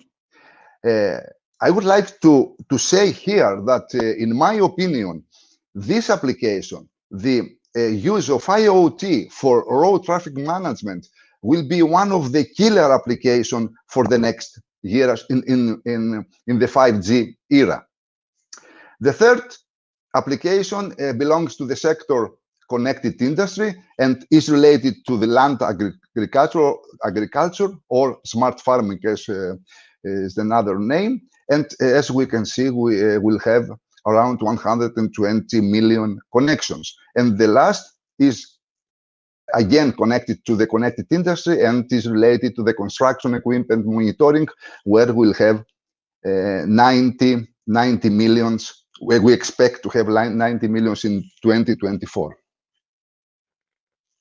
Okay, in this slide, we can see briefly the performance of the three IoT, long-range IoT technologies in terms of IoT factors. Which factors? Scalability, range coverage, deployment, cost efficiency, etc. We can see the factors here. We can say, I will comment only on two factors. The first is the QoS, which is very important here, where Sigfox and LoRa employ unlicensed spectra and asynchronous communication protocols, so they can bounce interference, multipath, and fading, but they cannot offer the same QoS with NB-IoT. NB-IoT employs a licensed spectrum, which are optimal for QoS at the expense of cost. Due to QoS and cost trade-off, NB-IoT seems to be preferred for applications that require guarantee QoS, whereas applications that do not have this constraint should choose LoRa or Sigfox. The second factor which I would like to comment is the battery life, the energy consumption, because this is an extremely important factor for long-range IoT networks. Okay, in Sigfox, LoRa, and NB-IoT terminals, these terminals are in sleep mode most of the time outside operation, and this reduces the amount of consumed energy. However, NB-IoT and NB-IoT terminals consumes additional energy because of synchronous communication and QoS handling, and the most important is that it uses OFDM, FDMA access mode, which requires more peak power. This additional energy consumption reduces the NB-IoT end device lifetime and seems to perform lower compared to Sigfox and LoRa. Regarding the cost, we can see here at the table, regarding the cost, it seems to be that the NB-IoT has a higher cost for the end device and also for deployment. And also this is very important. Okay, in this here we can see an interesting flow chart where we can decide which long-range IoT technology should select. For example, if we want to deploy our own infrastructure, yes, here. If we need data rate greater than 200 kilobps, if we need data rate greater than 1 megabps, then in this case we should use this technology, weightless W. But if no, we can use another technology which is belongs to Wi-Fi standards. If we don't need a high data rate, we can go here and select another technology. This is very useful. And in the next slide here, I have I found this table to show the the use cases and which is the best fitting technology for especially these use cases. I will comment only in the first one, which is the electric metering. In the electric metering market, the companies typically require frequent communication, low latency, and high data rate. They don't require low energy consumption or long battery lifetime because the electric meters have continuous power source. Okay, so in this case, NB-IoT seems to be the better solution. Regarding the smart farming, in agriculture, the long battery lifetime of sensor devices are one of the most important requirements. The devices update sense data a few times per hour as the environment conditions have not radically changed. Thus, Professor, in this 3 minutes. yes, sorry, okay, 3 minutes, please. 3 minutes, 3 minutes, okay. 3 minutes, Thus, in this case, Sigfox and LoRa seems to be very good solutions. Here we can see the next generation of the IoT wireless networks. Actually, until recently, the 3GPP have improved the NB-IoT and the LTE-M, but in the last year, they started a new initiative, which is the 3GPP release 17, and also called 5G New Radio Lite, where it is a compromisation between the low power wide area IoT and the full new radio. In these slides, we can see several research challenges in long-range IoT networks: scalability and coverage, technology coexistence, inter-technology communication, real-time communication, support for control applications, support for mobility, support for high data rate, etc. I have three more slides. This is 3 slides which presents our work in my group for the next generation long-range IoT. We work now for 3 pillars. The first pillar is reliability, low cost, sustainability, and scalability. We have proposed energy harvesting methods. We have proposed random access protocols with the use of non-orthogonal multiplexes. My group is one of the most involved groups in non-orthogonal multiplexing, also distributed non-orthogonal multiplexing. The second pillar is the next generation data processing architectures, where we use federated learning, which in our opinion is the next big thing. I don't have time to say something more about the federated learning. And the last pillar is the real-time decision making, where we try to use mobile-less computing in order to decrease the latency, even in this kind of networks. Thank you very much. Thank you very much for your presentation. Lastly, the slides on the ongoing effort in R&D is very important. We will have the time to discuss it also during the questions and answers session. Now, let's proceed to our next speaker. We will listen about next generation mobile broadband in an EU-China context from Dr. Chochlouros Ioannis from Hellenic Telecommunications Organization. He is very skilled in LTE, so we're continuing on LTE things: computer science, software development, security and internet protocol. I hope I did not miss anything for you, Ioannis. The floor is yours to continue. Thank you for your introduction. Actually, you have covered exactly the proposed issue. Let me now pass to my presentation. I hope my slides are seen on the screen. If there is any issue, just tell me.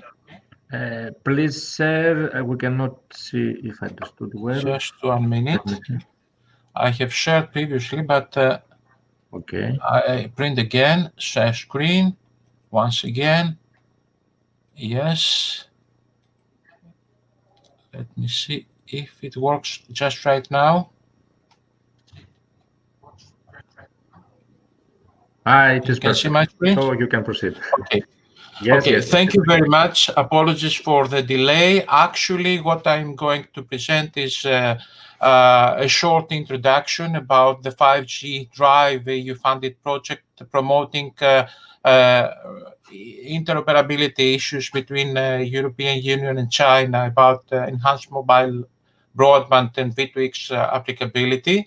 Before starting my presentation, first of all, I would like to express my profound thanks to the organizers of this event, giving me the opportunity to be in contact with some among the innovators of the academic and research community, and most importantly, to provide us the opportunity of presenting some results of the ongoing 5G Drive project. You will see details in the next slides.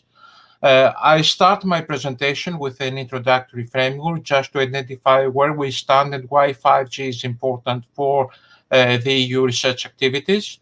As you can see very briefly in this abstractive slide, that 5G is a game changer, enabling industrial transformations, support of new types of applications, especially within the framework promoted by the Internet of Things, and of course intelligence by way of software virtualizations, that is by the use of NFVs and combined with SDNs in various business models.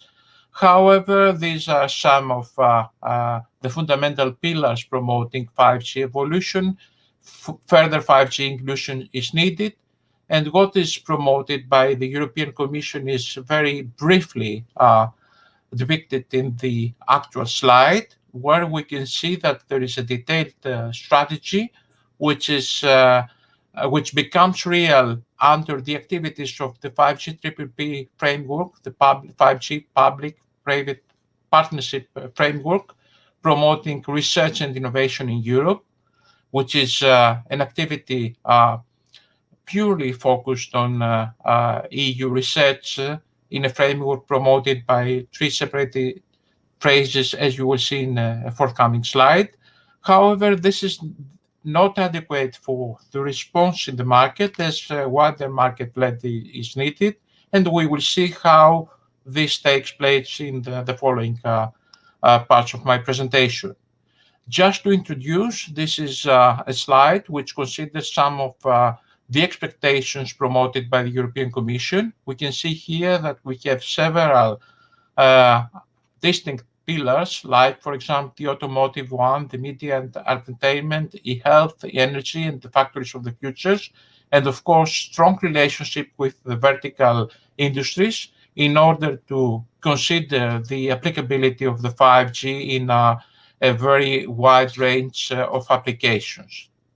And now, to become more specific, we pass directly in the scope of the original 5G Drive approach, just to see the concept and the key areas for innovation of this project.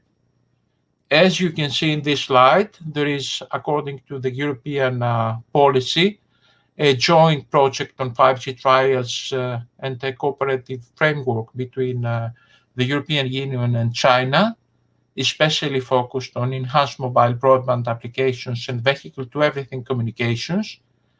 The 5G Drive project so comes, and this project predicts for joint trials and research activities, all these aiming to facilitate technology convergence, spectrum harmonization, and business innovation. Simultaneously, we aim to develop several fundamental key technologies and most importantly, some pre-commercial test beds for these specific categories of applications, acting in cooperation between Europe and China, and support trials and validation activities for 5G key functionalities. We can see here that we have two consortia, the Chinese and the European one, and we have some fundamental expectations expressed by the joint trials and the technical innovations. The two, let's say, fundamental areas, enhanced mobile broadband and V2X, dedicated technologies for or applications for both cases. And in most cases, the aim is to promote innovation. In brief, what is expected by this dedicated research activity is to conduct trials for selected enhanced mobile broadband and LTE V2X scenarios in parallel with the activities performed in China.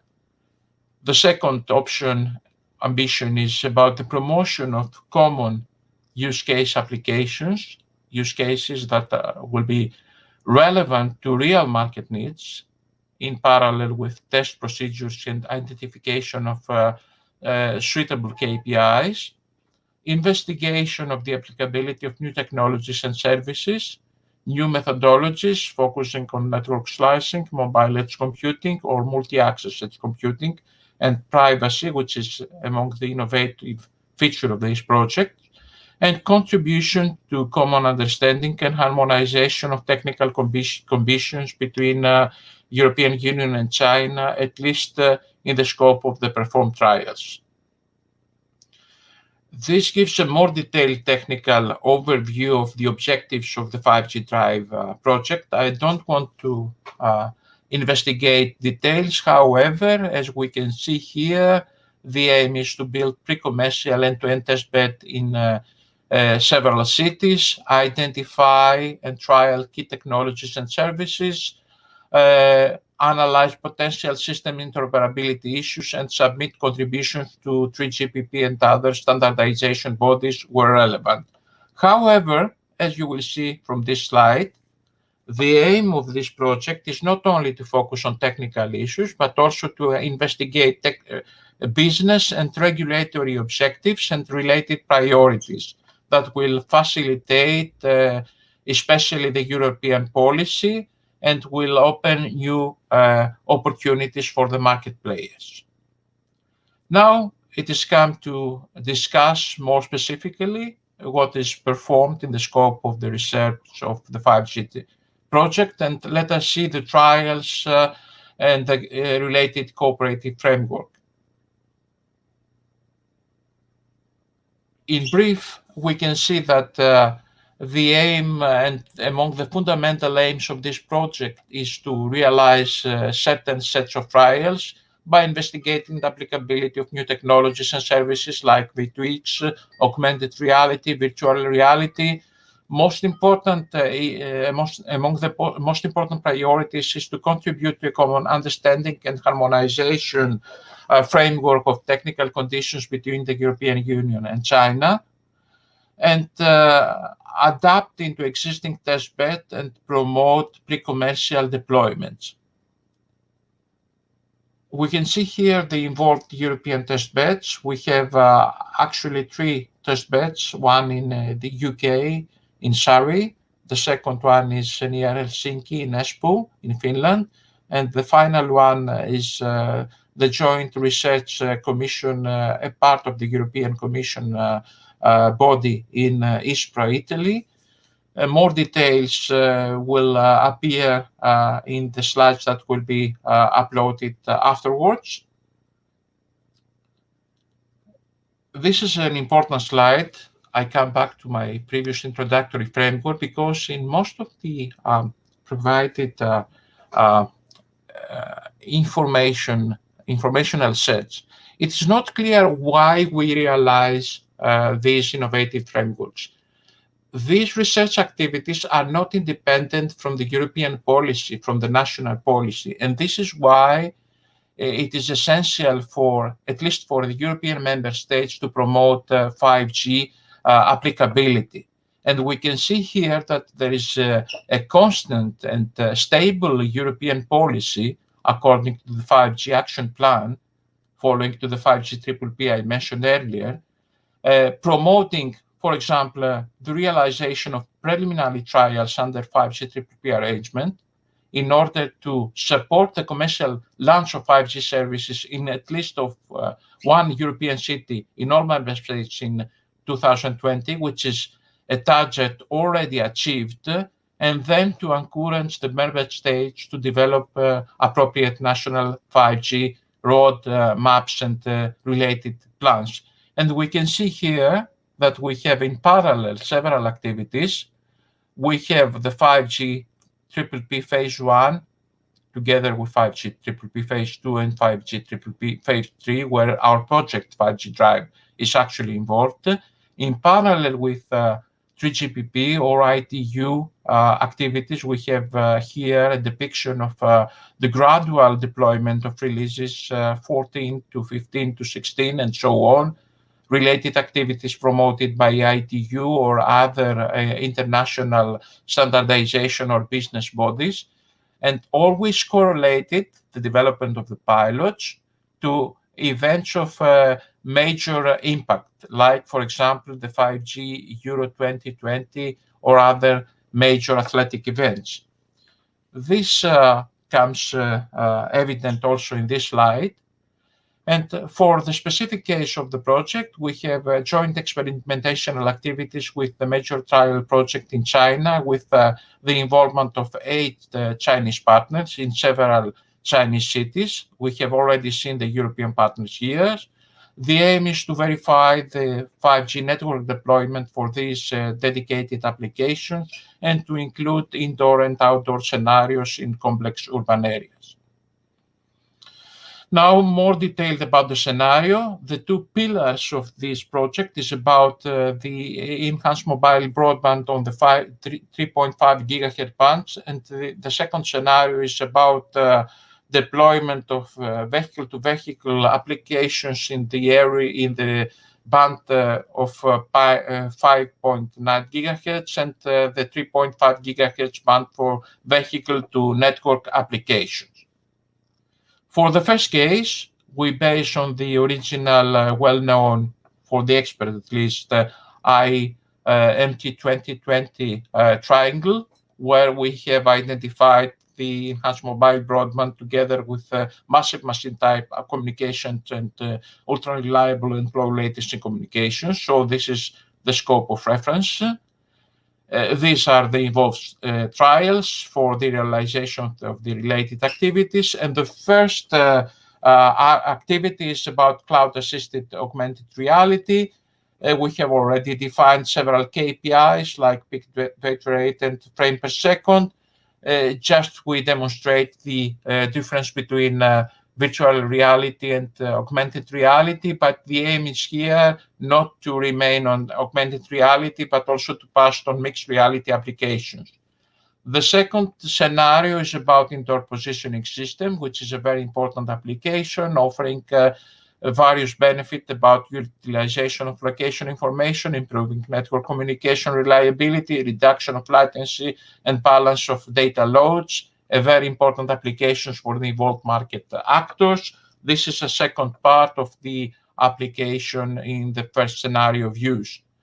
We have already performed trials on the 5G new radio in standalone and non-standalone modes, indoors coverage performing test, and multi-antenna or massive MIMO array antenna subsystem sets. However, the European side will not have the standalone mode. On the contrary, the China side will have both standalone and non-standalone mode in the related trials. And this is a short depiction of the activities. In order to reach to the end of the presentation and respect the 15 minutes time frame, about the second scenario, we consider the scope proposed by ETSI, the European Telecommunication Standardization Institute. Here, we have 2 sites, the Finnish and the Italian one, promoting trials on automated driving, hybrid positionings, and glossa and intelligent intersection. We will see these applications. The case of glossa, which is the green line optimized speed advisory, is a very important one, aimed at informing end users about the speed that needs to be sustained to reach an upcoming traffic light. This is an interesting and complicated but simple in realization use case. We have a roadside unit, which is collocated to the traffic light, and then we have the broadcasting of dedicated signal phase and timing message to the arriving vehicles. Each one of the vehicles possesses an onboard device which allows communication. We have already defined several KPIs for this use case, which is a very important one for a variety of reasons, starting from safety applications and going further on. And the second one is about intelligence intersection, also related to safety on intersections. Here, the case is when a pedestrian crosses the gray area in order to be able to transmit information to the approaching vehicles and so that to avoid the potential occurrence of an accident. We have already defined several KPIs, most KPIs for this case. What is the most important for these last, let's say, use cases in the scope of the V2X applications is that, as you can see from this slide, there is a lot of information and many data sets already collected from the trials between EU and China. Most of the effort in China has been focused on V2X applications. And now, in order to respect the time framework of 15 minutes, I summarize with a depiction of the 17 partners participating to this unique project promoted by the European Commission, which supports cooperation with China in the 5G framework. We can see that OT Group participates with several other European partners from 10 European countries. And that's all, ladies and gentlemen, in this short presentation. Thank you for your attention, and I hope I'll have the opportunity to upload my slides in this virtual conference website so that to be able to accept, to receive any potential feedback by the participating audience. Thank you once again for your attention. That's all by my side. Thank you, Yanis. It was very interesting to see on 5G Plus what is happening and interesting applications and use cases. We will have the time to discuss later on more on some technical aspects on your presentation. So let's now proceed. I'm very honored to have with us in a keynote speech from Mr. Michael Blechas, who is a research scientist and the director of Computing Group at the MIT Media Lab. He has a very interesting topic from what we have seen today on computing trends. The floor is yours, Mr. Blechas, to give us your, let's say, interesting presentation. Thank you very much, Daniel. When I got this invite many months ago, I was trying to figure out, I was trying to address something that's general and covers many different areas as much as possible. Mainly because I didn't have any research of my own to present. So I chose to talk about computing in general because computing is the basis of what we call these days the fourth industrial revolution. It is actually, if you think about it, every single one of these so-called exponential technologies that comprise the fourth industrial revolution, like 3D printing, genetics, biotech, big data analytics, all of those have their basis on advances in computing, which was actually what gave us the third industrial revolution. And also gave us the term exponential. I'm trying, more and more people are using this term exponential technology, sort of, and I was always interested as to where this term came from. It's quite obvious where it came from. It came from this guy, Gordon Moore, who in 1965, in the anniversary issue of Electronics magazine, published an article about how to cram more devices into the same amount of space on an integrated circuit, which 10 years later was formulated as his famous Moore's law. There is nothing law-like about this law. It doesn't follow a law of physics.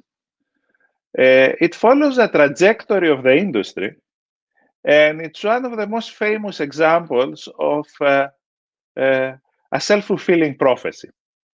The industry marched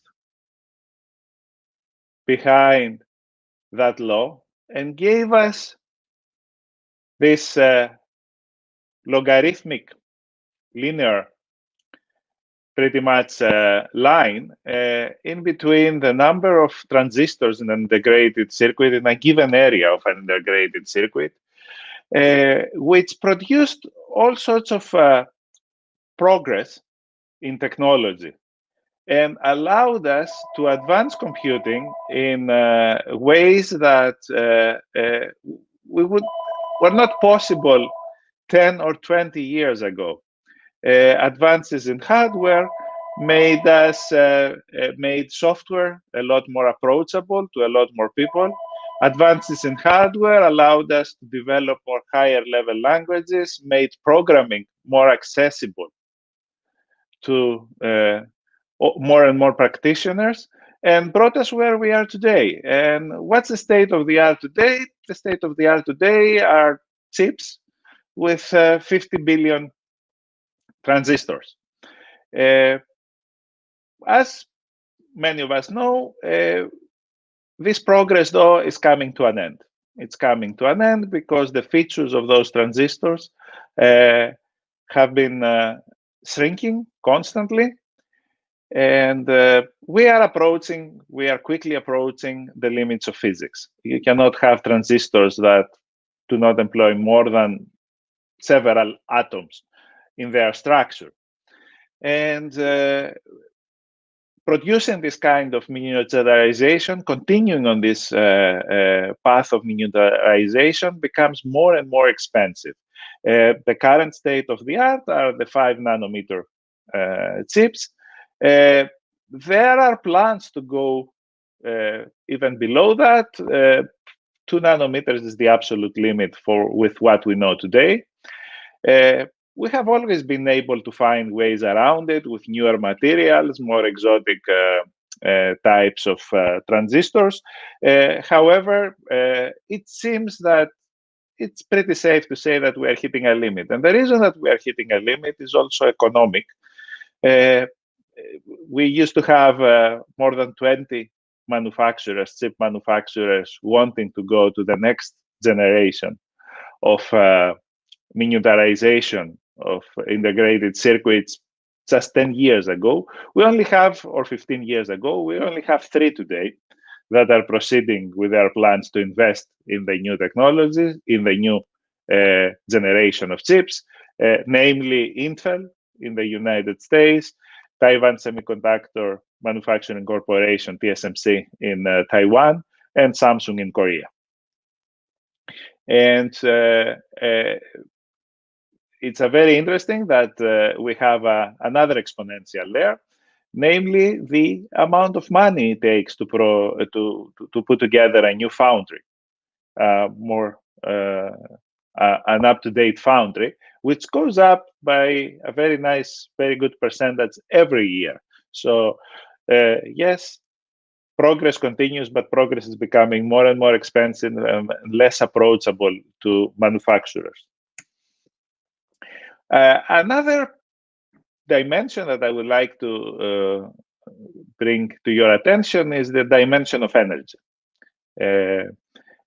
Moore's law essentially allowed for many, many years to produce more computing work for the same amount of energy, because as we were able to cram more and more transistors into a specific area of a chip, an integrated circuit, we were able to scale the transistors down. We were able to scale the clock up to a point that stopped sometime in the early parts of the previous decade. But essentially, we're able to keep the energy consumption low.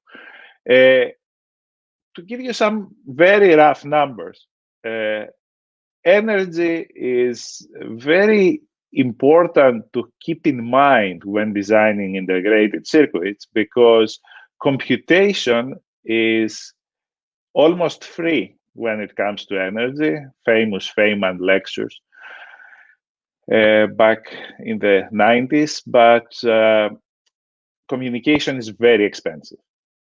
So doing a double precision flop takes today, with a state-of-the-art chips, somewhere in the order of 10 picojoules. Moving that result within the chip takes about 100 picojoules, and moving the result of chip takes 1,000 picojoules, 2 orders of magnitude more.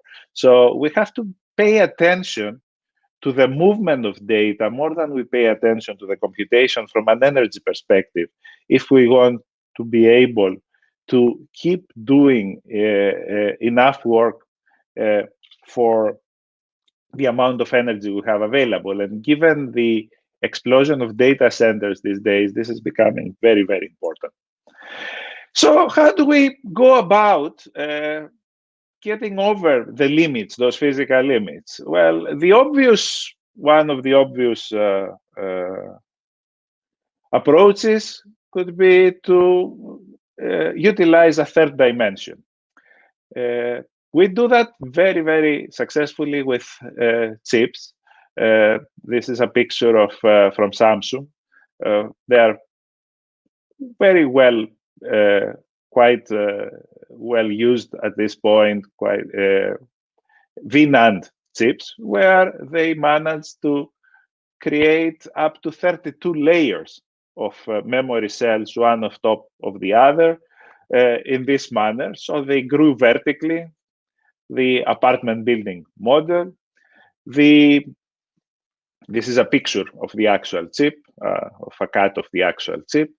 And they have managed, I'm not sure about the other manufacturers, but Samsung these days sells 1 terabyte flash memory chip that has 1 trillion transistors on, by doing 32 layers of cells.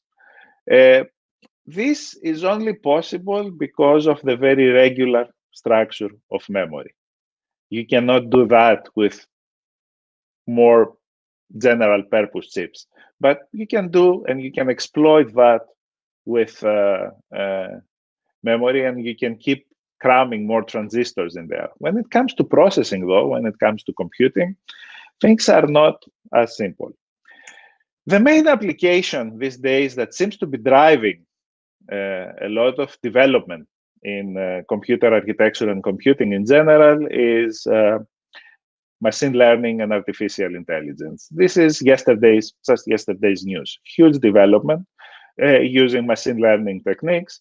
DeepMind, Google subsidiary, AI subsidiary in the United Kingdom, was able to make significant progress in one of biology's great challenges, which is the protein folding problem, namely how to estimate how a specific what kind of three-dimensional structure a protein will take, which actually determines a lot of its function.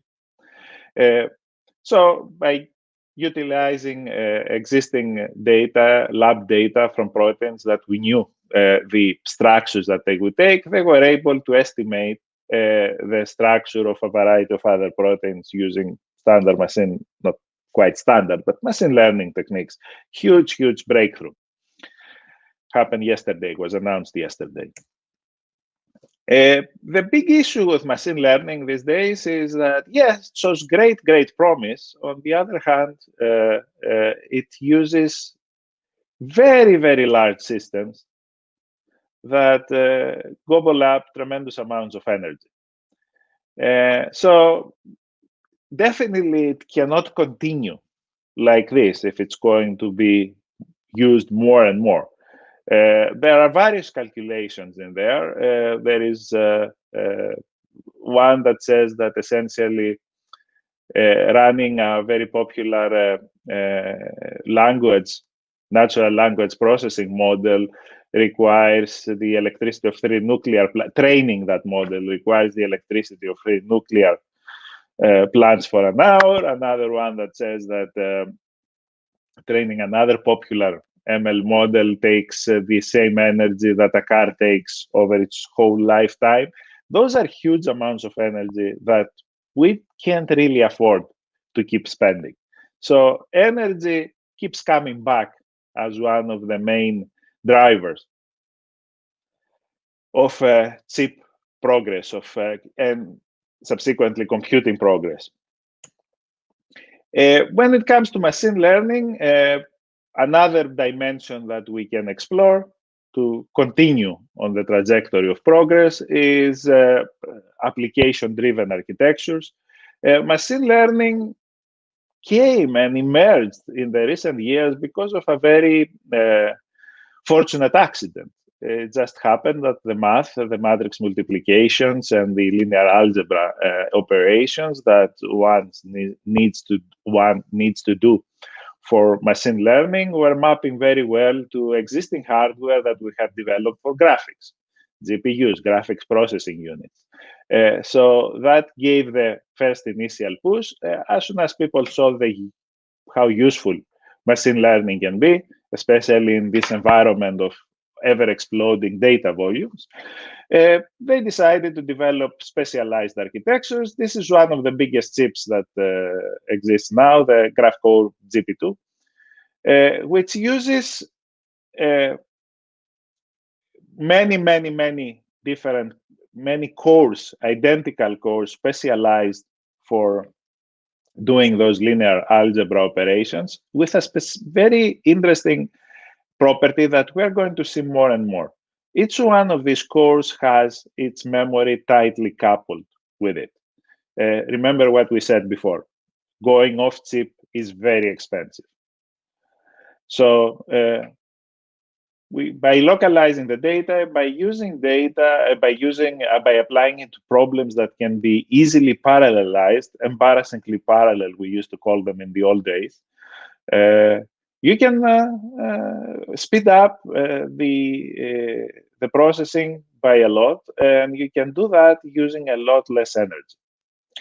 If you take that approach to the extreme, you end up with something like this. This is the Cerebras wafer scale engine. This is the largest chip that mankind has produced yet. It's about 1.2 trillion transistors. You see it next to a large GPU. It's not the largest GPU anymore. This is the V100, which is a popular data center GPU from NVIDIA. NVIDIA is already in the next generation, but that's a big chip. 20 billion transistors. So Cerebras, 1.27 trillion transistors. How do you do this? First, you go to the state-of-the-art, you find a state-of-the-art semiconductor manufacturer that wants to work with you. And there is only one that does that anymore, Taiwan Semiconductor Manufacturing Corporation. You ask them, what's the biggest wafer? What's the biggest disk, silicon disk that you can use to build chips on? And then you say, okay, can you build me a chip that utilizes the whole wafer, as opposed to use the wafer to build multiple chips, which then you leave spaces between, which you cut through, and you create the silicon dies that gets into a chip package. Well, in this case, they use the border areas between chips to put connections. They created this huge structure, and they did a lot of engineering progress in being able to put 20 kilowatts of power, more than 20,000 amperes, because those chips operate at 0.8 volts, into this chip. Obviously, you can't feed that kind of power from the edges of the chip as we do with normal chips. So they created a special substrate with over 1 million contact points to feed this chip. And they also had to create special materials for this basis, because obviously every material has a different thermal expansion coefficient. So in order to keep those connections aligned as the chips warm up, posed a major engineering challenge. Anyway, they seem to have solved it. They created a machine for that, which in the space of one rack does the job for several tens of racks. I forget the exact comparison that they make with Google's TPU, tensor processing units, which are also specialized coprocessors for AI. And they were able to do the same thing in a much smaller volume with a lot less energy. Even if it takes 20 kilowatts, the equivalent system takes orders of magnitude more power. So again, specialized architecture for specific loads, for a specific type of application that pushes technology to its extreme. Not very easy to do, to replicate. It requires a lot of specialized talent to move down this path. If we go down this path a little bit more, again, this is a programmable. The previous chip is a programmable architecture, can deal with a variety of machine loads. Last year, or a little bit more than that, Intel moved down the application-specific path, bought Altera. Altera is a company that makes programmable FPGAs, field programmable gate arrays, as they are called. There, if you want to accelerate certain workloads, you program your algorithm into the hardware. So you burn certain fuses and gates, and you reconfigure the hardware to do exactly what you are trying to do. They have been used in a variety of applications. It's essentially the average person's programmable hardware. If you want to program hardware, that's the way to go. If you want to push that dimension to the extreme, the best example are the Bitcoin miner chips. Antminer in China is the biggest producer of such chips. Those are designed to do one thing only, essentially produce the cryptographic hashes that are used for the proof of work algorithm in Bitcoin, in mining Bitcoin. And this company keeps churning new devices sometimes several times a year. Because of the way the Bitcoin algorithm works, you have to be doing more and more work in order to mine Bitcoin as time progresses. And the only way to do that profitably is through application-specific integrated circuits. Again, power plays a big role in mining. You can only do it profitable if you are very, very power efficient. So it's very interesting when they sell these chips that they mention how many hashes they produce per second per energy amount that they consume. So we knew this, there is nothing new about that, but people will keep exploring. My argument is that people will keep exploring those paths more and more, and those paths are expensive and difficult. That's the other important thing to remember. About 15 years ago, I got involved with one laptop per child project. There we designed the laptop from the beginning to be the laptop with the lowest power consumption that existed at that point for a similar device. And the reason for that was that we targeted mostly kids in the developing world. I always get the question, why didn't you target people in the developed world? Because I said, it was engineered with different constraints in mind. I mean, it was an engineering decision. We tried to address the market of people who don't have stable electricity. So it was the first laptop that operated in around a 5-watt territory. We wanted to take it lower. We designed it to be lower. Of course, because again, hardware is relatively easy, software is hard. We're not able to finish the software completely, but we built a lot of specialized hardware into the laptop in order to bring its consumption down. Given that we wanted to use the laptop as an ebook, we first of all designed a specialized screen, partial color screen, that worked very well on the sunlight or external light, didn't require backlighting to work as an ebook. We designed a special small ASIC in order to keep the screen running with the main CPU suspended. And we also designed its networking in such way so that it could keep operating the mesh network with, again, the main CPU suspended by offloading layer 2 Ethernet level processing of frames into the Wi-Fi radio itself. That was kind of unique back then. You could see things like that emerging in the smartphone space at that point, but to my knowledge, it was one of the first applications of this kind of functional multiprocessing on a laptop, on a personal computing device. And again, we did it because we had to meet our power budget and our cost budget too, but power was what was determining all the architectural decisions that we took. Well, fast forward, Apple announced its M1 powered devices a few weeks back.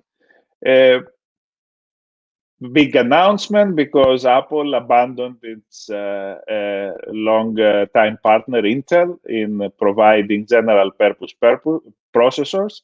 Instead, it moved into designing its own system on a chip type of processors, something that we have seen for many years in the smartphone space. Where they put everything on we put a lot of different functional units on the same chip. They were able to do that, designing their own chips now. First of all, they replaced the CPU cores with an ARM-based core. Apple is one of these people that can do ARM designs on its own. ARM, being a RISC architecture, has a power efficiency advantage over Intel CISC-like architectures, mainly for the reason that it always utilizes all of its transistors, having instructions that always takes the same number of pipeline steps. You don't leave areas of the chip that are unutilized compared to Intel that has a lot of specialized instructions and variable length instructions in there that many leave a lot of the chip powered on but not always used. So it's much easier to make an ARM processor power efficient than because of the inherent architectural advantage. Also, it's much easier to interface. It was built to interface easy with a variety of peripherals. Apple took that to the extreme, added 2 types of cores in the chip, added cores that are power efficient for doing most of the things, most of the time. It shuts down the other 4 cores that are there that are high performance and are only used when they're actually needed, dropping this way the power consumption, added specialized graphics units, cache, even added a neural processing engine, essentially a linear algebra coprocessor in there to do the inference work for running machine learning models, which are being used more and more in personal computing these days. Tied everything together with a high-speed fabric, which gives a very big advantage to the GPU that doesn't require its own specialized memory anymore, and tied the memory very close to the processing elements by creating a multi-chip package.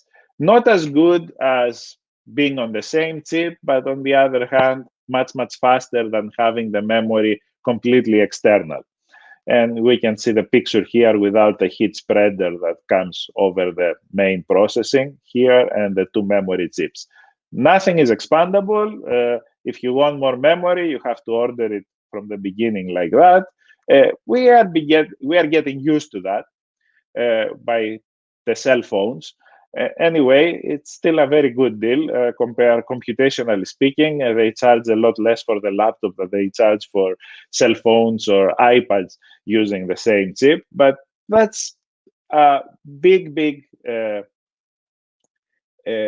direction that we are going to see system designers and chip designers going to. Specialized systems on a chip that are not as programmable as general purpose processors, or they require a lot more skill to program down the road. And if you are Apple, obviously one of the largest corporations in the world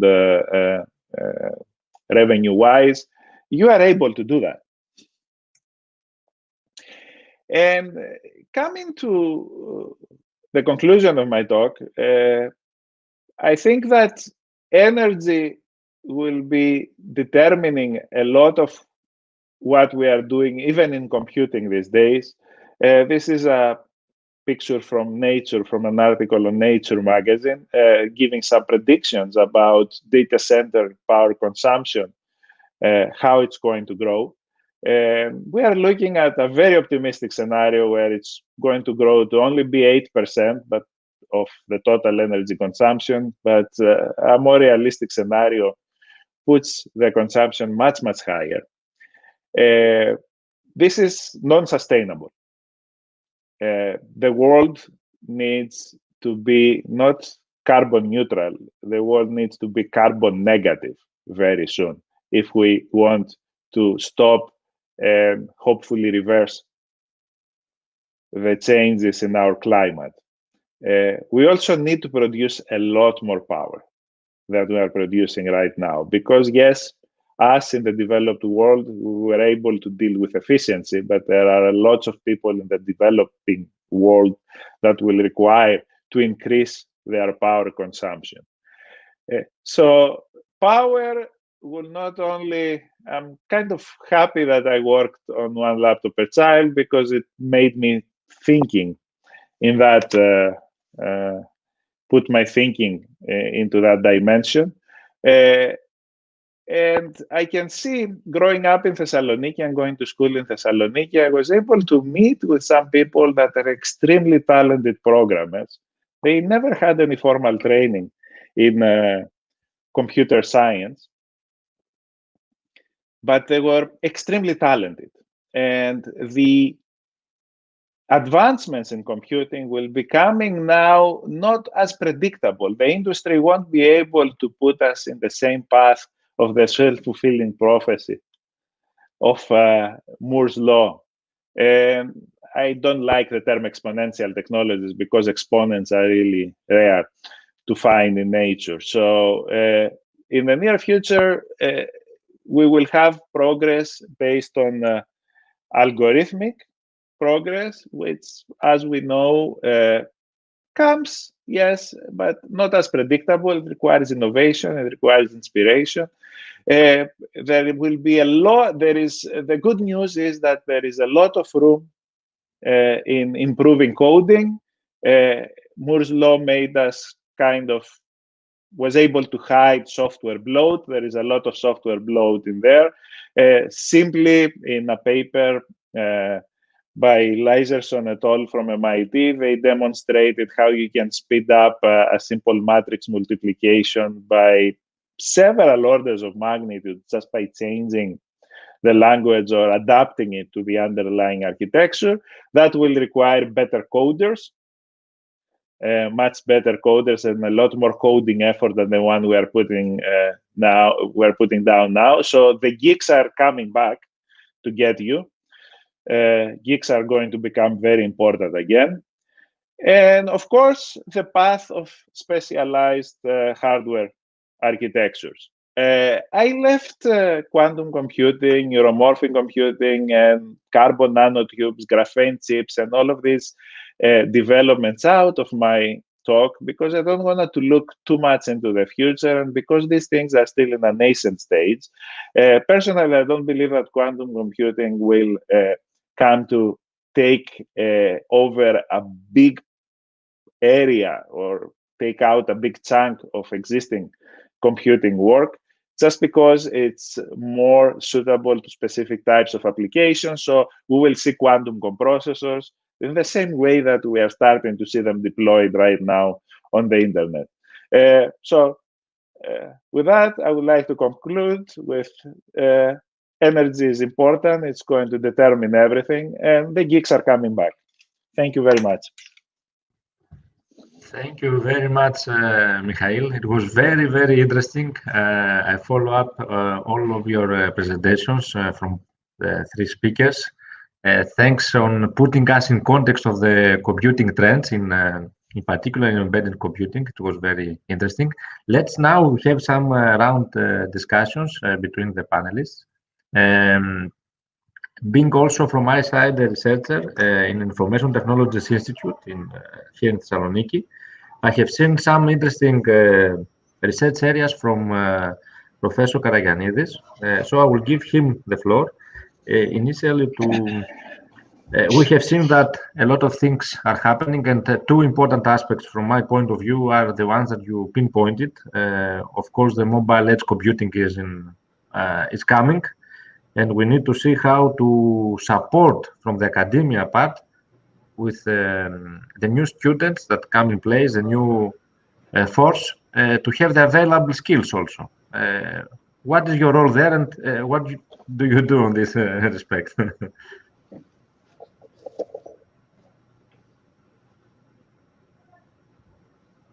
We cannot hear you. Maybe you are muted. Okay. Okay. Okay. The use of mobile edge computing in order to achieve low latency belongs to one of the pillars of the defined by European Union for the next generation of long-range IoT networks. So definitely is mobile edge computing is one of the hot topics which can provide extremely low latency compared to the existing networks. So, but if you because you mentioned also the other two slides of my talk, which is related to our research on this topic. Let me also discuss another very interesting topic, which is which belongs to the next generation data processing architectures, and this is the federated learning, which is, in my opinion, the next big thing in this area. And federated learning proposed by Google some time ago, and tries to be an alternative to machine learning, and especially to distributed machine learning. So now to come again to your questions, I think that these two areas are very interesting for the new PhD students, and this is a land for collaboration between universities and institutes. And I know well that in your institute you have the facilities, you have researchers that work on this topic. So I definitely believe that this topic is one of the most hot topics for the next year for new students, and also this is an opportunity for collaboration between academia and research institutes. Perfect. Thanks, If I Professor may also Karagiannidis. intervene Yes. on that. Yes, Ioannis. As I represent the Hellenic Telecommunications Organization, which is a market network operator and service provider, this is also a high priority which comes aligned to the actual European Commission's research priorities. And in fact, the mobile edge computing, or lately we have seen also the term multi-access edge computing, is a very important opportunity and trend for, especially from the point of view of the network operators, as it is a fundamental feature of the 5G forthcoming trends. And we can see this aspect in many current EU-funded research activities. It has a lot of work to be done, but we can expect a lot of benefits to rise from the research activities to be beneficial both for the academia and the market sector. And so I also agree with the prior lecturer's position that this is a very important area where priority has to be put in the next activities in the coming years. Perfect. Let's before giving the floor also back to Mr. Bletsas, let me highlight that we saw from the commuting trends, we see a lot of things happening. Also recently, you said about DeepMind and the evolution they did on biological parts. What's the next big thing for you working on the actual, let's say, advances there in MIT? Of course, you can drive us to this direction, because sometimes there are IPRs or patents behind the scenes. We're looking onto your point of view, where we're going now on this direction. Well, I think Mr. Karagiannidis touched upon that. Machine learning, which is what everybody is doing these days, requires a lot of data. And how we facilitate access to that data by maintaining at the same time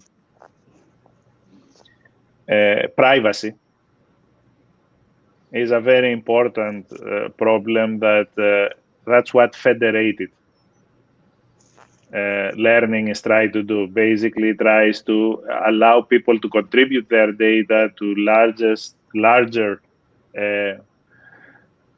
model training jobs in a way that preserves privacy, or only gives the information that's absolutely necessary for the task at hand. This is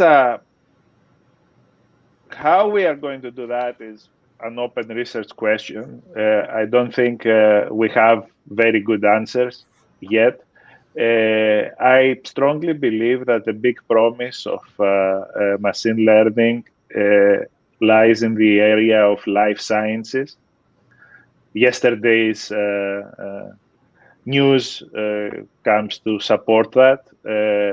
You have to remember that the largest applications of machine learning right now are in the preference networks that decide what advertisements and what articles you are seeing on your social news feed.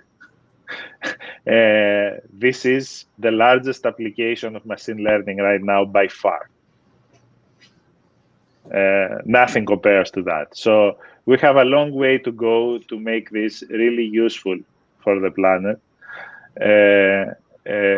And in order to do that, we will have to go down the path of a lot of algorithmic improvements, but also a lot of hardware improvements and a lot of legal developments and regulatory developments. And we keep forgetting that all the time. So I think that's where you are going to see most of the effort been put in the recent future. Moving away from what I also said in my talk, I think that 5G and all the developments in 5G and with edge computing and mist computing and all this industry buzzwords, the other important development to watch is the fact that we are slowly moving away from the original operating principle of the internet itself. Remember, the internet used to be an end-to-end architecture. So the two ends, there was no processing going on within the network. And for a variety of reasons, we seem to be moving away from that. And that is, in my opinion, a huge development because it also allows the operators to capture back some part of the value chain that was completely stripped out of them and demoted them for many years to being simple pipe operators. And so I think those are the two most important things happening in tech right now. And I don't have a big prediction or a very precise prediction, but I think that, both of these things, we will see some success alongside both of those dimensions. Perfect. May I add something? May I add something? Yes, okay. Please. I completely agree with Michalis, and I would like to, regarding the next generation of the IoT networks, I would like to add that given the massive amount of IoT devices, in this case, the centralized learning through cloud computing is computationally intractable, and this is very important. If we are talking about, IoT networks, not easy to use distributed machine learning techniques. Perfect. You've been pointing to major challenges. Also, except the energy is the privacy, and you will see in the next session some interesting things also with next generation privacy-preserving technologies. I will give now the floor also to the commercial partner here, Mr. Hochliuros, to tell us his insights from the business perspective, and then we may conclude with a conclusion remark from Mr. Bletzes. Thank you for that. Actually, it was very interesting to hear the points of view presented by the other presenters in the actual sessions. By, let's say, the network operator point of view, we see that the forthcoming of 5G, which is a necessity in order to serve what comes from the IoT, Internet of Things deployment, will restructure the entire way of our experiences regarding the set of services or facilities offered by the network operators.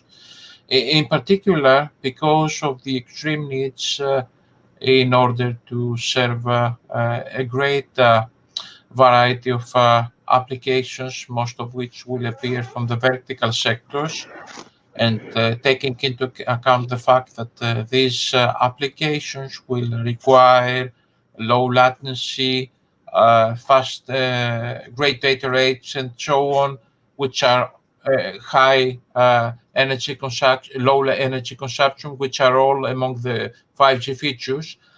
I feel that we are challenging a new reality. We are not ready to predict what will come in the next few years.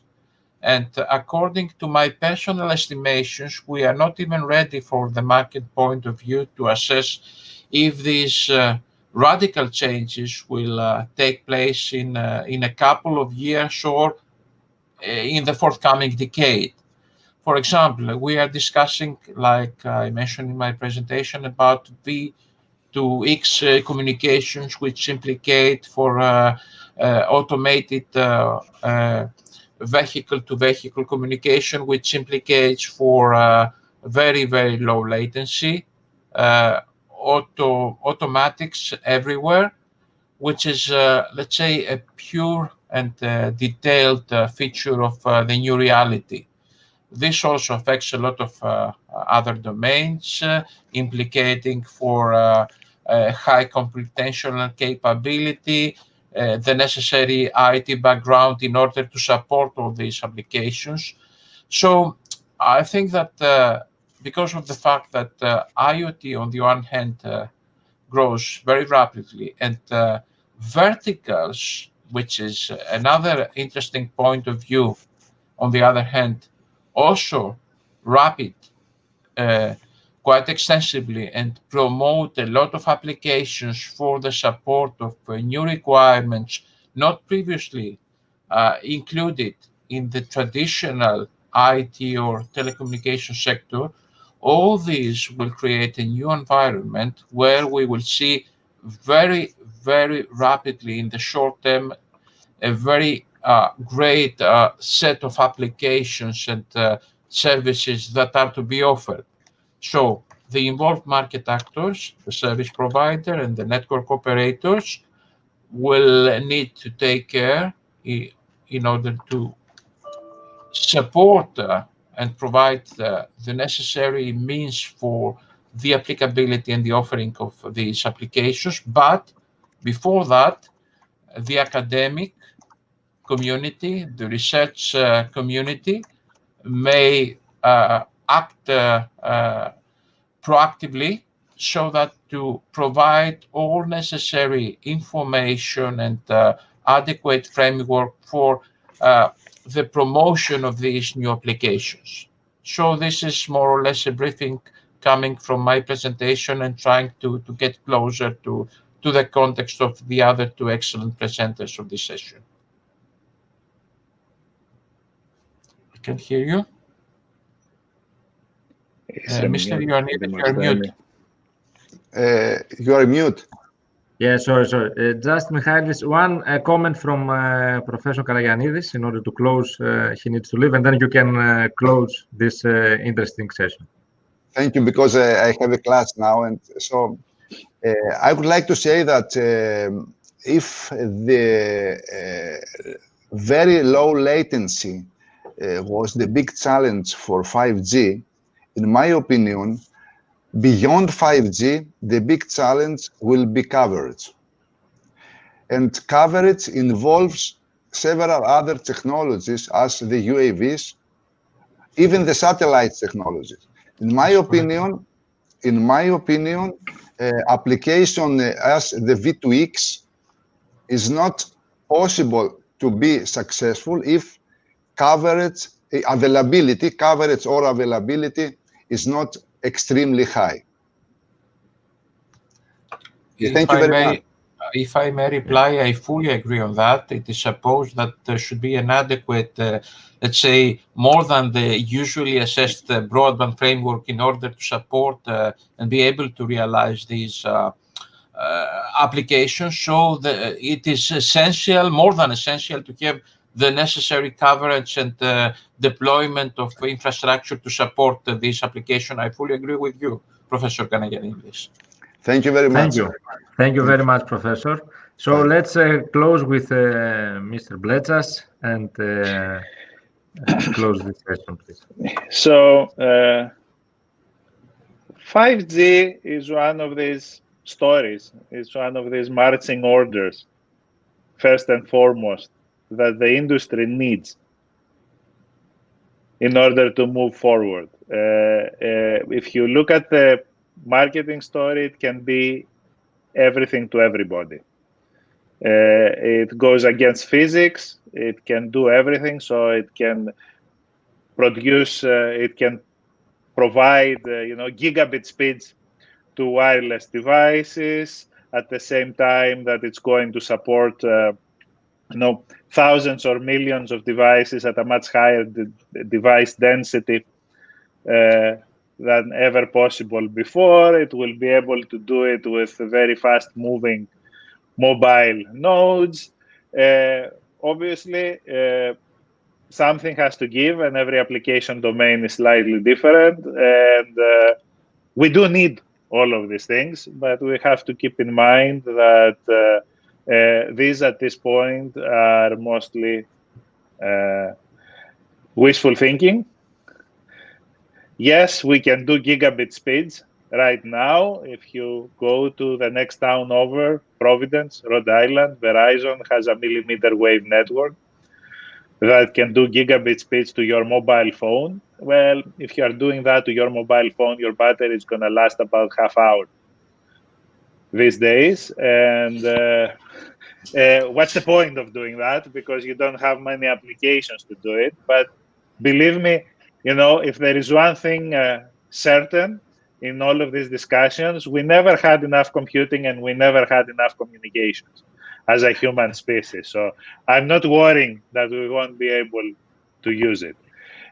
I purposefully chose to talk about data centers and machine learning in the context of energy.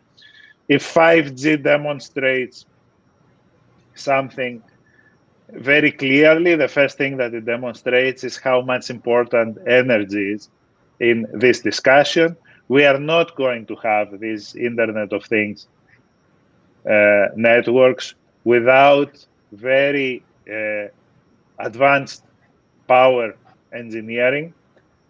We won't be able to deploy these sensors with batteries that will last for years, because that's the only way to deploy them. You are not going to be wiring every sensor out there. It's not possible. So we need that. We are not going to be able to take advantage of these millisecond delays on our mobile devices until we can, have very power efficient mobile devices, until we make significant progress there. The good thing is that we don't need revolutions. We just need marching orders, and we know how to do it. I mean, it requires a lot of engineering, and it will require money and effort, but, there are paths. We can see the paths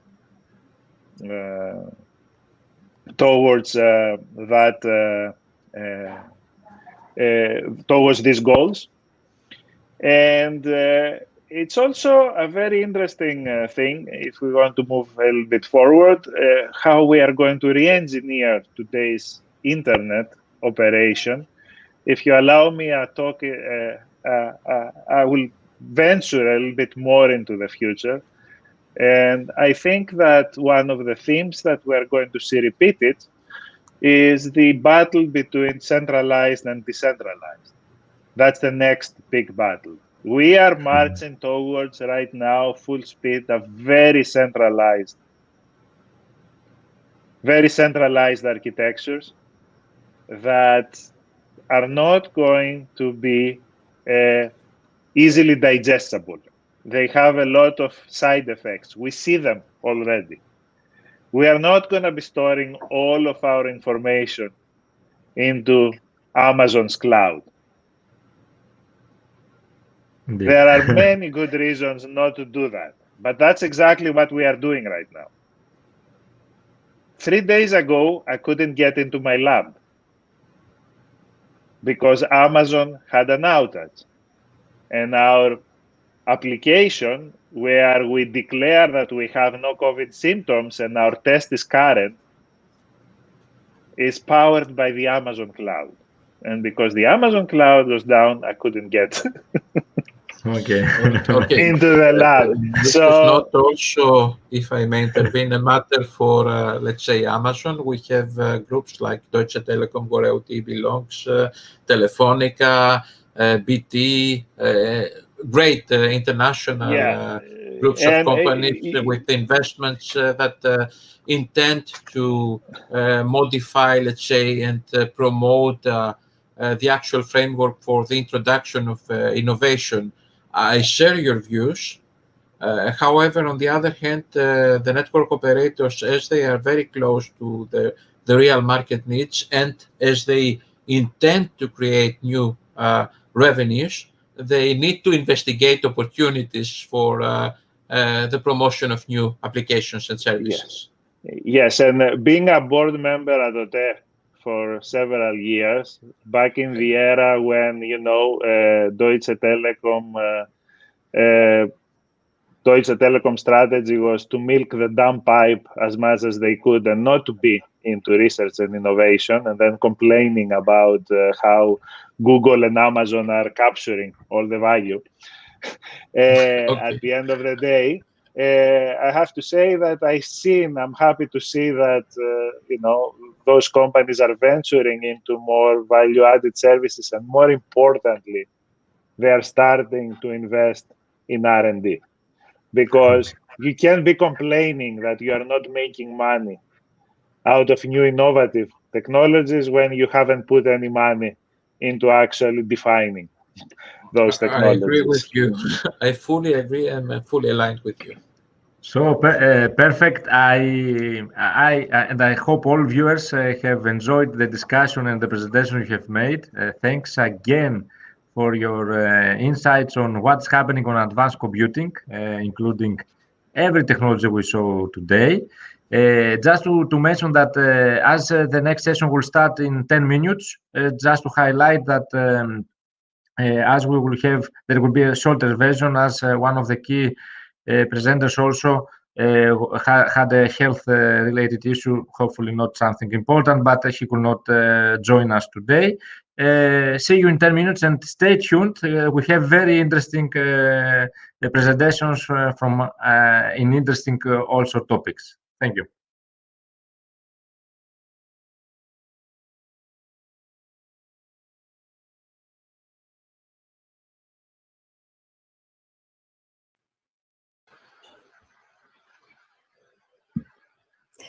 Hello again. Together with me right now, I have Dr. Savas Parastatidis.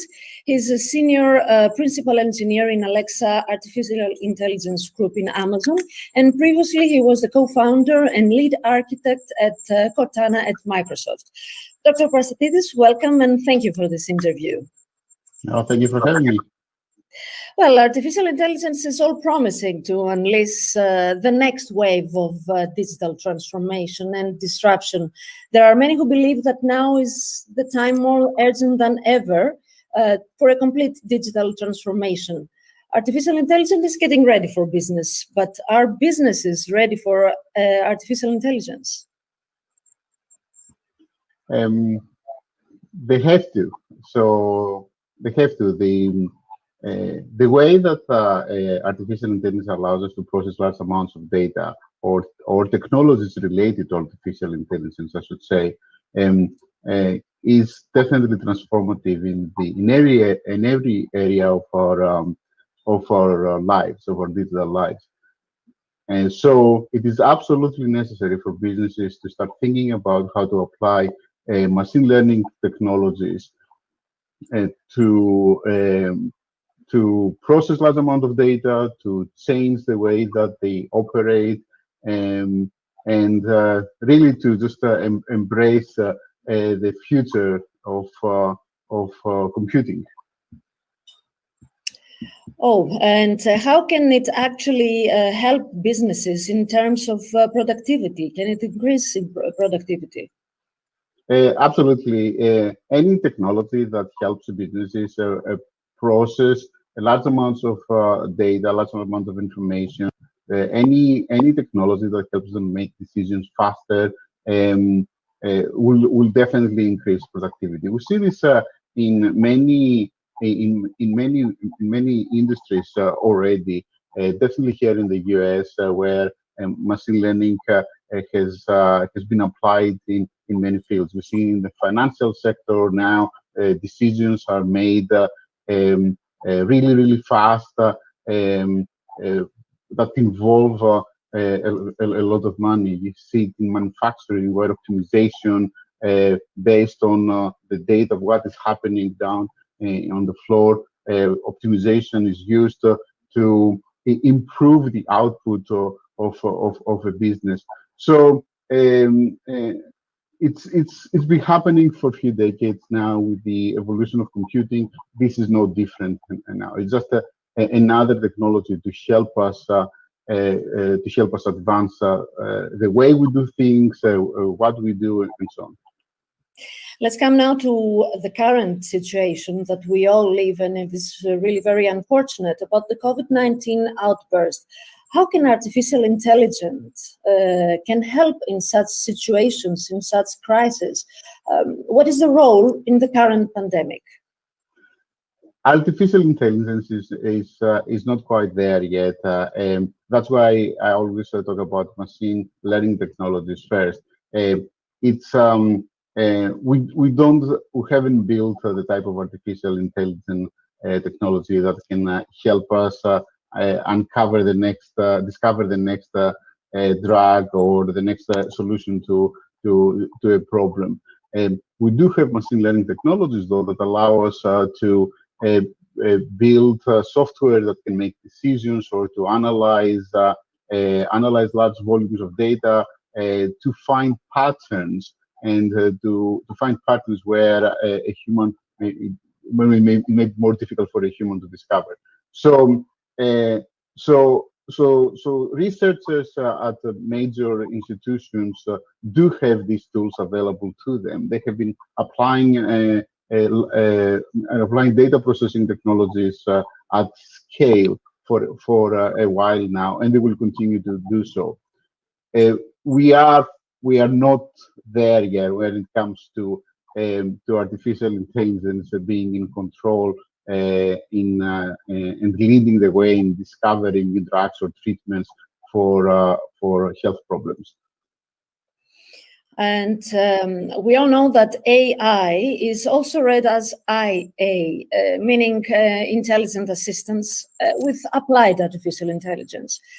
Is that the future? And how worrying is this in terms of jobs, personal data protection, and how the intelligent assistant can use this data and also in businesses and all other fields? That's a great question. It's closer to my field. Artificial intelligence, like I said before, is just a suite of technologies around machine learning. We use machine learning in order to process large amounts of data so that we can train systems to automatically understand what we say, what we do, to recognize our gestures, to recognize where we look, in order for them to help us interact with services and information that we want to consume. That is what a personal digital assistant is all about these days. Again, we are not building AI that can think for itself, that can make independent decisions. At least not yet. We're not there yet. So it's the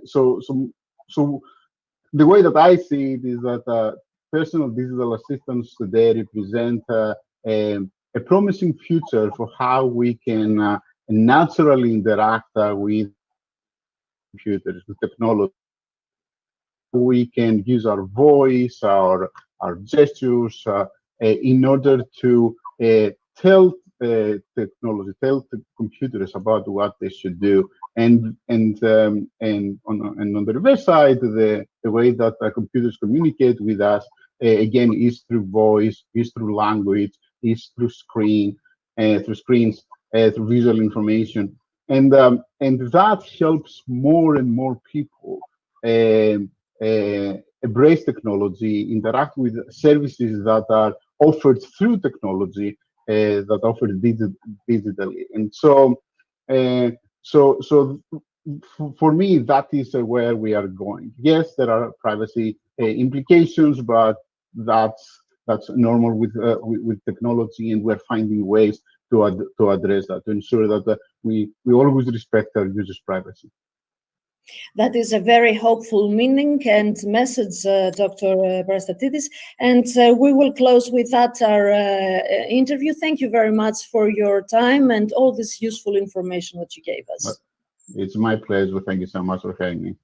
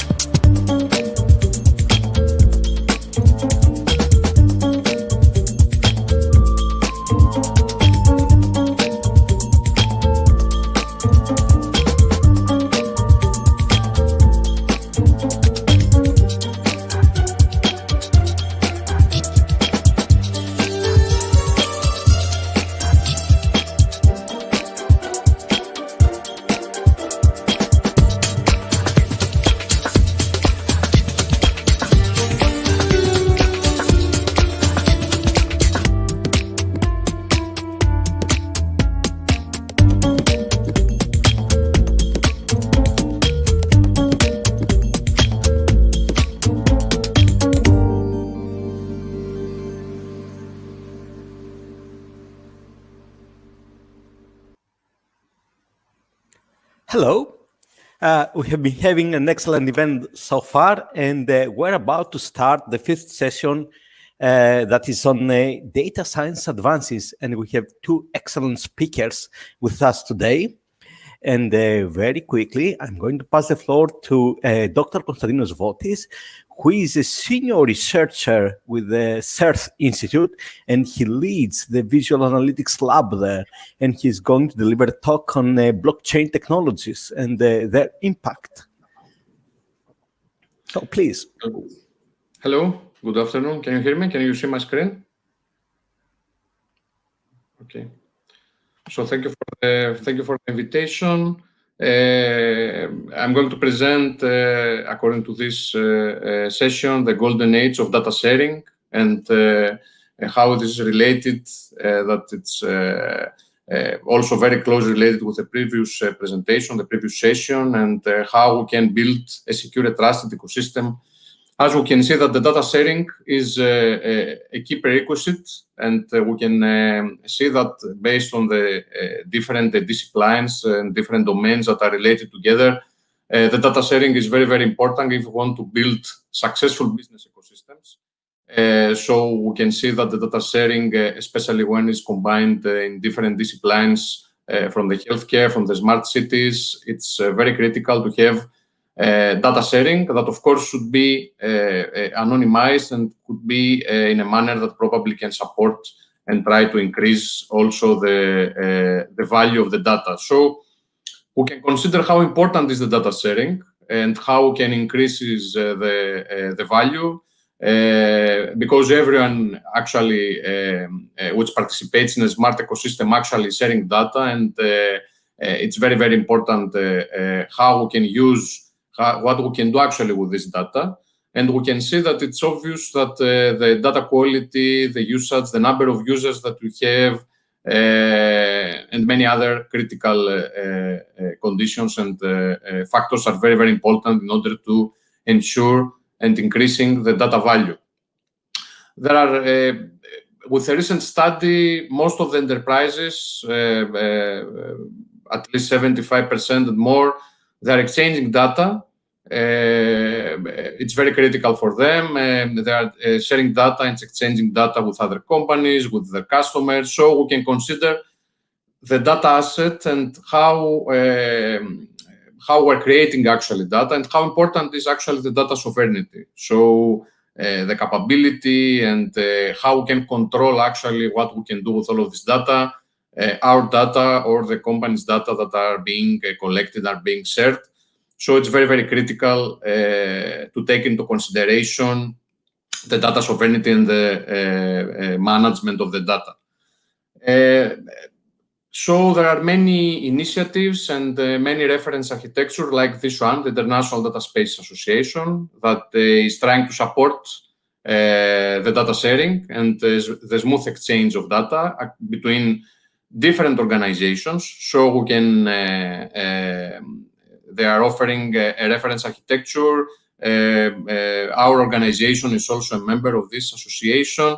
And the main aim is try to build and try to use an infrastructure that actually can support the data exchange, the data sharing among companies from different areas, from different domains. So there are different components, IDS brokers that, as you can see, they can offer a connection and they can offer different services to the business ecosystem. So we have data consumers, data providers. Through the reference architecture, it's clear that we need certification, that we need identities, because it's very, very important to handle and try to support this reference architecture. So we're coming with all the data sharing and how we can support the smooth exchange of the data. What we need the digital identity, the identity economy. It's very, very important to control actually what happens with our data and how our data are being used, but also what happened when our data is being stored, where are stored. So it's very, very critical to handle the digital identity There is also a recent study that I was also involved from the EU Blockchain Observatory and Forum about blockchain and digital identity and how this digital identity can be supported with decentralized ledger technologies, blockchain technologies.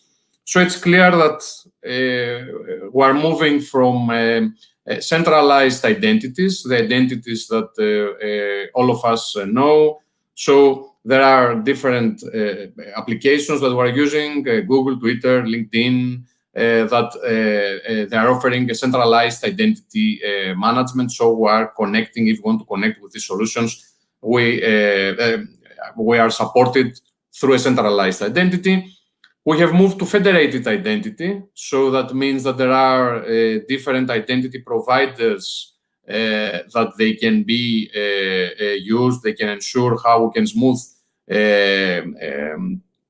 login and connect it with different applications like eBay, like YouTube. So probably we can see that how we can move from centralized identities to federated identities. However, it's obvious that there are different problems according to these identities and how they are storing the data. So there are all the data from our profiles are being collected. We don't know where actually our data are stored, who decides about the data and how this data are used. And actually, something that is very, very critical is that we cannot control how our data are secured. And this is what we are moving with decentralized identity, where we can use blockchain technologies, distributed ledger technologies for ensuring the data sharing, the data exchange, but also the possibility of using other methods that are anonymized, of course, are not centralized, are decentralized. And that means that we can have different possibilities. We have the self-sovereign identity that where we have actually the users that they own their identity data. So that means that we're moving from centralized identities to decentralized identities, and through this self-sovereign identity, it's a new concept that, according to different standardization bodies like W3C, we can have verifiable credentials. So that means that we can have anonymized solutions that through a mobile solution or a device solution, a wallet, can be used in order to verify our credentials, and we can have anonymized solutions for avoiding the centralized identity options that exist today. W3C has also introduced the decentralized identifiers that can enable a verifiable decentralized digital identity. So with decentralized identifiers and with this concept, we can enable decentralized digital identity supporting any subject. So it can be an identity of a person, of organization, of a thing, like a W3C thing architecture, a data model, or maybe also a digital asset solution that probably can be described with this decentralized identifiers concept that has been introduced by W3C. So this is the credentials workflow and how it works. So that means that there is the issuer, the verifier, and of course the holder. We are the holder. That we can verify the credentials. This is a credentials workflow. And of course, there is also a revocation registry in the cases that probably there is a problem with our credentials, and everything is stored on a blockchain. So the blockchain can support the decentralized identity. There are there are different solutions that can be used for enhancing this decentralized identity, like Hyperledger Indy and Hyperledger Fabric, that can be used in order to offer to support self-sovereign identities and actually try to support decentralized identifiers, verifiable credentials, but also zero-knowledge proofs that are important in order to claim verifiers and try to cryptographically verify and tamper-proof our identities. Some examples that can be introduced based on this decentralized identity and digital identity with blockchain. It is obvious that there are many cases that can be used and can be supported, like the healthcare domain. This is an example of a large-scale pilot on the smart living environments that were involved and were building this trust, let's say, trust authority component. So that means that there are different solutions, there are different devices or different data that are coming from different data providers, different organizations. And we are offering a decentralized trust management solution that can support actually certification, dynamic attribute provisioning, and trust monitoring in order to be sure that the user can be supported with different technologies that can enhance the authentication, the sharing option. So anyone can share actually and can have access to different services, to different data, through also a marketplace that it's supported and it's implemented based on the IDS also architecture that presented before. So an example of a trust authority use case, there are different users that would like to consume services, things, as we call it, based on W3C things architecture. That thing can be data, can be device, can be anything. So that means that through this trust authority, the user can be validated. There is the certification authority for giving permissions for accessing all the requesting things. And then the user can actually can have access actually to all the information that is important for this healthcare solution. We can move also to public services, to the impact of the digital identity and decentralized digital identity to technologies in public services. This is the case of token that we are implementing and we are supporting the technical solution, the technical implementation. And we are trying to use the digital identities in different scenarios, in different use cases for supporting organizations like cities or public administration bodies. Here in this case, we have the municipality of Katerini, where we are trying and we are supporting with digital identities and blockchain technologies the procurement use case, where there are where we can have different organizations, different users that are being involved in the procurement phase that is being organized by the departments of the municipality. And we can have secure data exchange, but also real-time level of expenditure. Of course, we have a voting use case where we have anonymized voting for the citizens. So that means that through this digital identity, we can have any municipality and any public organization can organize anonymized polls and e-voting, where policymakers, but also municipality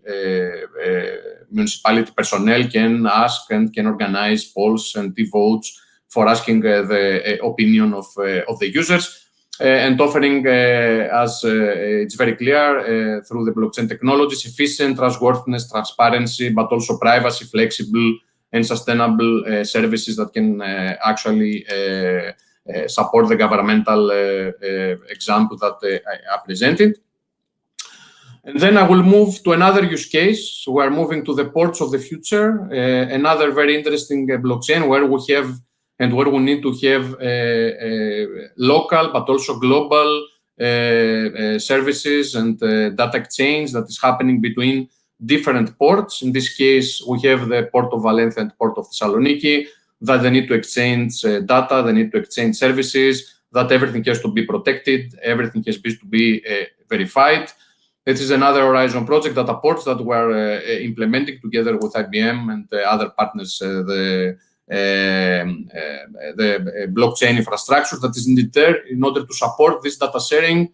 We have the port of Thessaloniki. We have also OTE that we are trying to offer to support the local pilot case in the port of Thessaloniki, where there are different users that are involved every day in all the different organizational procedures that are established in the port of Thessaloniki.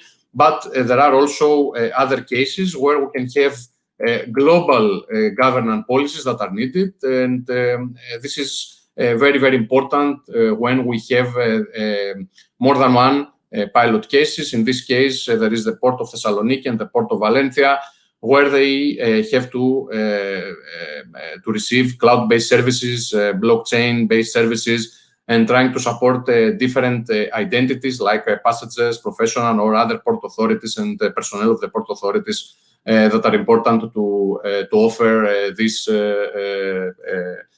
decentralized identity solution. Of course, there are more examples. These are some of the different examples that can support areas like healthcare, logistics, and e-government. Of course, there are more. Thank you very much. Ended with my presentation. Thank you very much for your very interesting and excellent presentation. We're going to leave all questions for the end of the session. And thank you again. And now I'm excited to present Dr. Savas Parsatidis, an old friend of mine that who is currently with Amazon. And he was previously with Microsoft leading Cortana project. And Sava, please. Thank you very much. It's great to be here, everyone. I chose applied AI and personal digital assistance as a topic for this presentation, because I wanted to give you an idea of how we take AI technology and apply it apply it in the context of a product. The Amazon started with a vision for Alexa using the Star Trek computer as an inspiration. Actually, those of us who work in the digital personal assistant space use sci-fi a lot as an inspiration, where we try to think about how technology might look like in years and decades to come, and then use that as our target as we try to bring features to customers. So Amazon has a very similar process.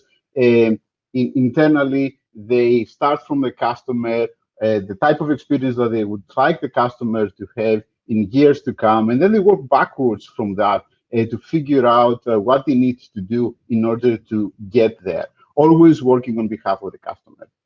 So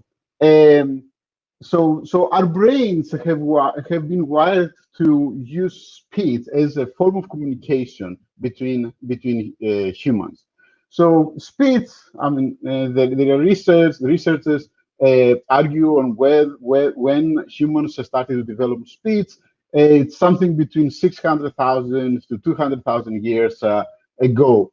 Well, in contrast, technology and our interaction with technology, with computers, has only started to evolve in the last 100 years, or even less in the last few decades. So it's only natural to think that we're only at the very beginning of creating a natural way of interaction between humans and technology. But we are trying really hard. So the inspiration is, what can we do? Can we bring an experience to humans that is very similar to the Star Trek computer, where the only form of interaction is voice, where you can accomplish things, you can do things by just issuing commands, and the technology can interact with you through natural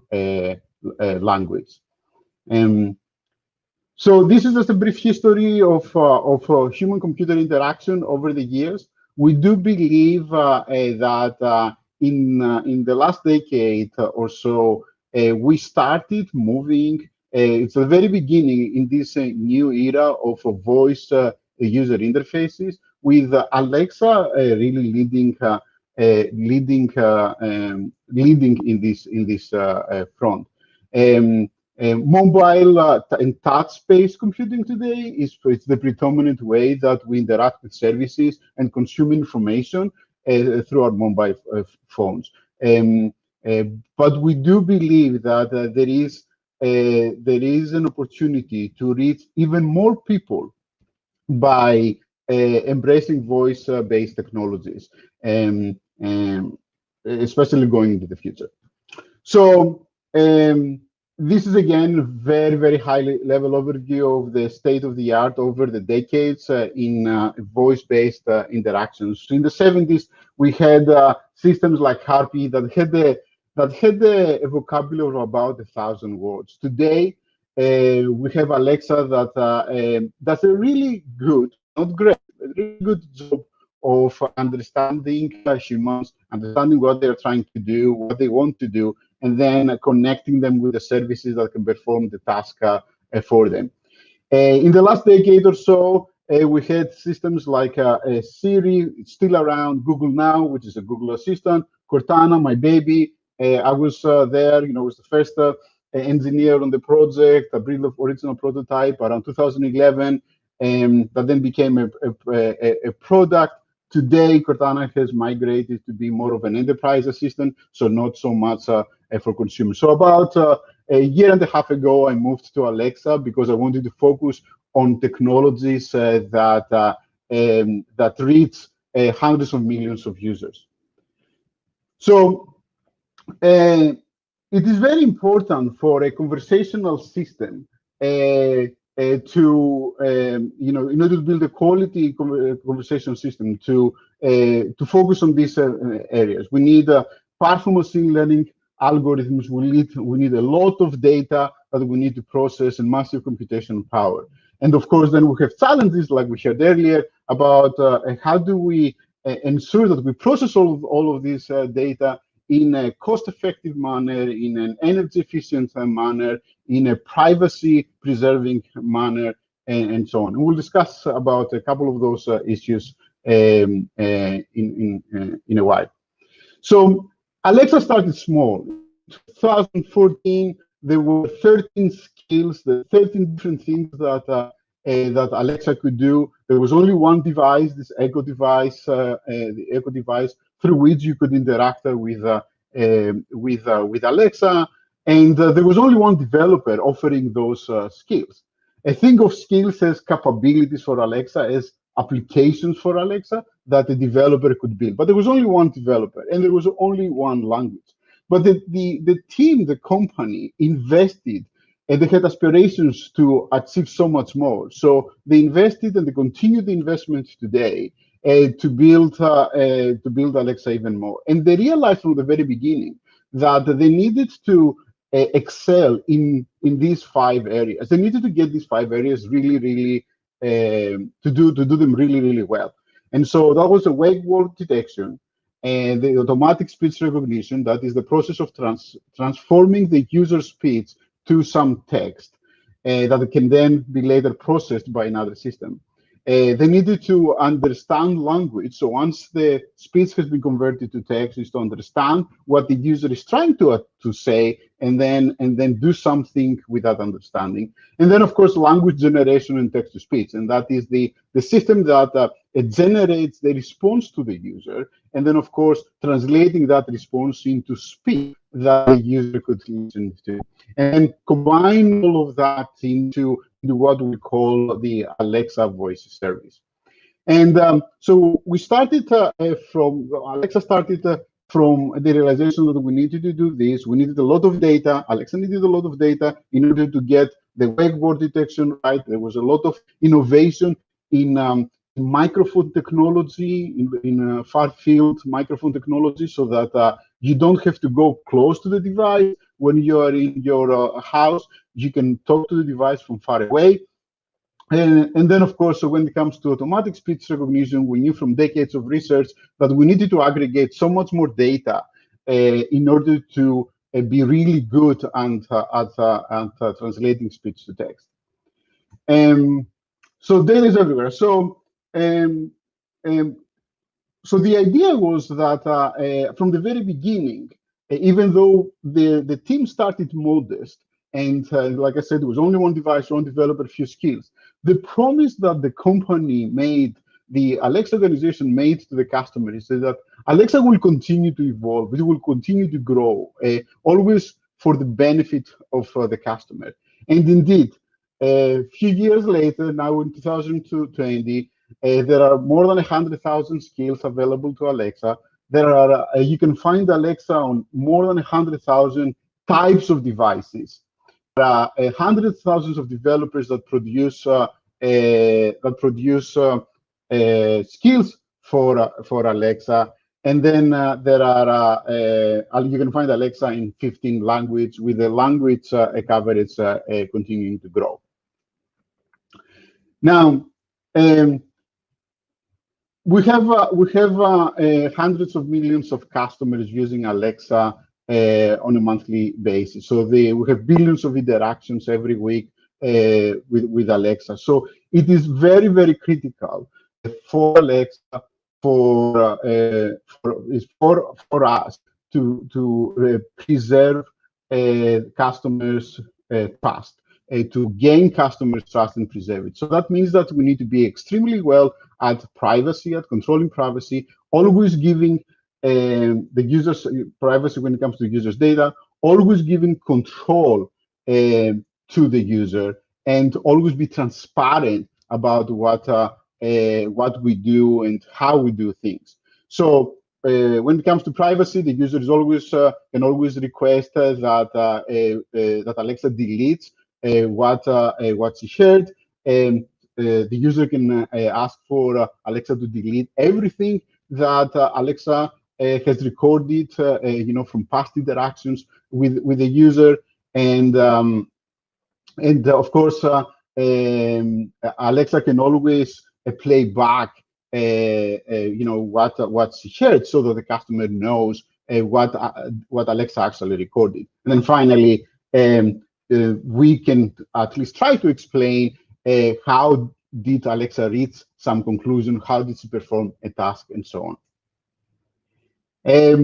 So today, we have major, like I said, Alexa represents a huge investment for Amazon. I think it's public knowledge that the organization is close to 10,000 people, and the areas in which the which we cover are just so many and diverse. But I wanted to just identify these 5 areas and then just talk briefly about one of them. So there is a lot of investment actually in my organization, the Alexa AI organization, on self-learning. So an example of self-learning is when you talk to your personal digital assistant, to Alexa, and you say something, and Alexa, for some reason, did not understand you very well. It's human. It's part of the way that we interact. When someone doesn't understand us, we try to immediately correct. We try to repeat what we said in order to help them understand. Well, now we have an AI technology that help us identify when the user is trying to correct what Alexa's understanding was, and so the next time the user repeats something like that, Alexa will do the right thing. So if you ask for Alexa to play a song, but there is also a movie with the same title or similar title, and Alexa does the wrong thing, and then you correct it by repeating and say, no, not this, but that. The next time you will ask, then Alexa will do the right thing. And then if sufficient number of people do that, then that becomes part of Alexa's general understanding for that particular situation. Natural interaction is key. We know today Alexa feels, and most of the personal digital assistants involved, including Cortana, Siri, and Google Assistant, those are the main ones. They all feel more like a request-response type of interaction with technology, with the personal assistant. You ask the personal assistant to do something, and it performs it. However, humans don't interact with one another this way. So a major area of investment and a primary area of interest for me personally is how do we make the interaction with the personal assistant more natural? How can we help humans interact with the personal assistant as if they were interacting with another human being? And so we invest a lot in this, and that relates to context awareness, which is another major area of investment. The example that I usually give to to the teams with which I work is to say that as we move to physical manifestations of personal assistants, like perhaps putting a personal assistant in a robot or some other device that has a camera, and you want to give to tell it something like "go there" or "these are my keys," because you want to teach it something. That means that now the personal digital assistant has to combine the input from a sensor like the camera, in addition to the input from the microphone, so what the user said, and then reason from those two signals at the same time in order to perform the requested action. And also, like I do this all the time. I have many devices at my home, many Alexa devices at home. When it comes to context awareness, when I go into a room and I say to Alexa to turn on the lights, I don't say turn on the lights in my office or in the kitchen. I just say turn on the lights. Alexa is smart enough to understand where I am, understand my context, and does the right thing for me. So context awareness is very important. Alexa needs to be very knowledgeable, or any personal assistant needs to be very knowledgeable. Oh, and by the way, both for natural and context awareness, the application of AI technologies and the data that we need in order to train the model so that we can do the things that we want to do, it's just it's a tremendous amount of data. And when it comes to knowledge, of course, Alexa needs to be knowledgeable about what happens in the world, about the human knowledge in general, but also the recent news and what is happening in the areas of interest for the particular user. Especially with the COVID situation, one of the things that our users started doing more than they used to do was listening to news, getting information related to the pandemic, and so on. We saw a big increase into how users, our customers, started consuming news and information while they were staying at home. And then finally, and that's the area that I would like to spend some more time, was that we want to make Alexa more conversational. That actually has that really ties with how natural we want the personal assistant to be, and it's an area in which I spend a lot of time. So last year we announced Alexa Conversations. This year we released Alexa Conversations to our developers, and as of yesterday, I believe it's now publicly available to everyone who wants to use the technology in order to develop a new skill for Alexa. So this is our attempt to really democratize AI technologies for building new conversational experiences for Alexa. So now a developer does not need to know how to use advanced AI techniques in order to sustain a dialogue with their customer. So we have packaged the technology such a way so that developers can build only with a few lines of dialogue samples to build a complete skill that can do things for the customer. So what developers do is they give a number of dialogue samples. Like with text, they describe this is what the user says, this is what the skill replies, this is the action that the skill needs to perform in order to move the dialogue forward. And so the developer has to provide 10, 50 of those dialogues, depending on the complexity of the conversation. And we will take care of the rest. So what we do is we take these sample dialogues, we follow a simulation process where effectively we play both the role of a customer and an agent, and we have them talk with one another in order to expand the number of variations of dialogues from the few tens that the developer gave us to hundreds of thousands of dialogues. Those variations will then be used for a machine learning process that will train the actual dialogue management policy that will be deployed into our infrastructure on behalf of the developer. And so the developer doesn't have to worry about any of this. And this allows us to bring in technologies like transfer learning, integration with knowledge, context awareness. It allows us to do multi-turn context tracking.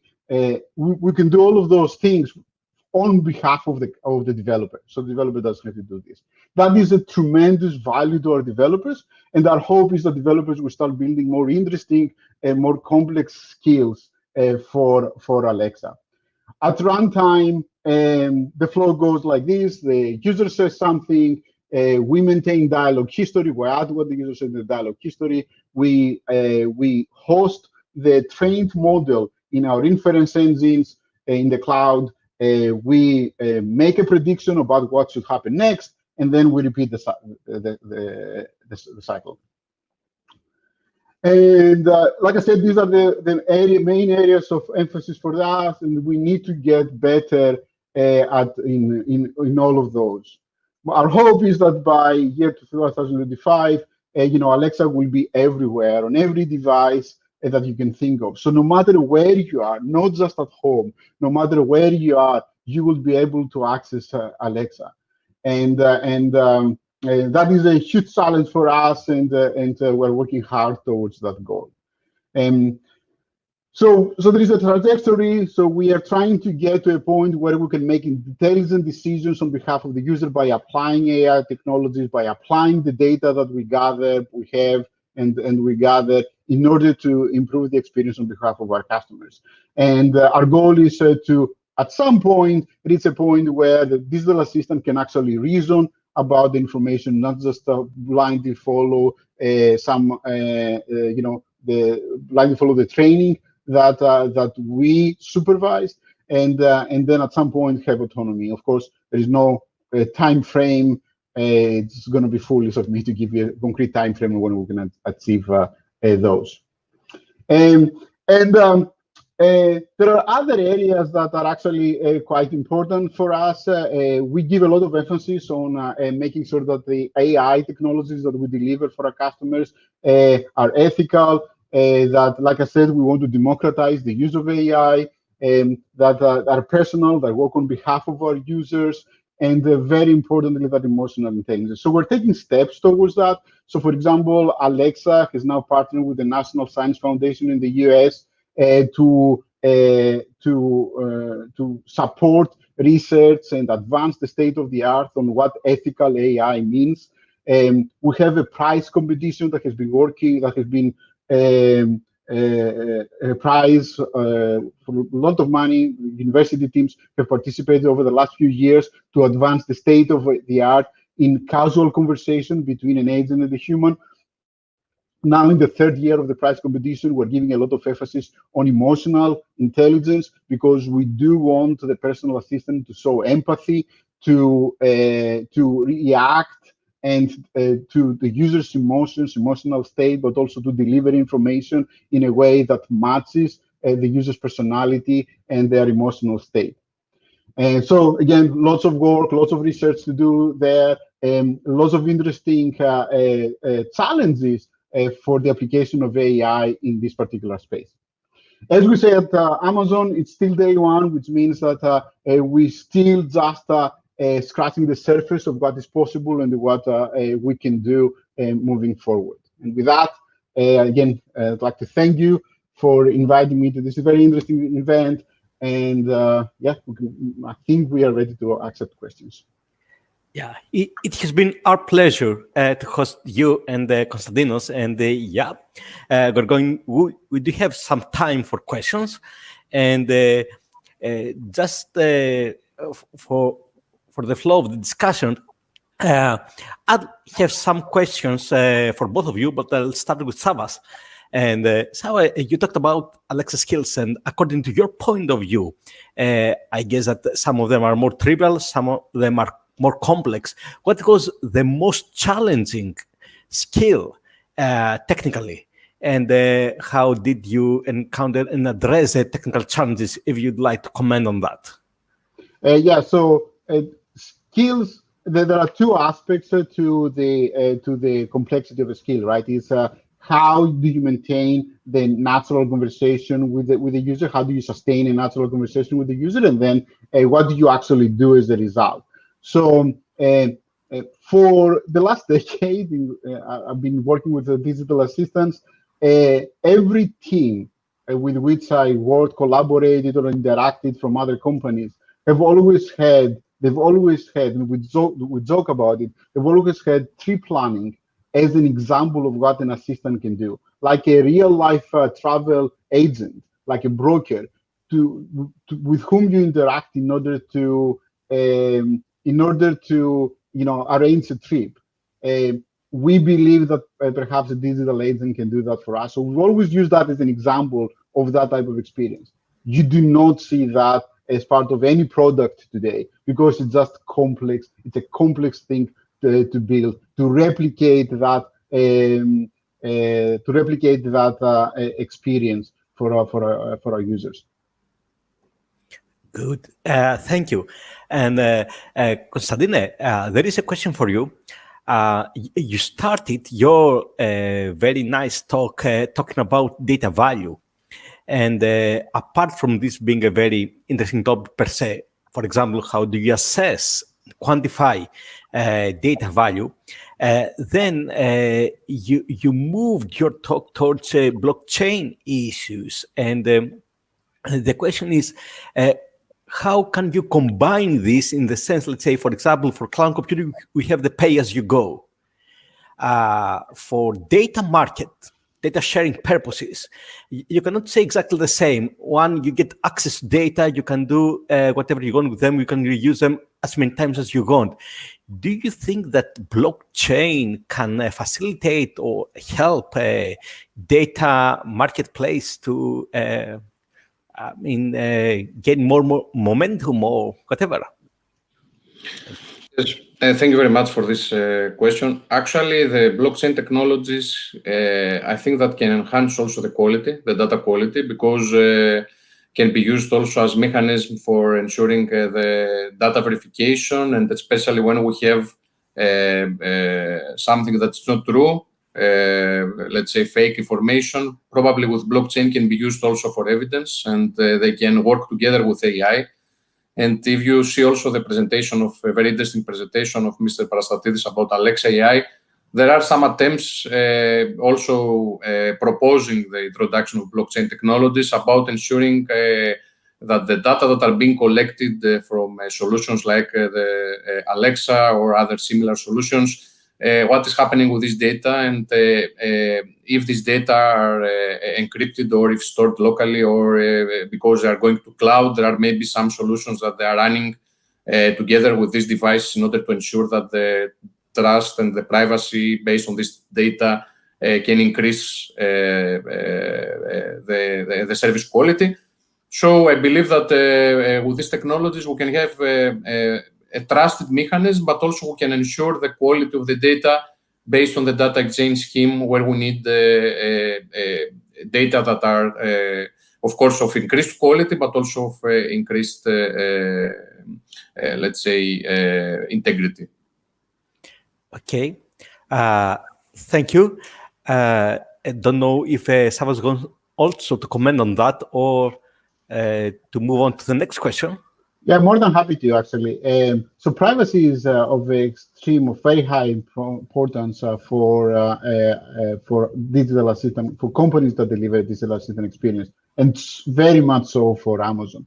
The trust of our customers depends on how we maintain their data. We absolutely must not do anything to jeopardize that trust by doing anything inappropriate with their data. So it has been the case that so far digital assistants have used annotated data from customers. It's no secret in order to improve the AI behind it. But there is a trend now in the industry to apply self-learning technologies where no human ever sees data, or federated learning where the user's data maintained on their devices, and then there is some machine learning happening on their devices to extract some general behavior that is not connected to the specific user, which can then be integrated in the cloud with a larger model that would benefit everyone. So all the major companies apply this type of technologies. And there is much more, there are many more technologies I cannot go into the details. But privacy, preservation, data, user in control of their data, all of those are major areas of interest for the companies. Great, great. And one final, hopefully quick question for both of you. Since the title of the session is Data Science Advances, and the motivation behind, the rationale behind the question is that several communities claim that data science is their own child. Statistics, machine learning people, data engineering people. Do you have an opinion about that, or you'd like to make a comment? Both of you, I mean. I can start. So if I understood correctly, is that data science is what? Sorry. A lot of communities claim that data science belongs to them as a community, and there was some debate recently. For example, Ullman from Stanford was claiming that, look, statistic people overdo it and things like that. And since the title of the session is Data Science Advances, whether you'd like to comment on that, if you have an opinion. I don't.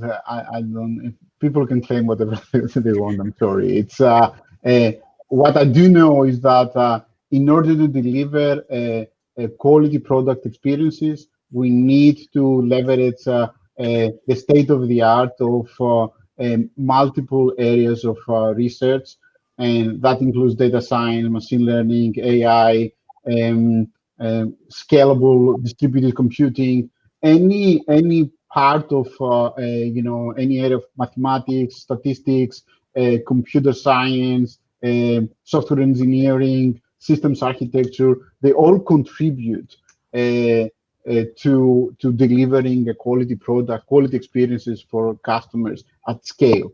If you want to reach hundreds of millions of customers, you have to apply the best in every field of research.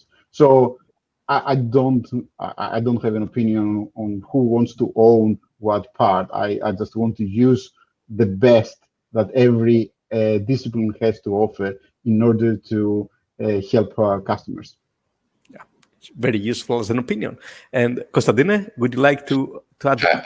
I also agree with Mr. Parsatidis' comment. I would like also to add that remember the artificial intelligence that actually before many years ago, when we studied in the university, it was something that probably many they said and they had the opinion that it's something that probably cannot be used. And now we are with artificial intelligence in many systems, many solutions, and it's something that we can see that at these years that how important this and how can change our world.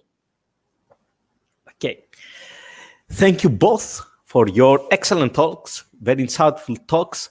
And now we're going directly to the sixth session, and which is going to be moderated and chaired by Pericles. So, Pericles. Hello, everyone. I'm Pericles Hadjimisios. I'm a professor at the International Hellenic University, and I have the honor to moderate the roundtable on technology and innovation roadmap of the Technology Forum 2020. So first of all, I would like to thank all the attendees and the distinguished speakers of the Technology Forum. Unfortunately, the pandemic has not made it possible to meet in person and socialize. And actually, this aspect is in particular of key importance for all of us, since the Technology Forum is the golden opportunity to meet new and old friends and collaborators, to establish cooperation with new partners, and of course, know about the progress of technology for Greece and the whole world. So let's move now to our roundtable discussion. And first of all, I would like to thank all the distinguished keynote speakers that accepted our proposal to participate in this discussion. This roundtable on technology and innovation roadmap includes people from industry, academia, research and innovation, as well as ventures incubators. So we have the pleasure to welcome Elias Hanzos from Broadcom, Michael Michalis Bletsas from MIT Media Lab from the States, and Panagiotis Filimis from the Cyprus Research and Innovation Center and Gravity Ventures Incubator. Unfortunately, Professor Selis is not available today, and it was not possible to have him as well in the panel. So let me explain what will follow. So the first part is going to be each panelist will report very briefly, I would say 3 or 4 minutes, each one of the keynote speakers, how the technology and innovation roadmap is projected for the next 1, 3, and 5 years ahead, especially if we take into account the COVID-19 reality. Then we go to 2 or 3 rounds of questions to each panelist. And then, of course, we have a Q&A from our audience. So let me start with Ilias Kantsos. What do you foresee about the technology and the way we consume technology in the next years to come? And it will be really appreciated if there is a special reference to Greece. Okay. Since we are in Greece, right? You are in Greece. Yes, true. Well, now, I wish I was in Greece today, but COVID has made things in such a way that we have to do this virtually. So again, thank you for the opportunity to be here today, and good evening to all the participants. So we're looking at the crystal ball, right? Where are we going? How is it going to look like in 3 to 5 years from now? So a couple of thoughts. First of all, connectivity will be even faster. The even faster connectivity, the deployment of even greater broadband, Wi-Fi 6, 5G networks means that the traditional on-premise computing paradigm becomes less important.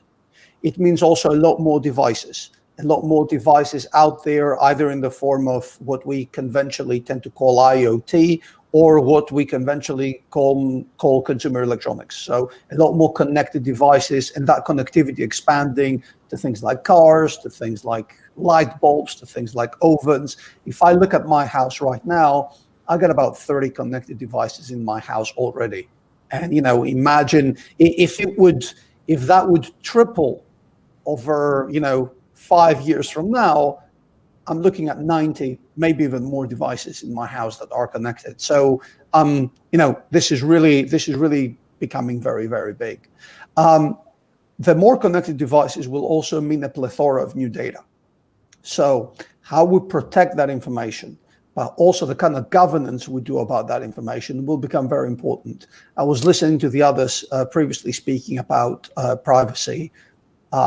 In my job in Broadcom, I lead privacy globally. So the ability to build trust around how we handle data, the ability to manage data properly, both to generate value, but also to ensure an appropriate level of cybersecurity, will be strategic. The way we consume technology will change because devices will become less important. Cloud will be the main driver of how the interaction with software, with apps, and therefore apps and browsers effectively will become key. So if you look at this, then you also need to start looking at how security needs to look like. And of course, security then becomes very, very different. You don't have to worry about the security you have to protect the endpoint, but the device, the hardware is less important.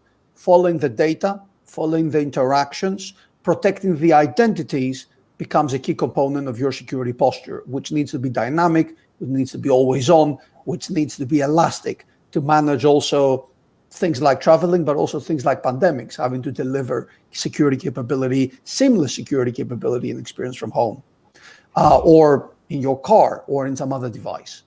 The challenge on the security will also be the actual device capability. A device that has small battery life, small processing capabilities can't necessarily run antivirus, right?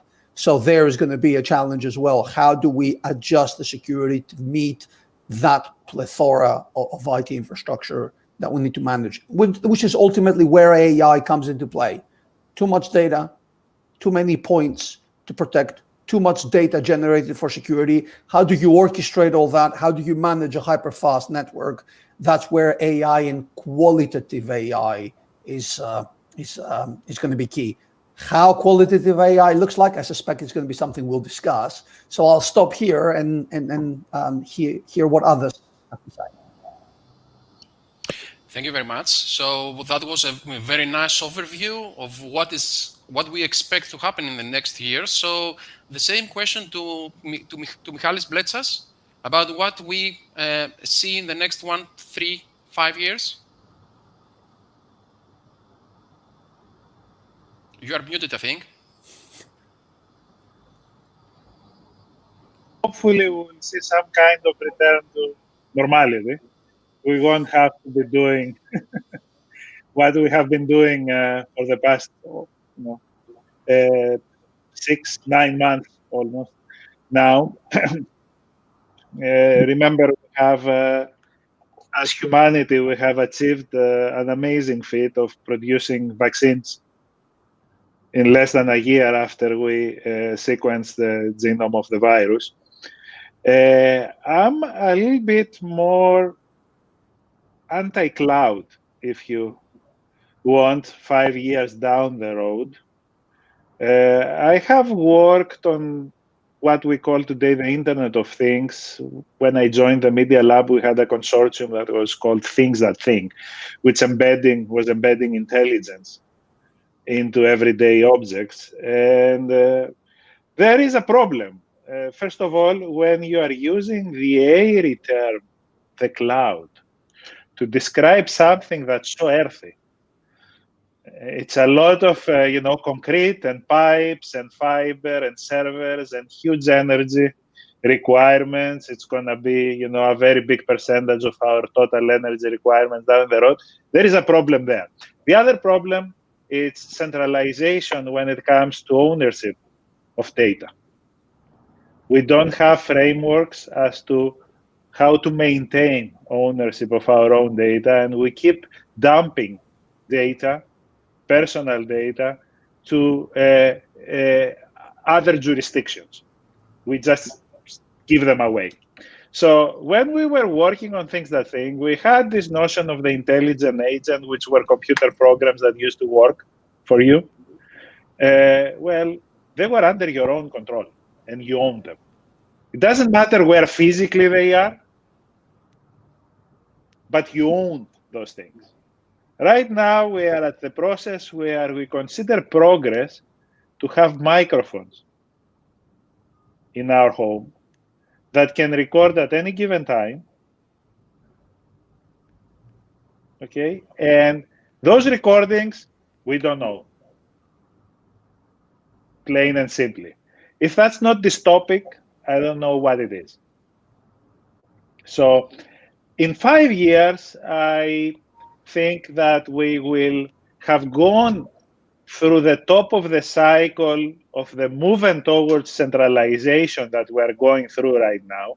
This is a recurring theme in computing in general, information technology. And we have established more fine-grained mechanisms of control of data. Blockchain-type methodologies might play a role there. 5G will play a role there because 5G moves a lot more processing to the periphery of the network.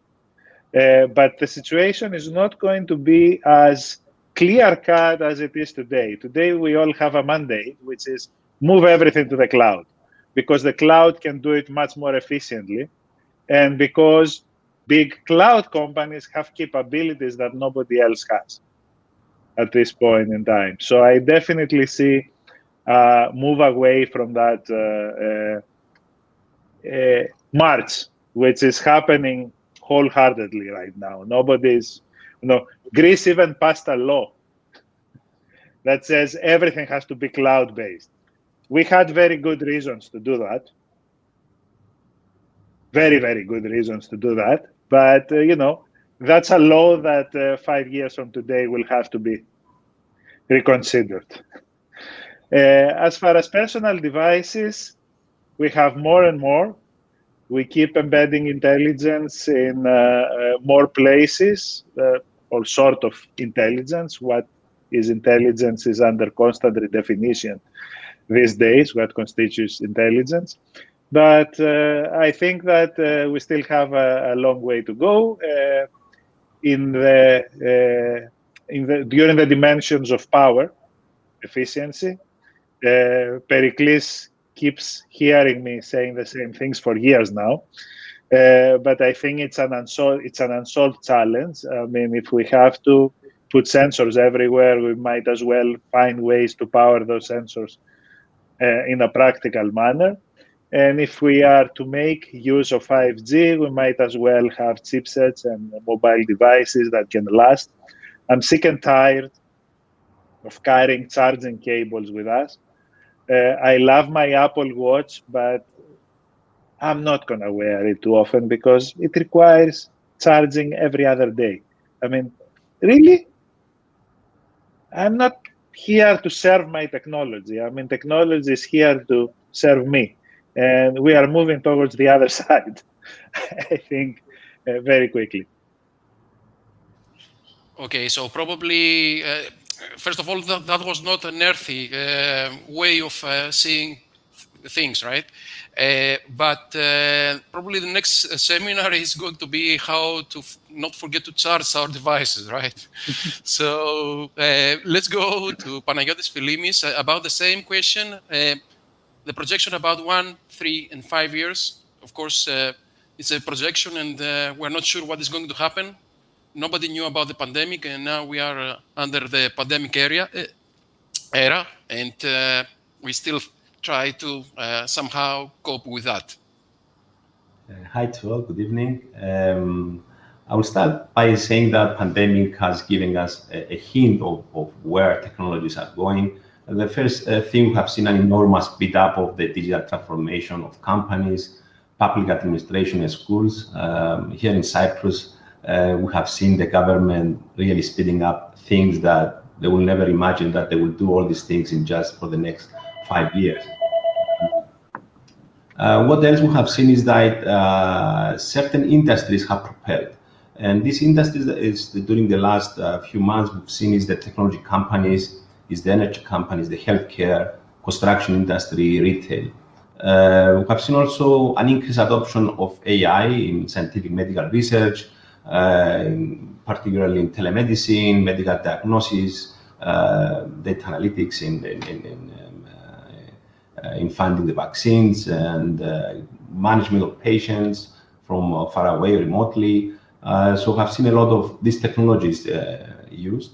And we have seen also a greater acceptance of things like data sharing for monitoring the spread of virus, even acceptance of robots for cleaning, using autonomous robots. A lot of robotics companies came up with fantastic robots very, very fast.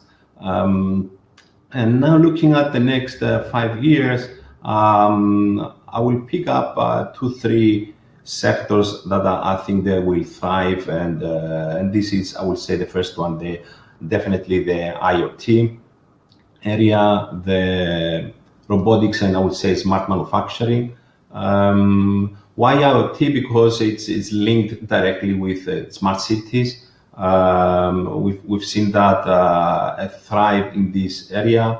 A lot of cities now are trying to automate things. There are so many services they can deploy, and now with the pandemic, we see the necessity of it, of how you can really easily, because these technologies exist.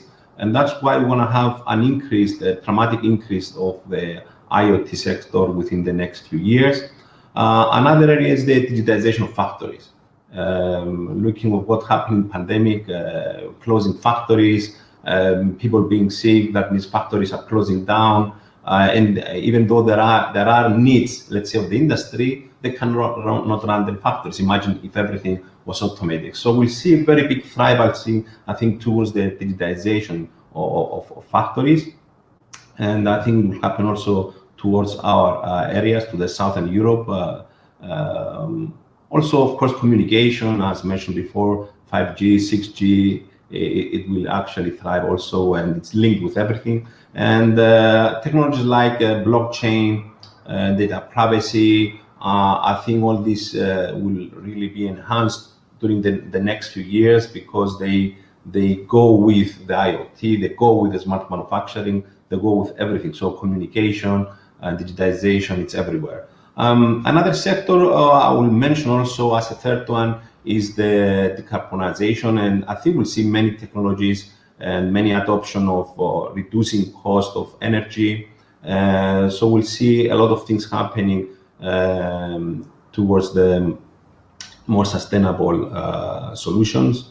That's, I would say, my perspective for the next 5 years. Thank you very much for this. It's always very nice to hear about 5G, Internet of Things, Industrial Internet of Things, and Industry 4.0, since these are my main research topics, so I'm excited about that. So let's go now to some questions that I have prepared for our guests of the roundtable.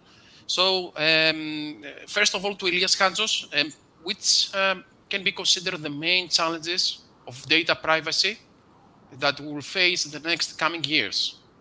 We keep hearing about cyber security problems. We have even created some master courses about that, right? So we face something that is coming about data privacy, right? So I was going to say the biggest challenges are some of the ones that Mr. Bletas actually mentioned. The biggest challenges.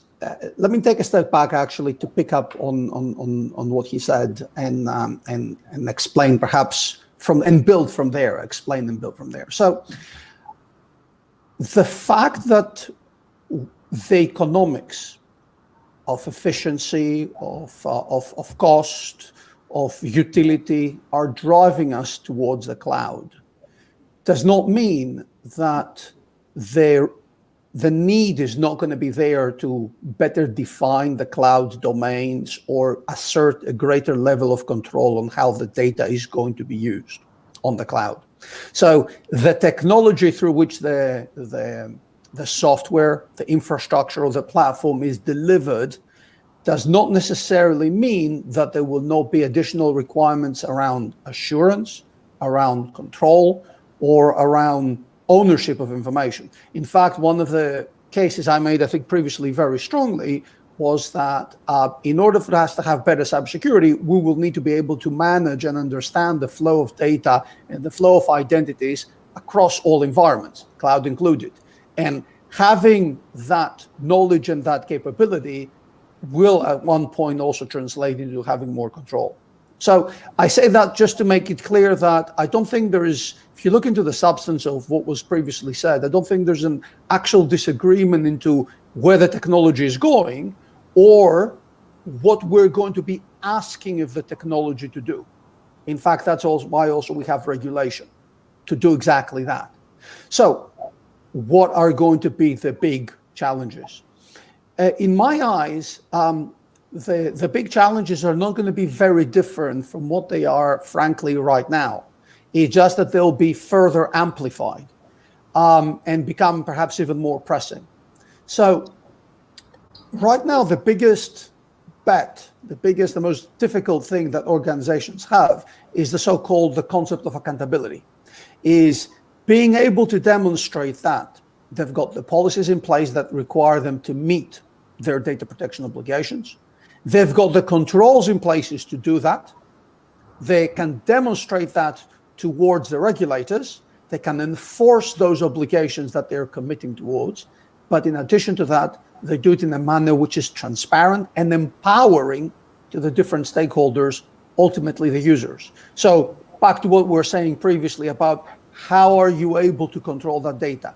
So on one hand, things like the GDPR has driven a dramatic increase in things like privacy-enhancing technologies, tokenization, anonymization, pseudonymization, to name a few, or managing and detecting and preventing data breaches.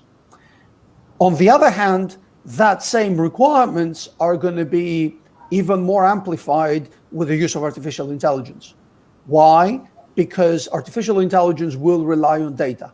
So all of a sudden, to the degree that that data is personal, we will find ourselves with similar requirements around demonstrate to me the accuracy, demonstrate to me how you've trained the AI in order, for example, not to have bias.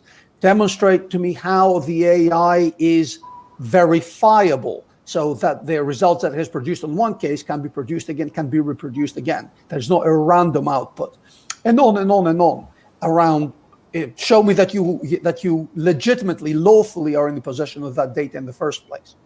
So the ability to demonstrate proper data governance and build around that proper data governance the trust that is needed in order to get the data and in order then to also supply the data for the different uses and the reuses that you want to do, that's going to be the big privacy bet.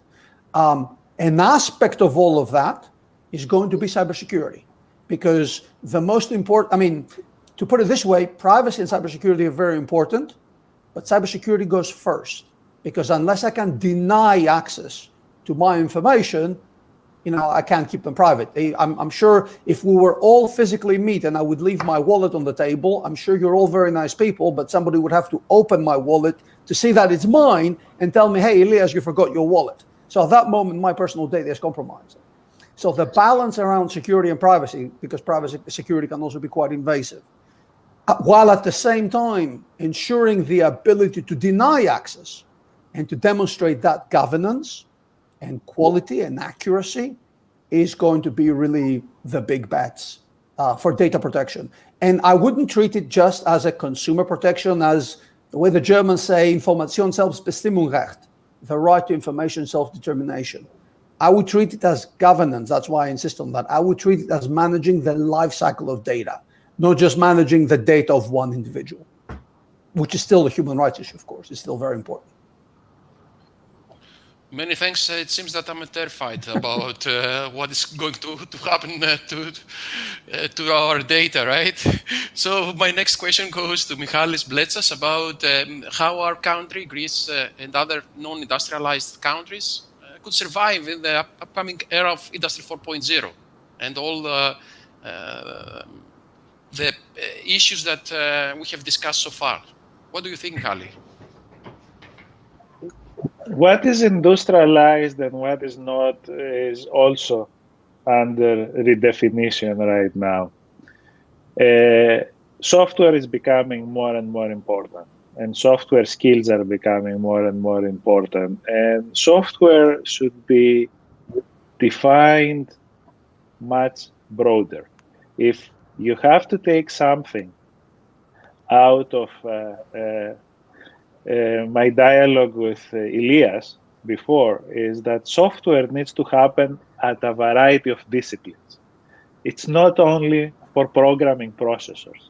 It's also for programming legal structures in order to create those data governance pipelines and those data life cycles pipelines.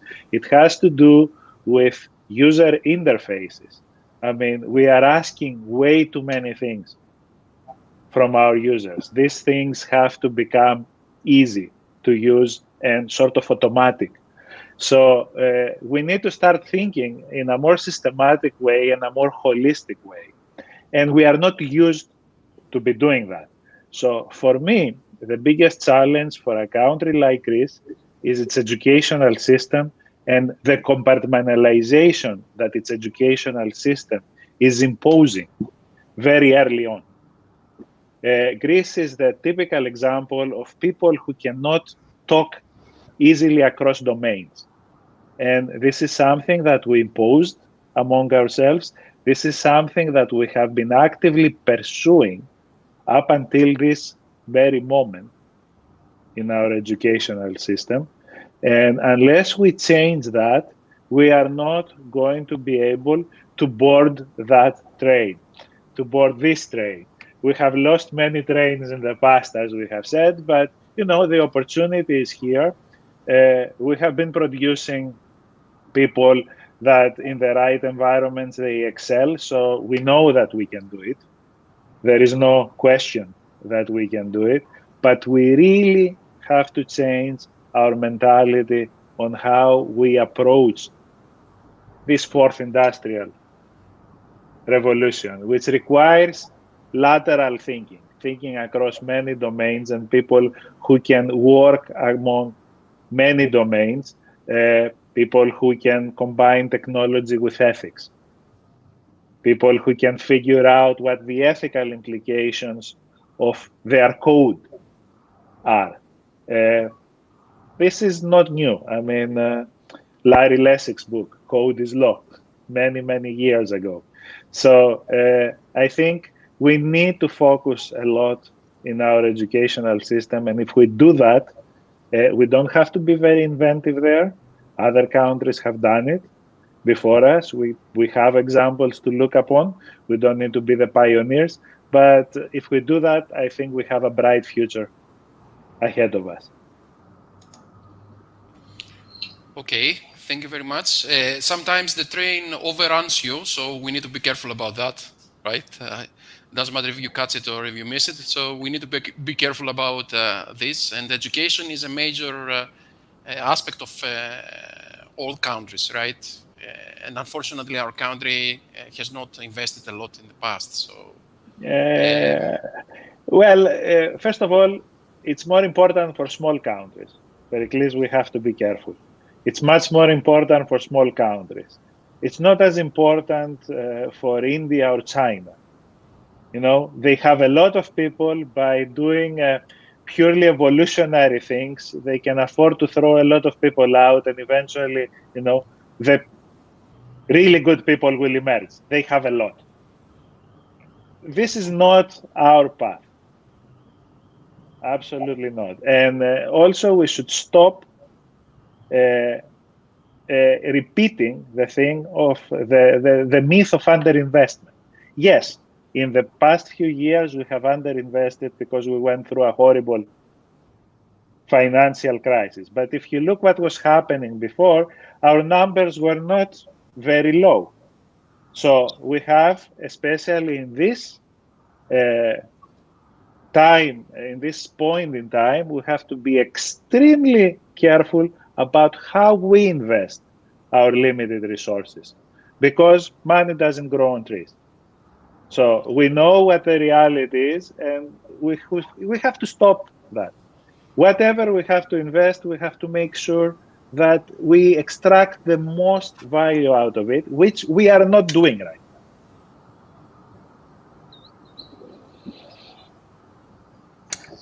Yes, yes, Leah. I'm assuming we're having a dialogue, so I wanted to react on what Michaelis just said. I agree. Actually, I wholeheartedly agree. The problem is not the cost of education or the investment of Greece in education. In my eyes, I mean, I'm a product of Greek education. All of us, or many of us, are products of Greek education. We didn't do that bad. The problem is not the education in itself. Actually, if you look at the statistics, we have a higher percentage of teachers per kids than Finland, that supposedly has the best education system, or Belgium, that has the second best education system in Europe. My kids are products of the Belgian education system. I get to see their advantages and disadvantages. And frankly, I can see disadvantages, let's say, vis-a-vis the Greek education system. And for example, things like initiative, or things like planning, or planning on the fly, which sometimes isn't there. Improvising, that's the word I was looking for. So the importance of education is very, very high, because in the end, scale matters, and smaller countries don't have the scale. But then the investment on education needs to be such. And the problem of Greece, in my opinion, is not, actually agreeing with Michael, is not throwing money at education. It's not the amount of money, it's actually more structural questions. Now, since I'm the private sector guy in the panel, or at least one of the private sector guys in the panel, I wanted also to react about the industrialization question that Pericles mentioned. Two thoughts.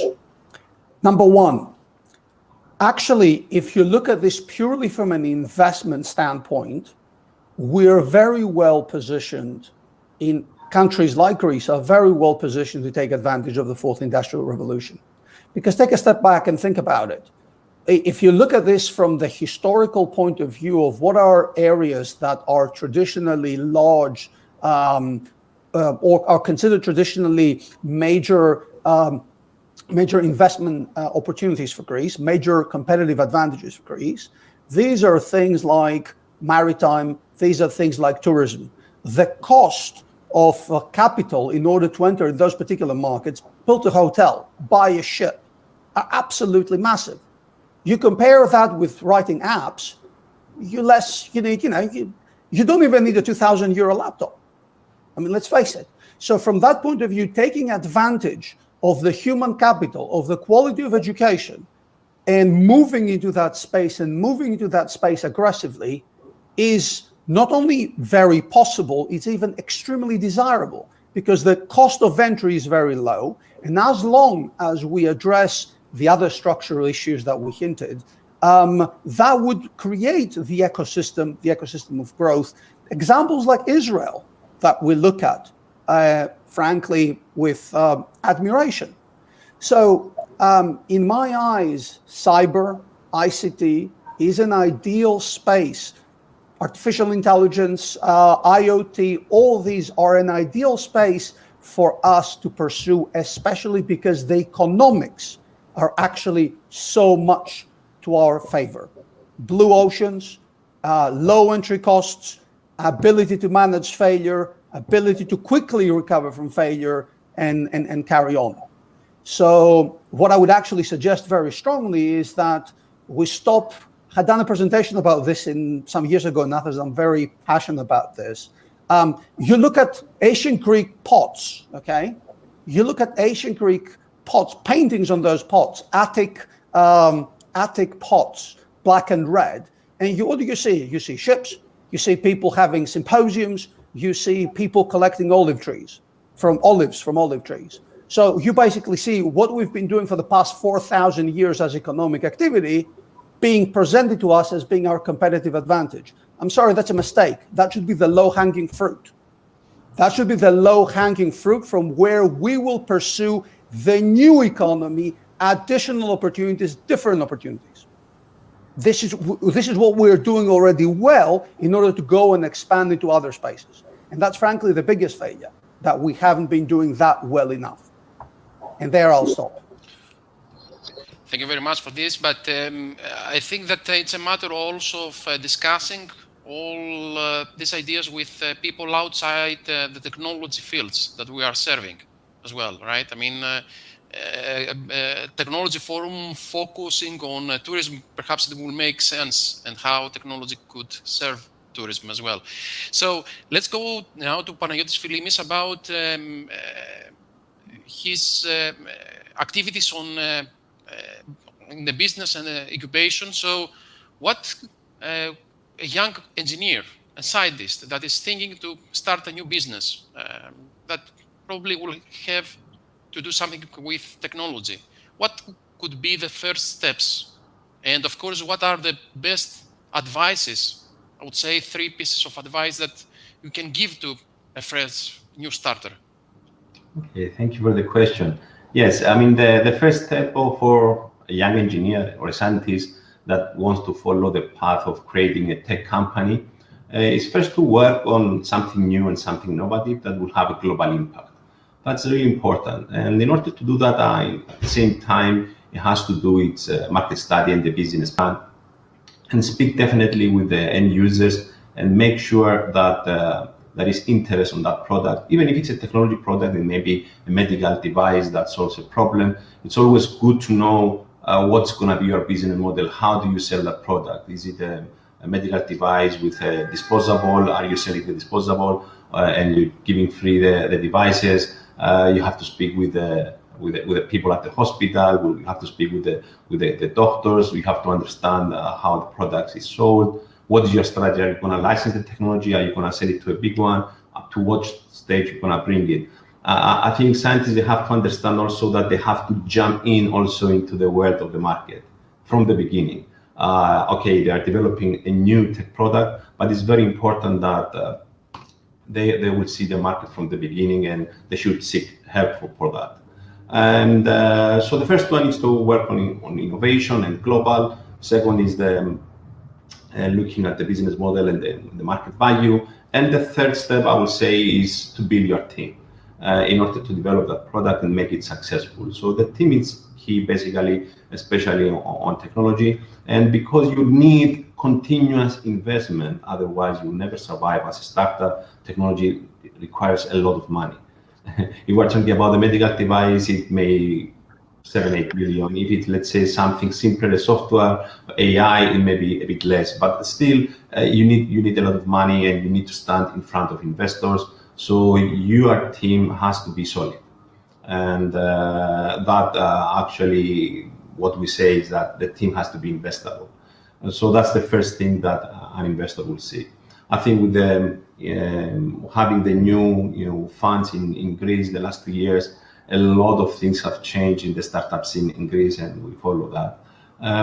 Now, as far as the 3 pieces of advice to a fresh tech entrepreneur, I would say, is to dream big and don't be afraid to fail. And in that journey, you have to be patient. If you are developing something that is really in the deep tech, you need to really have the patience and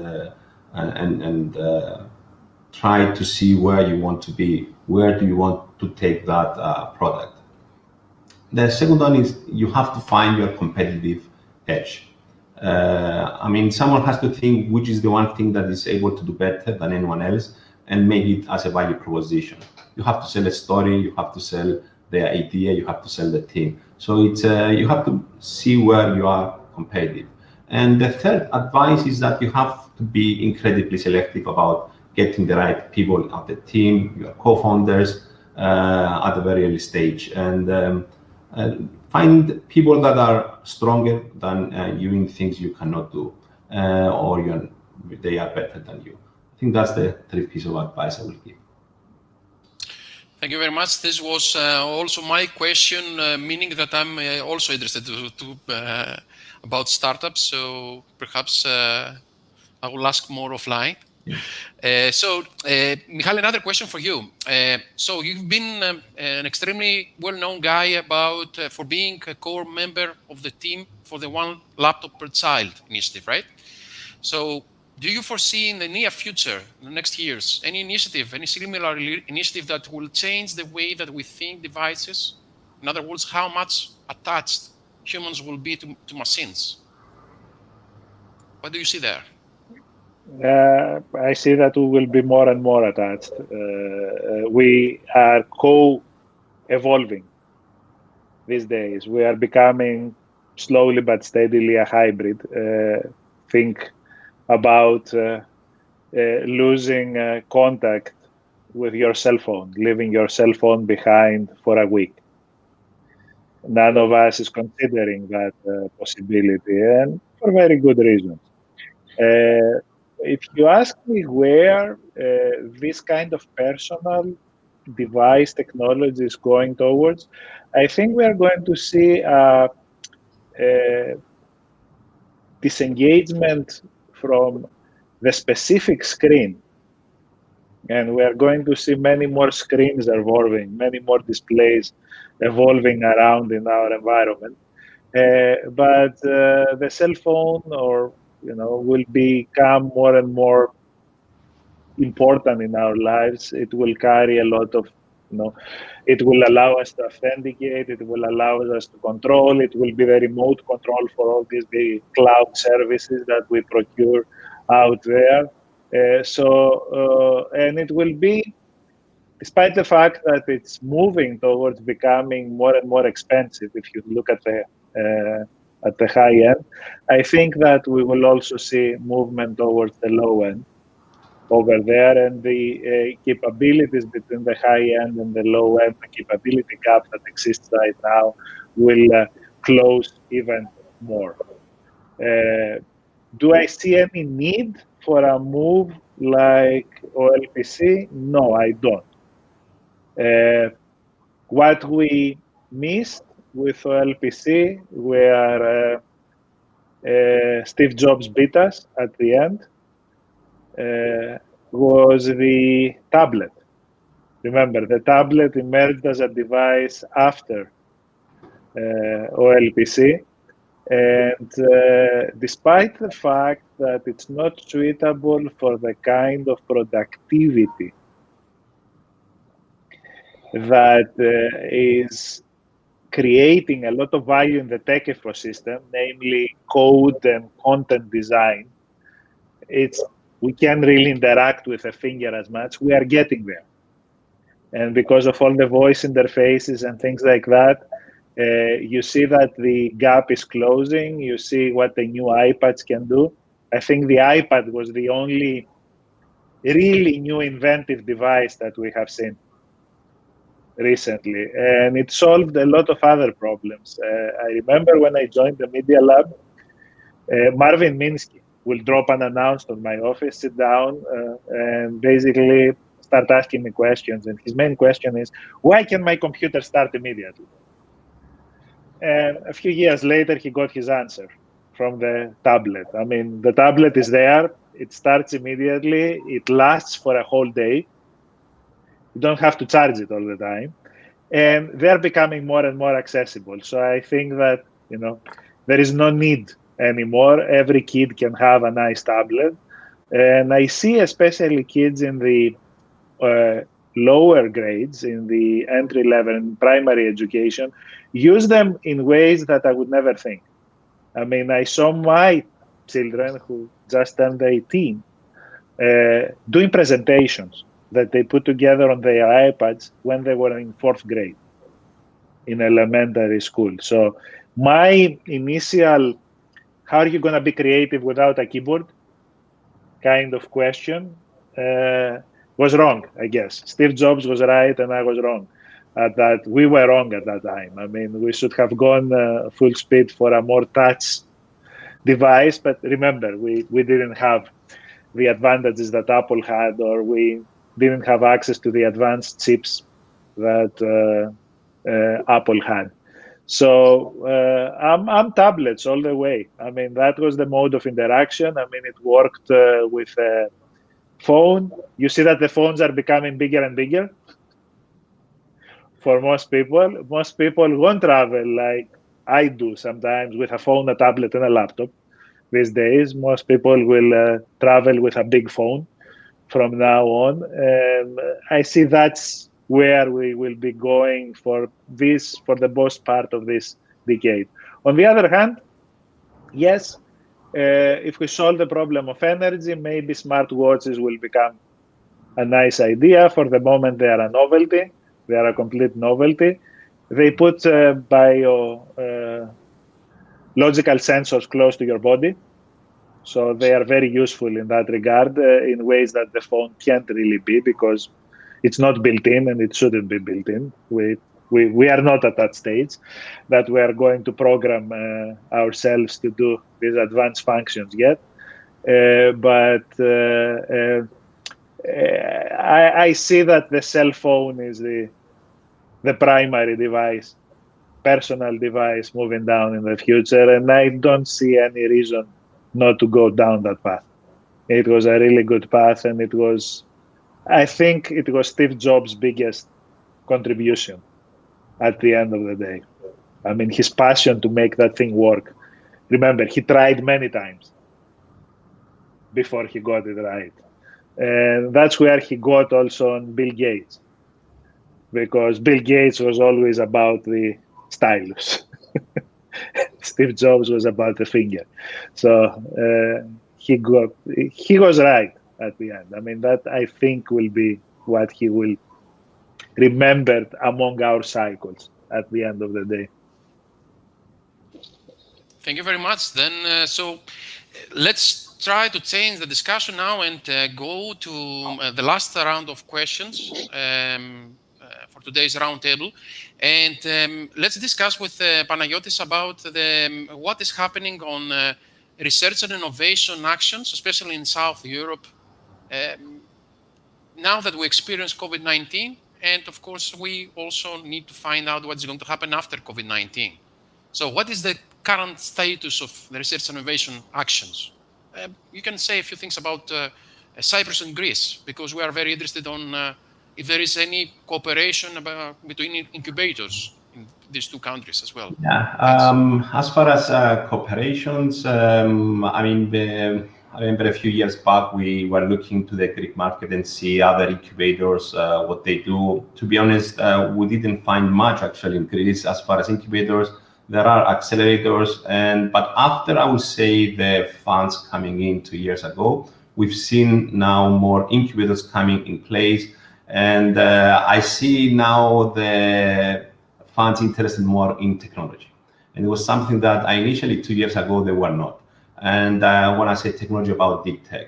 And I think there is a big value in Greece and in Cyprus on deep technologies coming from universities. It's just you need actually the right people to explore these technologies and package them into a real product. So that's why incubators, we believe from the beginning it was the right tool to start in Cyprus, because we help entrepreneurs coming from early stage, and we help them build their own factories. So they may be with us for 5 years. In average in Europe at the moment is 3.5 years as far as incubation. Now, as far as the Southern Europe research and innovation, I mean, what happened in Cyprus, a lot of things.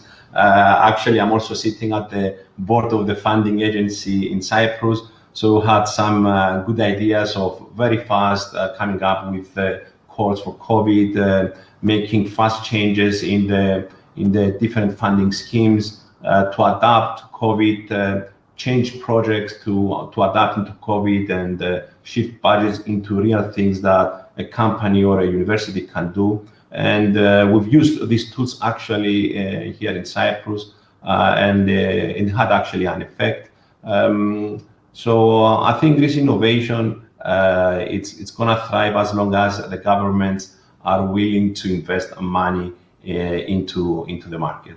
And more importantly is to invest in all the stages. What we have seen in Cyprus, and I believe in Greece, is there is a lot of funding at the very early stage, and TRL1 on the idea, on experimental, but the amount of money that a company needs in order to bring it just before the market, it's actually double that. So the focus, I will say, of the Southern Europe countries is on the early stage. They have to manage the issues they have at the early stage the companies have.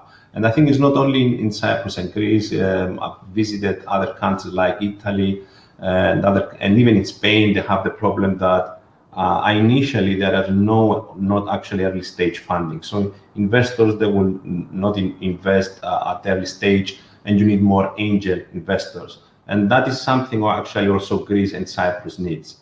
And it's something actually we as a company, we've been working on it in order to increase the, let's say, what is actually the market has in Cyprus and Greece as far as technologies. And I think there is a lot of things we'll see from Greece and Cyprus in the technology sector.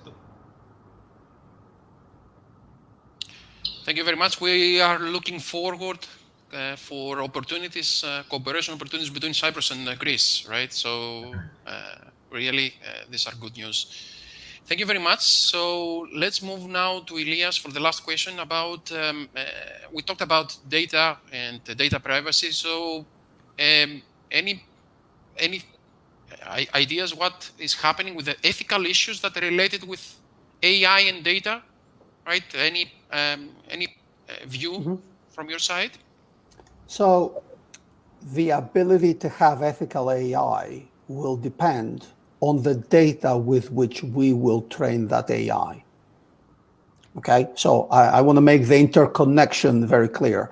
Obviously, we need the algorithm to be sound. Okay, we need good quality computing. We need very strong mathematical minds behind how the AI and the statistical model works, which frankly I'm not capable to understand myself. But at the same time, we also need to understand and remember that in the end, the AI will behave in a certain way because the AI has been fed with data, has been trained with data that we as owners of the AI system have made available. And that's where the discussion now starts, along the lines of how accurate is the data? Has the training of the AI been curated or not? Has the AI been supervised while it has been trained? Have we allowed the AI to have a balanced training, or have we made particular trade-offs in terms of how we're training the AI, which may result into things like AI doing undue discrimination or the AI making unethical decisions? So the question of how do we make sure we end up with an ethical AI ultimately becomes a question of what kind of governance, what kind of assurance processes, and what kind of verification processes do we put in place in order to make sure that the AI tool that we create has had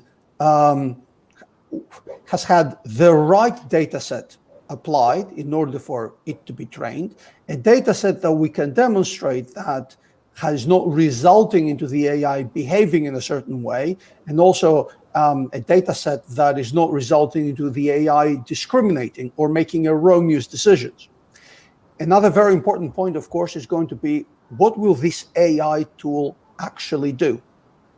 There's a very big difference between an AI that's controlling an unmanned vehicle, for example, and can cause physical threat, can cause an accident, all the way to an AI that is actually screening CVs and is trying to determine whether people are suitable for a job. And somehow it happens that everyone that has a surname ending in Opulos is being rejected. Okay, that's the kind of discrimination scenario. All the way to basically an AI deciding whether it's going to block an email or not, whether it's spam, which frankly, very few cases I can think in emails being a question of life and death.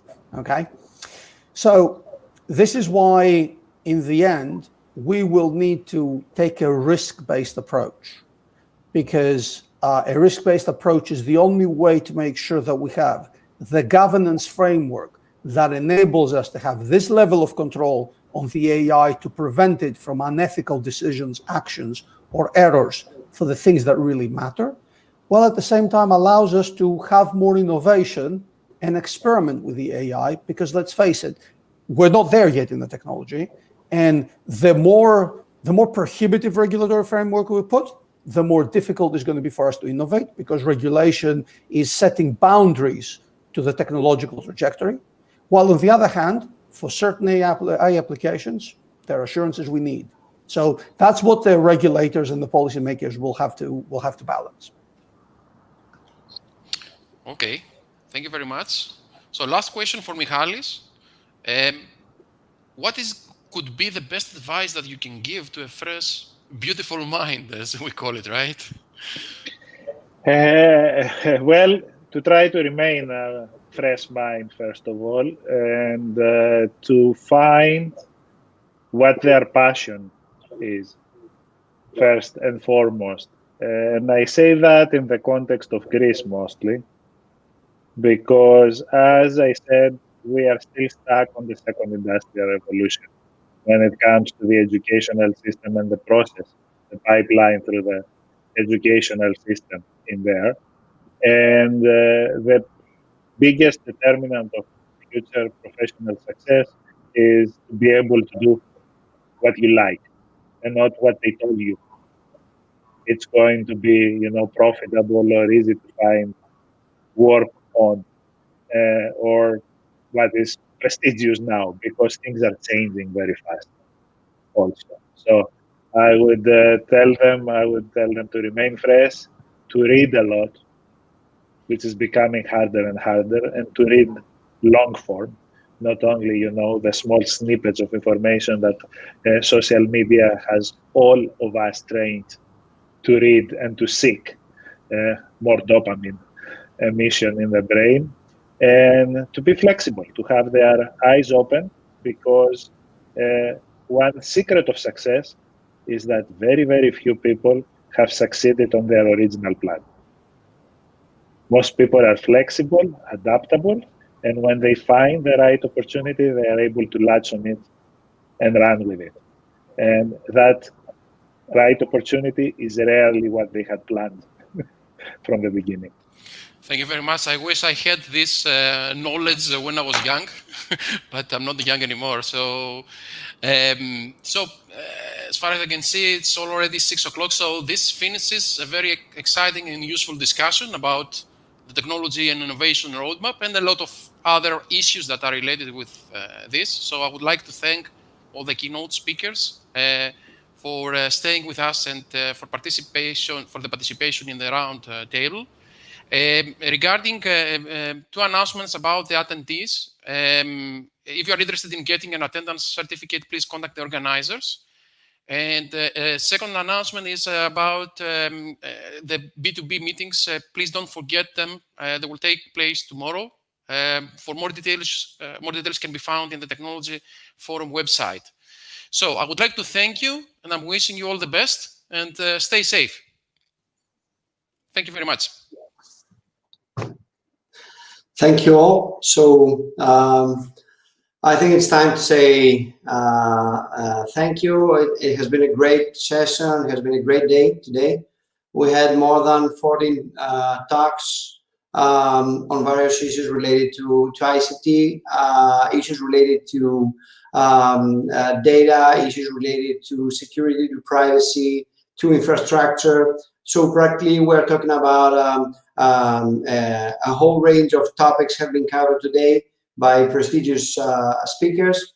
We have had more than 700 people connected and viewing our event this year, although it has not been a physical event and it has been a remote event. From my side, I'm more than happy this year as being one of the people that have been working on the technology program, and I've been trying to set up an as good as possible agenda for everybody to be happy and watch. I hope you've enjoyed this year's Technology Forum. And we would like to invite you to our social network event. How about an online drink? So you can join our social network event that you can